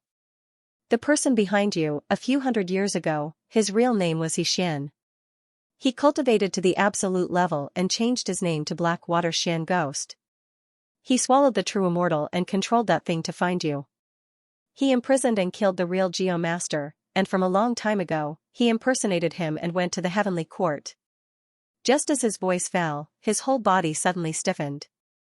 Mingyi's voice came from behind, "What are you muttering to yourself?" Xianxuan's body stiffened, he said, I. Xiaolian wanted to speak up for him, but his tongue did not listen to him. There was nothing he could do. The best friend he trusted the most was actually the thing he feared the most, and he had been lurking by his side. There was no one around, he did not know what he wanted to do, who wouldn't be afraid? Suddenly, Mingyi's fingers tightened, Xianxuan's shoulder felt a pain, and he pressed it down. At the same time, a pair of pale hands suddenly stretched out from the stream, grabbing Xianxuan's throat. "Water Ghost." Mingyi pressed down, and this hand grabbed empty air. He struck out again, a scream came from the water, it seemed that the thing had been scattered. Xianxia fell to the ground, Mingyi pulled him up and said, "Is there something wrong with your brain? You can find a random stream in the Blackwater Ghost land to wash your face." Xianxia had just used the stream water that had soaked the corpse of the water ghost to soak himself. He should have felt slightly disgusted, however, he was not in the mood to pay attention to this, his cheeks and hair were dripping with water, he was drenched like a drowned chicken, he was out of his wits, he just allowed Mingyi to pull him up and followed him in a daze. Actually, when he thought about it carefully, everything related to this Brother Ming revealed a strange feeling. He was a Geomaster, so naturally, all the earth-shrinking formations along the way were drawn by him. This should have been his special skill, but it kept happening. The 4 of them were inexplicably teleported from the Puqi Temple to Boga Town, and something happened to the teleportation of the Windmaster and the Navy on the Blackwater Island. Was it because the teleportation hall had not been repaired for a long time? Was there something else at work? Was it because the mastermind behind the scenes was too powerful? Why think too much? The simplest answer was that Mingyi had done something to them. When Master Wind was first taken away by the vernacular True Immortal, he was the one who lost sight of him. When Master Wind lost his mana, he was also the first to discover him. He was the one who had always been by Xianxuan's side and knew his fears and actions like the back of his hand. He knew Master Wind's password and could command the vernacular True Immortal to threaten him. He was also the one who personally opened the door of the protective formation of the wine table. At that time, he smashed the signboard of Feng Shui Palace with his own hands, but his expression didn't change. Maybe it was because he was unconventional, or maybe it was because he did it on purpose. Using this as an excuse, he openly destroyed his enemy's signboard in front of him, and the enemy even had to thank him. How arrogant and bold. It wasn't that Xiao Lian had never suspected these minute oddities. He had personally probed the 3 questions. But he had never thought that something so audacious and unbelievable could actually happen. A ghost, disguised as a priest, had been lurking among them all this time. Blackwater's sinking boat, always low-key? It was only natural for him to keep a low profile since he had been living under another identity for many years. At that time, Mingyi's answer was indeed flawless. That was because he had swallowed the vernacular true immortal and possessed its ability. He could order it around like a minion. The desperate Ghost King was definitely above it. Of course, it wasn't restricted by that characteristic. If he wanted to tell the truth, he would tell the truth. If he wanted to tell a lie, he would tell a lie. That skeleton's hands and feet were dexterous, fitting the identity of a geomaster. Why was it placed in the Netherworld underwater mansion? It had to be. Because that was the skeleton of a priest. If they didn't treat it carefully and only buried it carelessly, it definitely wouldn't be able to keep the coffin lid down. Therefore, they could only treat it with grand etiquette and place it in their own palace. But what made Xiao Lian guess his identity wasn't just this. It was that pounce.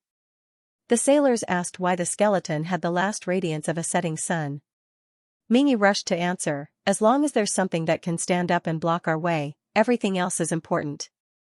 But in reality, what really provoked Mingyi wasn't this sentence, but the 4 words after, Lord Geomaster.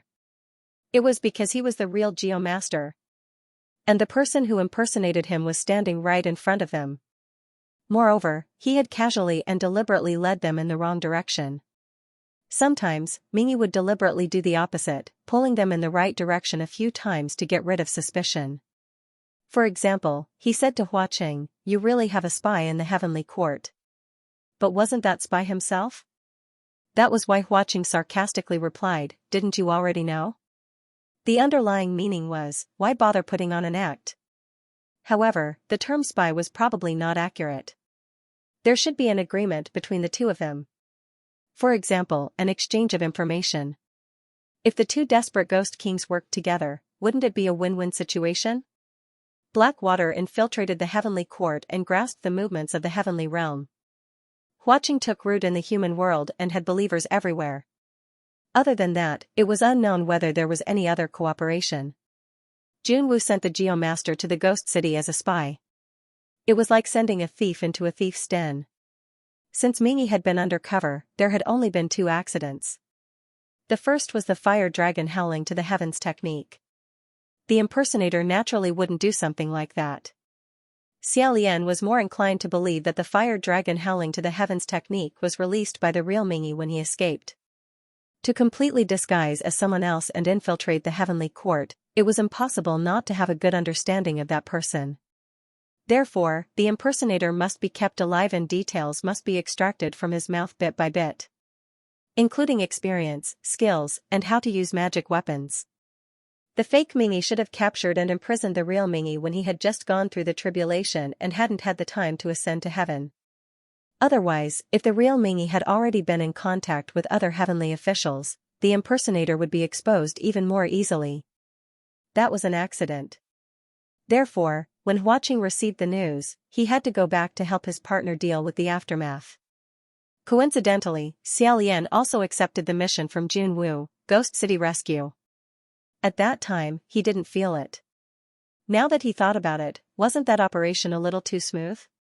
Xiao Lian did indeed rescue the Geomaster from the Blissful Places dungeon, but how did he discover the dungeon? It was because he first saw the demon-masked man wearing the shackles under Hua Qing, and then he saw this man sneaking around the blissful place. Something like the shackles was a disgrace. Normally, when a heavenly official was demoted, they would want to hide it. Why would that demon-masked man wear it on his hand? Why did he hide it later? Other than accidentally, the other explanation was that he did it on purpose. It was to attract Xiaolian's attention so that he could naturally discover the imprisoned fake geomaster. In reality, the Mingi who had sent out the distress signal should have been killed after that. Because there was no way to destroy the corpse and destroy the evidence, he couldn't leave his body behind either. That was equivalent to leaving behind a lot of clues, so he turned him into bones. The second accident was that after Xianxia was threatened by the vernacular true immortal, he sought Xiaolian's help. Huaqing clearly didn't want Xiaolian to be involved in this matter. Therefore, at that time, Mingi said, "It wasn't my intention to come here." And later on at the pouring wine platform, during the time when Huaqing left, he should have gone to meet up with Mingi to question him about what was going on. Xiaolian didn't have the chance to tell Xianxia all of these in detail, but Xianxia must have thought of them one by one. His hands, which were hidden under his sleeves, were trembling slightly. The two of them walked side by side while Xiaolian was thinking, where did Sherwudu go? The first one to leave through the formation was Sherwudu, and the last one was Mingi. He shouldn't be able to do anything to Sherwudu without Qingxuan's permission, so there were three possibilities. First, Sherwudu was sent to another place. Second, there was something waiting for him at Sherwudu's destination and he had already been killed. Third, Sherwudu left on his own. If it was one or two, there was no reason for Mingi to continue acting in front of Qingxian and look for him together. Thinking of this, Xiaolian suddenly heard Mingi say, "Where's your longevity lock?" Qingxian didn't react, but Xiaolian's heart jumped. Mingi asked a few times before Qingxian said, "Huh?" Mingi said in annoyance, "Didn't you say that your two longevity locks were made from the essence of gold, and when the owner is injured, it will resonate?" Qingxian told Mingi everything, so he naturally knew the use of this treasure. This meant that he actually wanted to use this golden lock to find Sherwudu's whereabouts. Qingxian said, but, my injury is already healed." Mingi said coldly, "Isn't that simple?" As he said that, he raised his hand slightly. Xiaolian thought, could it be that he wants to stab Master Wind a few times? Just as he was on guard, who knew that Mingi would press on the wound on his arm? The wound that had already healed instantly bled. He said, "Wear the lock for me." Seeing this, Xiaolian couldn't help but gasp in admiration. Even if it was an act, to be able to do it to this extent was really amazing. He could completely understand why Qingxian would value Mingi as a friend so much. If this action did not contain hidden killing intent and bad intentions, such a person would be a friend worth making. Qingxian hesitated and did not dare to move. As long as he handed over one longevity lock, the two golden locks would resonate. Sherwudu sensed it and would definitely take the initiative to look for it. Mingi frowned and said, "Are you scared silly?" Qingxian said, "No. Actually, this lock, didn't I tell you? Only when I wear it myself will it have such an effect." Mingi said suspiciously, "Is there such a thing?" Qingxian gripped the longevity lock tightly and nodded vigorously, "Yes." Mingi stared at him for a moment and seemed to give up on this plan. He lowered his head to look at the wound on his arm and did not say anything. Who knew, at this moment, the longevity lock on Qingxuan's neck started to tremble. Qingxuan's expression changed drastically, and Mingi reacted extremely quickly. He immediately walked in the direction of the longevity lock and said, "Lord Navy is over there." The golden lock resonated, which meant that Sherwudu was injured. However, he was completely unscathed when he entered the formation, so what could have injured him now? Xiaolian could feel that Qingxian was in a hurry to go, but it was not that he did not want to go. They were trapped in the illusion of the Blackwater Lake, and there was no one else on the island. Pei Ming was painstakingly cutting wood to build a coffin boat outside the realm, waiting for them to return. Qingxian was immortal right now, and Sherwudu was injured again. Even heaven and earth would not respond to him. Now that he had delivered himself to his door, how could he run? After hurriedly walking for a while, Qingxian said, "Ming. Brother, I think there is a trick in this, it's best not to go." Mingi said, "What trick?" Qingxian braced himself and said, "How could my brother be injured? The one over there might not be him." Mingi was much more reasonable than him and said, "Right now, we are in the territory of the desperate Ghost King. Lord Navy might not have the ability to protect himself. No matter what it is, let's go and take a look first." Xianxia could not think of a reason not to go. Xiaolian also could not think of one, but he quietly watched the changes. As the vibration of the longevity lock increased, the two of them got closer and closer. They saw Sherwudu lying on the ground, curled up in a sorry state, holding his abdomen, looking like he was in great pain. Xianxia was shocked when he saw this and shouted, "Brother!" He ran over, and Mingi followed. Who knew that when Xianxia got close to Sherwudu suddenly jumped up and hugged him, laughing crazily. Xianxia was hugged by him and was extremely shocked. Only then did he realize that this person's nose was crooked and his eyes were slanted. How was this Sherwudu? It was just a crazy weirdo wearing Sherwudu's clothes and wearing that golden lock. Before he could speak, he heard a loud sound. Mingi, who was beside him, suddenly fell to the ground. There was a black hole the size of a ball in his chest, and blood covered the ground. And a figure in white jumped down from the tree, grabbed him and ran, shouting, "Go!" Xiaolian took a closer look. This person was Sherwudu. Xianxia said, "Brother?" Sherwudu shouted in a low voice, "Don't talk, quickly follow me. He is not a good person." In the time it took for a spark to fly off a flint, Xiaolian understood. It turned out that Sherwudu was not easy to deal with. When he came out of the door formation and realized that he was still in the netherworld underwater manner, he felt that something was wrong. His thinking was much simpler and sharper than Xiaolian's. The first thing he suspected was that Mingi was up to something. He hid first so that he could not find him and hid in the dark to see what he was doing. He and Xianxia were probably teleported to different places, if not he would have brought Xianxia to hide together. After realizing that Mingi and Xianxia were moving together, he pulled a crazy weirdo over and helped him put on his clothes, put on the golden lock, and then gave him a palm to attract Mingi's attention before launching a surprise attack from the side. He was also vicious and merciless. In fact, there was no strong evidence to prove that Mingi had done much, but once he made a move, he was aiming for his life. Xianxia could not help but turn his head, and this time, he just happened to see Mingi, whose heart had been pierced through, lying on the ground for a while. He sat up, looked down at the bloody hole expressionlessly, and slowly stood up. At that moment, Xiaolian felt a piercing coldness spread from Xianxia to the bottom of his heart. Even if it was a god official, how could they still be able to move normally after being beaten up like this? It must be something that was not human. The two brothers ran for a while, and suddenly, the hairs on Xiaolian's back stood up, and he shouted, "Be careful." He pulled the navy, and a sharp sound of wind breaking came from the air in front of them, and a cold light flashed past. If it was not for Xiaolian's pull, the navy would have already been slit in the neck. Those invisible people who could only be reflected in the water. Sherwudu scolded, and with a flip of his hand, he took out the navy fan. With a backhand fan, 7 to 8 slender water arrows shot out from the water ripples on the surface of the fan, and surrounded the two of them, forming a protective circle. This time, those invisible people could not do anything to them. The two of them continued to run, and Xianxia could not help but turn his head.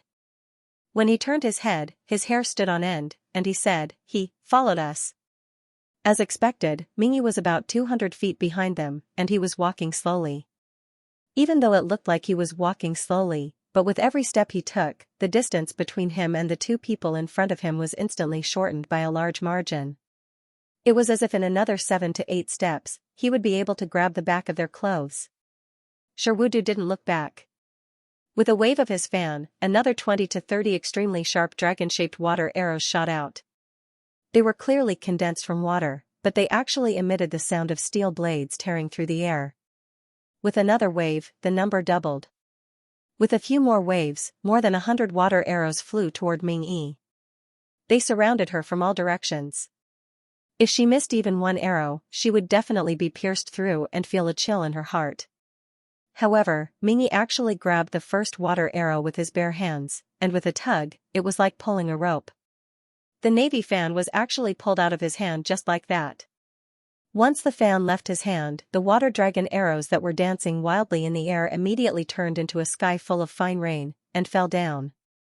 Sherwudu suddenly stopped, and looked at his own hand in disbelief.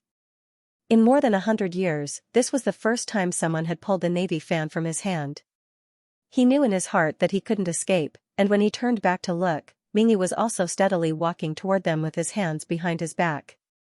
His entire person seemed to be undergoing some kind of subtle change. With every step he took, this change increased. That originally snow-white face became even paler, and like Huaqing, there was no color of blood. His brows became sharper, and the outline of his eyes became deeper. Of course, it also became more gloomy. The originally simple black robe quietly grew a dark pattern of water ripples embroidered with fine thread in an inconspicuous corner, and it flickered with a mysterious silver light. When he walked in front of the two feng shui masters, even though he still had the same face, he was already a completely different person. Geomasters weren't martial gods, and their martial strength wasn't good, and their magic power wasn't strong. However, this person in front of him clearly didn't match these 2 points. Sherwudu said warily, "What exactly are you?" Mingyi seemed to find it funny, and he squinted his eyes. "You are in my territory, and you still have to ask me what I am?" Sherwudu said, "Blackwater Xian ghost?" Mingyi looked at Xianxia, but Xianxia didn't have any reaction. Sherwudu said, "You have always been a geomaster?" Or. Before he finished, he also reacted, and said, "I see." But what he reacted to was only the fact that Xian ghosts had always been hiding in the celestial heavens. Sherwudu said, "You and I have always minded our own business, and we ruled from different regions. This time, coming to your territory wasn't my wish, so why don't we both take a step back?" Mingyi said, "Looks like there are also times when water can't run rampant." Sherwudu was arrogant by nature, and when he heard this, a hint of displeasure flashed across his face. Even though he was under the eaves, and his younger brother was by his side, and he had to lower his head, he still didn't want to lose his momentum. He said, "If not for the fact that the timing and location aren't right, I might not be afraid of you." Mingyi took another step forward, and said in an awe-inspiring tone, "Sherwudu, take a look at who I am." Sherwudu frowned slightly and looked at him. He had seen this face of a geomaster a few times, and he didn't understand what it meant. He said, "Who do you want me to say?" He paused, thinking that she was hinting at him not to reveal his identity, and said, "It doesn't matter who you are. I swear on the name of my navy, as long as you don't implicate us two brothers. Whatever you do, it has nothing to do with me." Before he finished speaking, Mingyi said coldly, "Shui Hingtian is indeed a forgetful person. Back then, you flipped through the birth and name lists of so many people in the mortal realm, and after a lot of effort, you finally found me, the only one. Why, in just a few hundred years, have you forgotten what I look like?"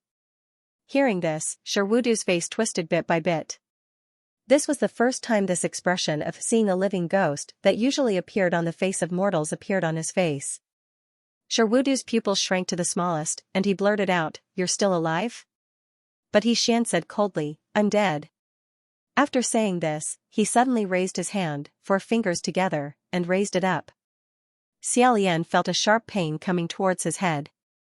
It was Xianxia being affected by his spell field and fainting. After an unknown amount of time, Xiaolian slowly woke up along with Xianxuan's consciousness.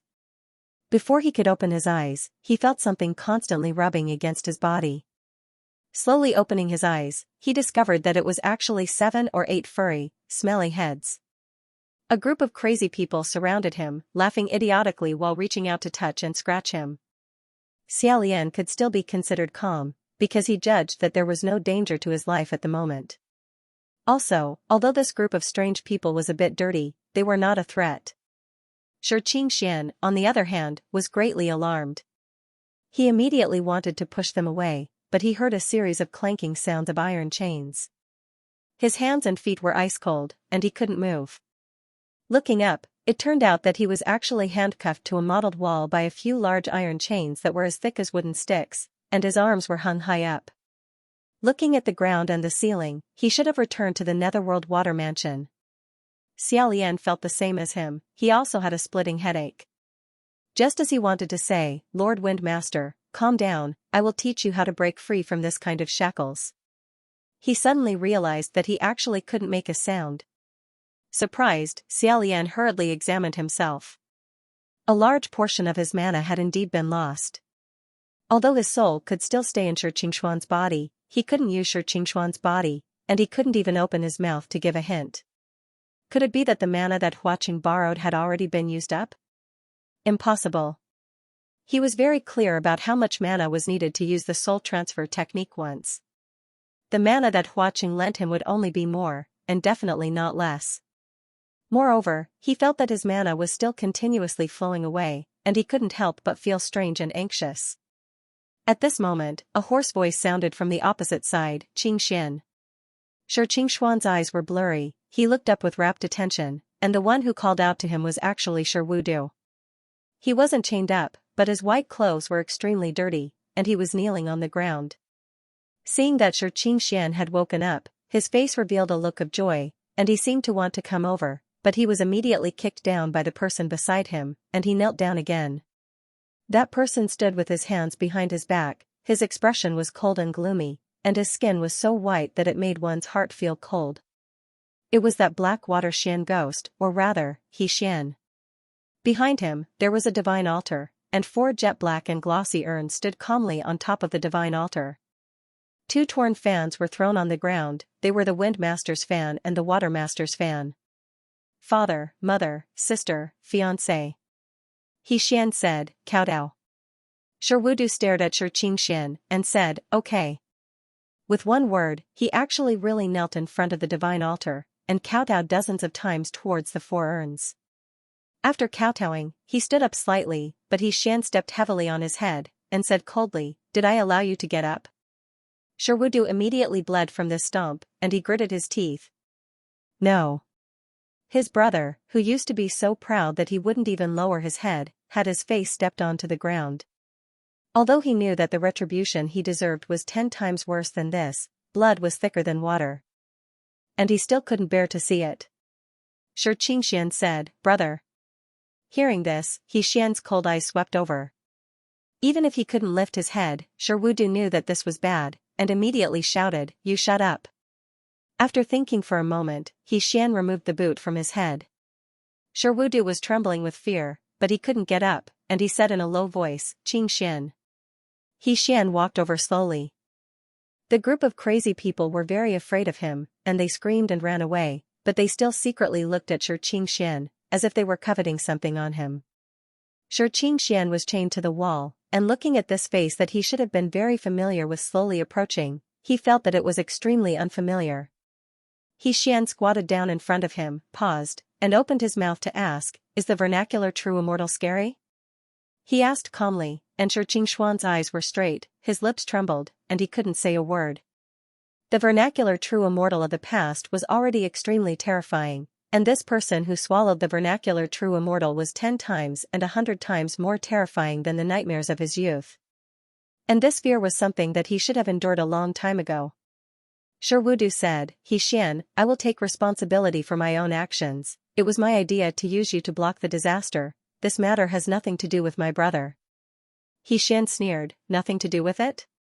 He stared at Qingxian, and said word by word, your brother is a mortal with mediocre talent, and he was able to ascend to the sky, and his glory is boundless, and what he took is my destiny, and what he enjoyed is my godhood. You tell me, this has nothing to do with him? This sentence, every word was like a knife, every knife piercing the heart, and it was said for Qingxian to hear. Even though Qingxian knew the ins and outs of the matter, he couldn't help but lower his head, feeling that he would never be able to lift it up in this lifetime. Wudu forced himself to be calm, and said, since you have always been by his side, you should know that I didn't lie to you, with his personality, he can't hide things, he really didn't know anything from the beginning to the end. He Xian said sternly, it is precisely because of this that it is even more hateful. What right does he have to not know anything? Qingxian lowered his head even more. What right does he have to suck other people's blood, step on other people's corpses to ascend to the heavens, but he can enjoy all of this with a clear conscience and without any burden?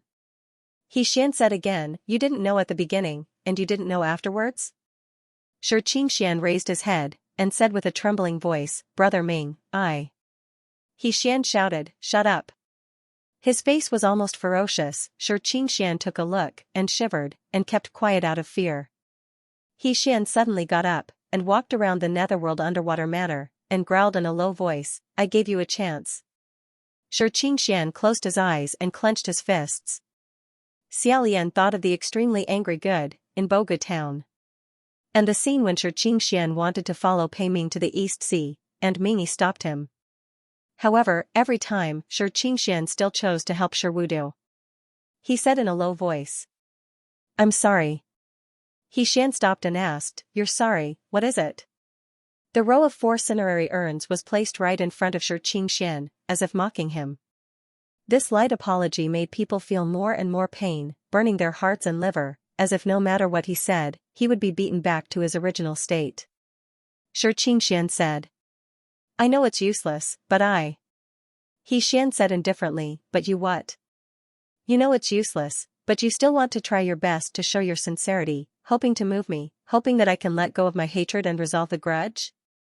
Xianxia hurriedly said, No. That's not it. I didn't mean that. I really feel very sorry for you. Really? Ming. Young master I know that my brother and I are both wrong. At this point, there is no way to remedy it, so. Xian listened and said, So? At this moment, any more words would be useless. Xianxia tried hard for a while, but he really could not continue. Xian said coldly, Say it, why don't you continue? So are you willing to die to atone for your sins? Sure. Xian was stunned. Wudu could not take it anymore and said, Xian. The culprit is me, a perfected immortal, but Xian himself does not deserve to die, you.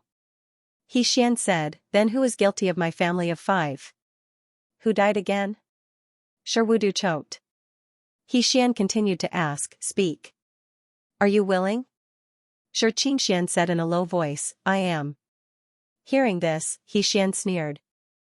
Because Xian lowered his head, Xiaolian could not see his expression. Even if he saw it, he would probably not be able to figure out his thoughts. After a while, Xian walked away with his hands behind his back. When the group of crazy people saw him leave, they surrounded him again. Some hugged Xianxuan's thighs and arms and refused to let go, some pulled his hair, some hooked his neck, all of their eyes were green, as if they wanted to eat him alive. Even though Xiaolian had lived among beggars, he still felt his hair stand on end. He thought to himself, Who are these people? Why did the Xian ghost get such a bunch of lunatics here? Xian silently endured the pushing and pulling of these lunatics, not daring to make a sound. Xian watched coldly from the side for a while and said, Do you know who these people are? A few skinny claws touched Xianxuan's face and body. He did not even dare to breathe, and of course, he did not have time to think about who these people were. He shook his head. Xian said, Rotten life, cheap life, a life that is worse than pigs and dogs, a life that drives people crazy. A chill crawled through Xiaolian's heart, and he vaguely guessed what he wanted to do. Wudu also understood at once, his eyes widened and he said. You? Xian stood between Wudu and Xianxia and said coldly, Now, I'll give you 2 choices. He pointed at Wudu and said, The first choice. You, pick one person from this group and exchange your brother's life with him. Then, get lost to the mortal world. Layers of blood vessels crawled up Wudu's eyeballs, and his shoulders started to tremble. Xian said, Since you like to exchange people's lives so much, I guess you're very familiar with this, you don't need me to teach you. This step, if one did not look at the cause, was really vicious. Although Xianxuan's original fate was not enough for him to ascend, he was still an extremely peaceful and wealthy person of leisure. Looking at these people again, all of them were either suffering from ulcers or were tortured to the point of going crazy. Obviously, all of them were people who were plagued by great calamities. If he were to exchange with them, wouldn't Xianxia end up in the same miserable state as them? This was a fate that could drive a person crazy, and from then on, he would suffer endless pain and torture. Wudu obviously failed this tribulation, and if the matter of being a true immortal was exposed, he would definitely be demoted. After being demoted to immortal, he would not be able to exchange for Xianxuan's good life. An ordinary person who was deprived of magic power and a lowly person who was rotten to the core of the earth, how could they live on? Wudu panted and gritted his teeth, What about the second one? Xian continued, The second one, you. This time, he stared at Xianxia.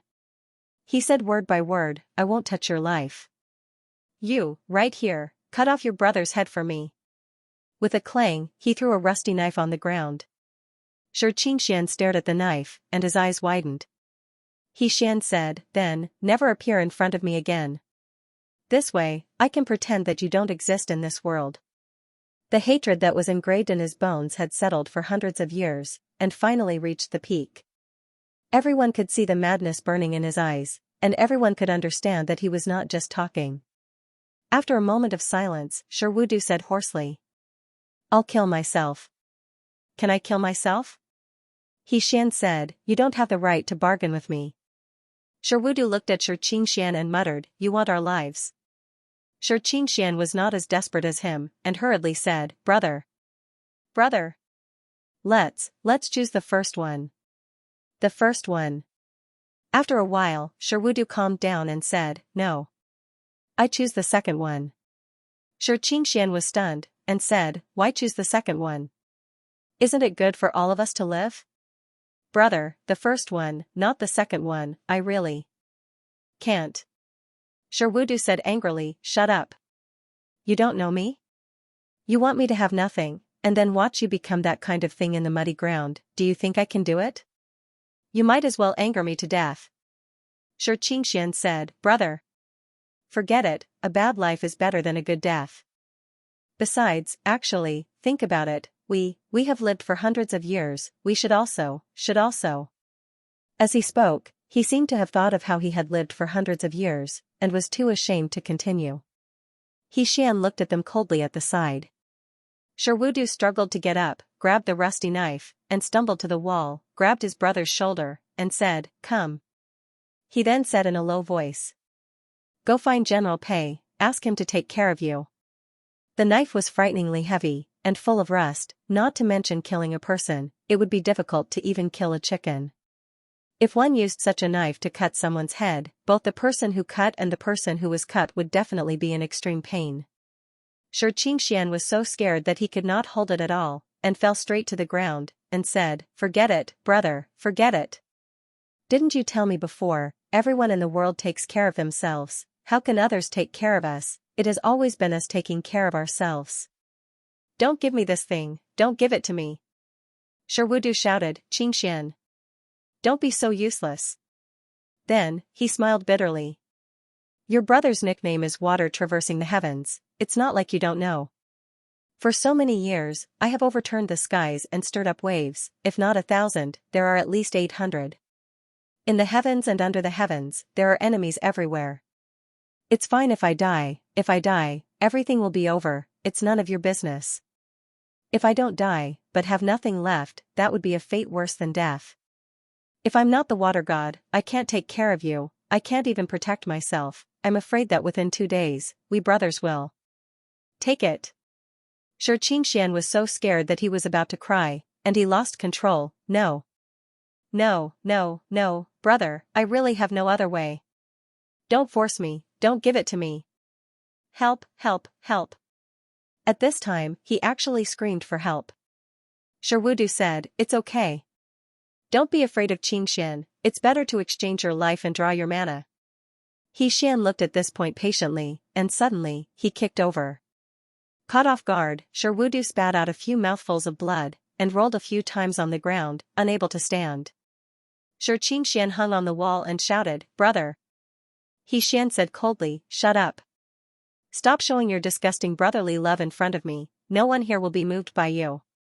Unexpectedly, Sherwudu spat out a mouthful of blood, and suddenly turned over, leaped up, and strangled Xianxia's neck. Xiaolian was shocked, and immediately felt suffocated, blood rushing to his face. Xianxia said with difficulty, brother? Sherwudu gritted the blood between his teeth, and said, Xianxia. I can't rest easy with you like this.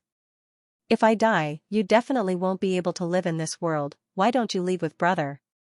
As he said this, his hand suddenly exerted force, and Xianxia's vision turned black, and a dying moan escaped from his throat.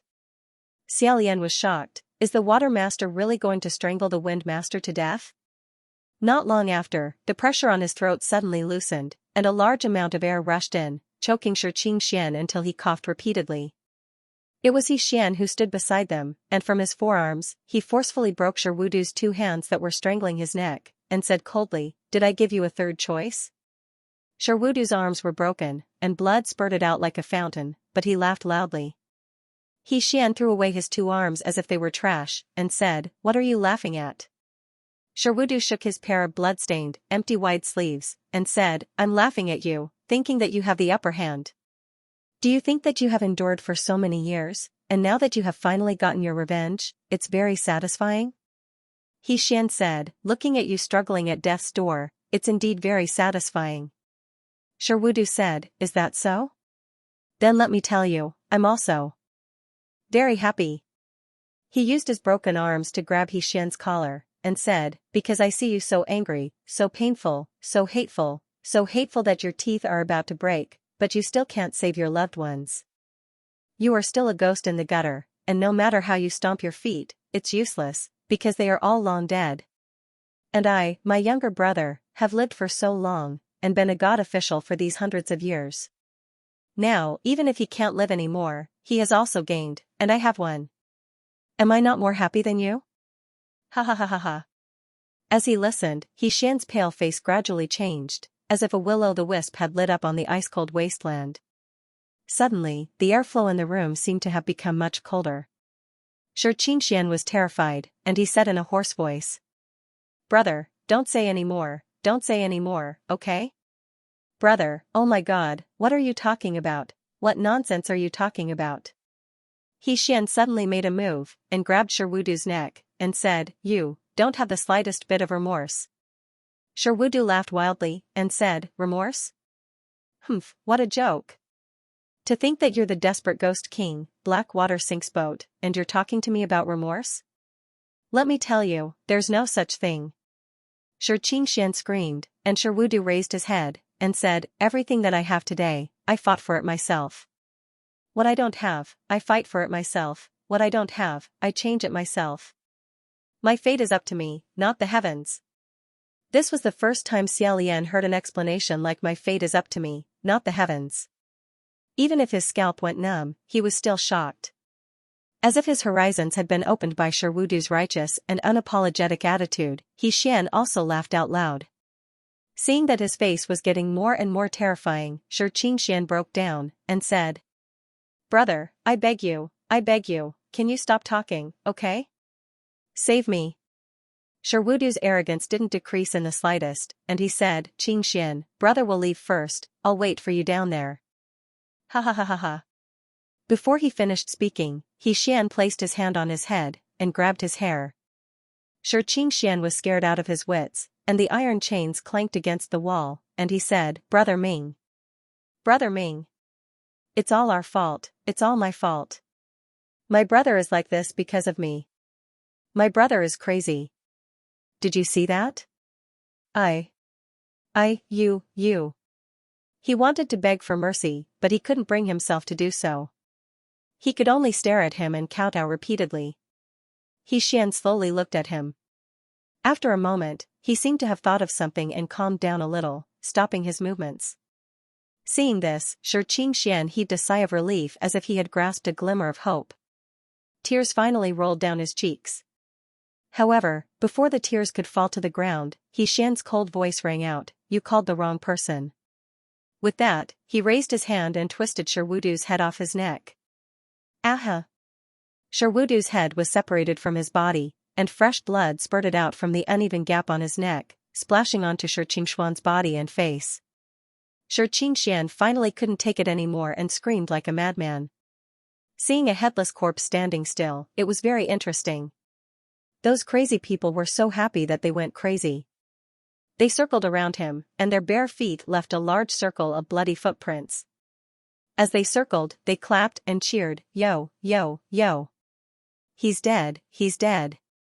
He's dead, he's dead. He he he." Xianxia screamed for an unknown period of time, and it was as if his soul had flown away. It was unknown when he stopped. When Xiaolian regained consciousness, he had already sat paralyzed on the bloody ground for a long time. And Xian was standing not far from him, holding Sherwudu's wide-eyed head in one hand, looking down at him from up high. After a while, Xian said indifferently, do you have anything to say? Xianxia stared blankly at the row of urns on the altar in front of him and the 2 broken fans on the ground. After a long time, he mumbled. I want to die. Xian said coldly, you wish. Then, Xian stretched out a hand to him, and sure. Xian closed his eyes. At the same time, Xiaolian's soul was suddenly pulled out and thrown high into the air. Seeing Xiaolian wake up, Huaqing parted his lips slightly. It seemed like he was about to leave. In a moment of desperation, Xiaolian couldn't care less. He raised his hands and wrapped them around his neck, sucking back the magic power that Huaqing had absorbed. Huaqing clearly did not expect him to do this. He did not pay attention for a moment.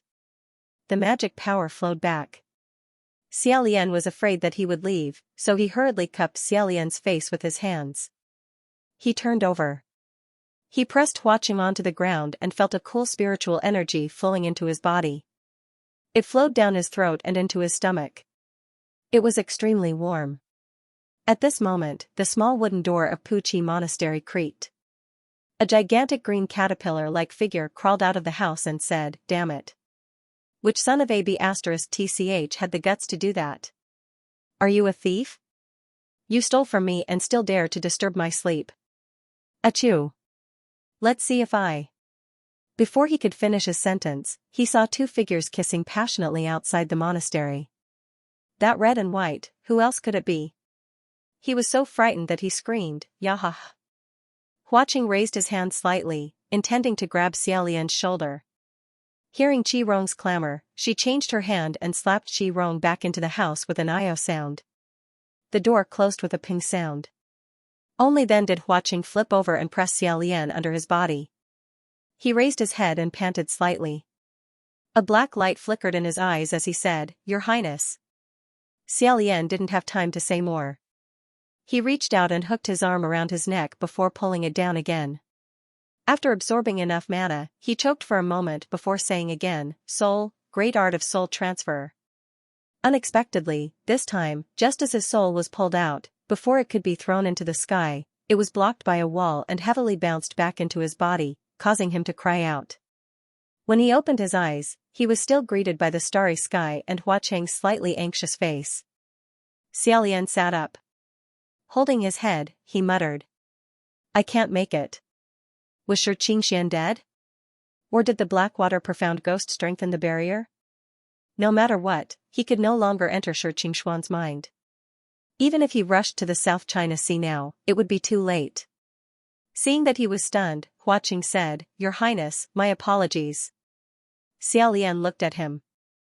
Huaqing continued, however, outsiders cannot interfere in this matter. Xiaolian waved his hand and said. You don't need to apologize. In fact, even if I was there, I wouldn't be able to do anything. Using the soul transfer technique, he could only enter Xianxia's body. However, Xianxia was just a mortal. Even if Xiaolian could help him break free from the shackles, how could he fight against the master of the Blackwater Ghost domain? He couldn't even escape. After regaining his composure, Xiaolian quickly returned to the Heavenly Quartz Spirit Communication Array and said, Lingwen, have you guys set off? Lingwen said, Your Highness the Crown Prince. Why didn't you speak for a while just now? We've already sent a group of heavenly priests to the South Sea. His Highness Qiying has returned, and he'll be going out to sea in a while.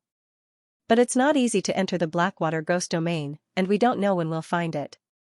Xiaolian hoarsely said, Wait a moment, I'll set off with you guys. Perhaps he could still remember the way. But I'll have to trouble you to send someone to Puqi Monastery to pick me up. Lingwen said, All right, he'll be here now. Xiaolian was startled, and when he turned around to look, Huaqing had actually disappeared. Instead, 2 young heavenly priests walked over from outside Puqi village, and behind them was a tall youth with slightly curly black hair. It was Xuanxia. Xiaolian slightly bowed to him, which could be considered a greeting. Xuanxia didn't know how to return the greeting, but Xiaolian didn't mind. Looking around, he didn't see any trace of Huaqing, and knew that he was giving him time to deal with this matter. The 2 of them and a group of young heavenly priests left the South Sea. Listening to Xiaolian's suggestion, They specially collected a few dozen heavy coffins that had been used to hold corpses, in case of emergencies. After the boat traveled quickly in the water for 4 to 6 hours, strange things floated over from the surface of the sea.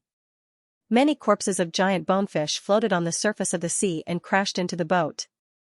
All the heavenly priests became vigilant. Are we about to arrive?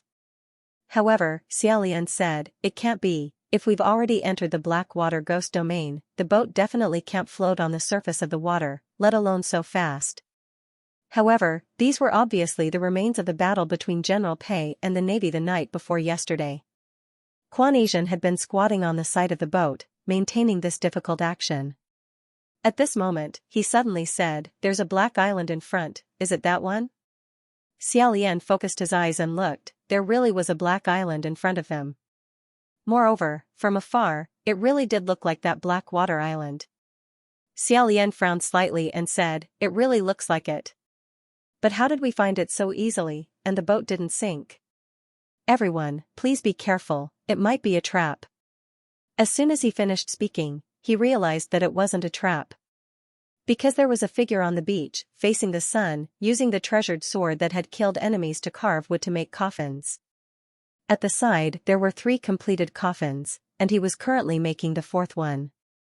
Xiaolian immediately waved his hand and shouted, General Pei. It's General Pei, it's this island. The big boat immediately changed direction and sailed quickly. When Pei Ming saw that reinforcements had arrived, he didn't have the slightest bit of joy. He stuck the sword into the ground, rubbed his nose, and said gloomily, you guys didn't come earlier or later, but just had to come when I was about to finish. What's the meaning of this? Quan Asian said, it's good enough that someone came. I heard that they were coming to save you, so no one had the time. Pei Ming's expression was one of I'm not going to bicker with a child like you. He turned to Xiaolian and asked, Your Highness the Crown Prince went back first? How did you guys make this boat? How can it float on the surface of the ghost domain? Xiaolian said, I don't think it's a problem with the boat. It's because the curse of the black water ghost domain has already been dispelled. Pei Ming was startled. He casually tested it out and actually cut down a large patch of trees. His mana really did return. After being speechless for a moment, he shook his head and said, if I had known it would be like this, why would I work so hard to make coffins? What he said wasn't false. This night was truly a waste of effort. After making coffins for 4 people, 3 people's coffins were useless. A group of heavenly officials arrived on the island and went straight to the center of the forest. The little ghosts in the dense forest had never seen this kind of formation before. They were so frightened that they fled in all directions. When they arrived at the Blackwater Lake, they didn't encounter those shadowy people. Without the interference of other people's execution grounds, everyone studied for a while and finally broke through the illusory world. The iron prison by the lake and the Netherworld Water Palace both appeared. Once they entered the Netherworld Water Palace, Xiaolian put away the black-clothed skeleton. Holding it in his hand, he started running around the palace. Not long after, he found the main hall. On the mottled wall, the 2 bloody iron shackles were already empty. A headless corpse lay in the center of the main hall. Its blood had already flowed dry, and a group of crazy people were currently throwing things at the corpse. When the heavenly officials entered, that group of crazy people became even more excited. After Pei Ming came in, he stared blankly for a long time before he finally dared to confirm who it was. He exclaimed in shock. Senior Marshal Brother Shui. Xiaolian already knew about this matter and said, I'll have to trouble everyone to search here and the entire island to see if there's Lord Windmaster, or his corpse. However, no matter how they searched, they couldn't find any traces of Xianxia on the island. Could it be that the dark water ghost had taken Master Wind away? Or could it be that the Windmaster had already been directly killed, his corpse sunk into the sea, and his flesh and blood fed to the fish? Although Sherwudu had gone berserk at the last moment and provoked Xian into killing him, Sherwudu had died.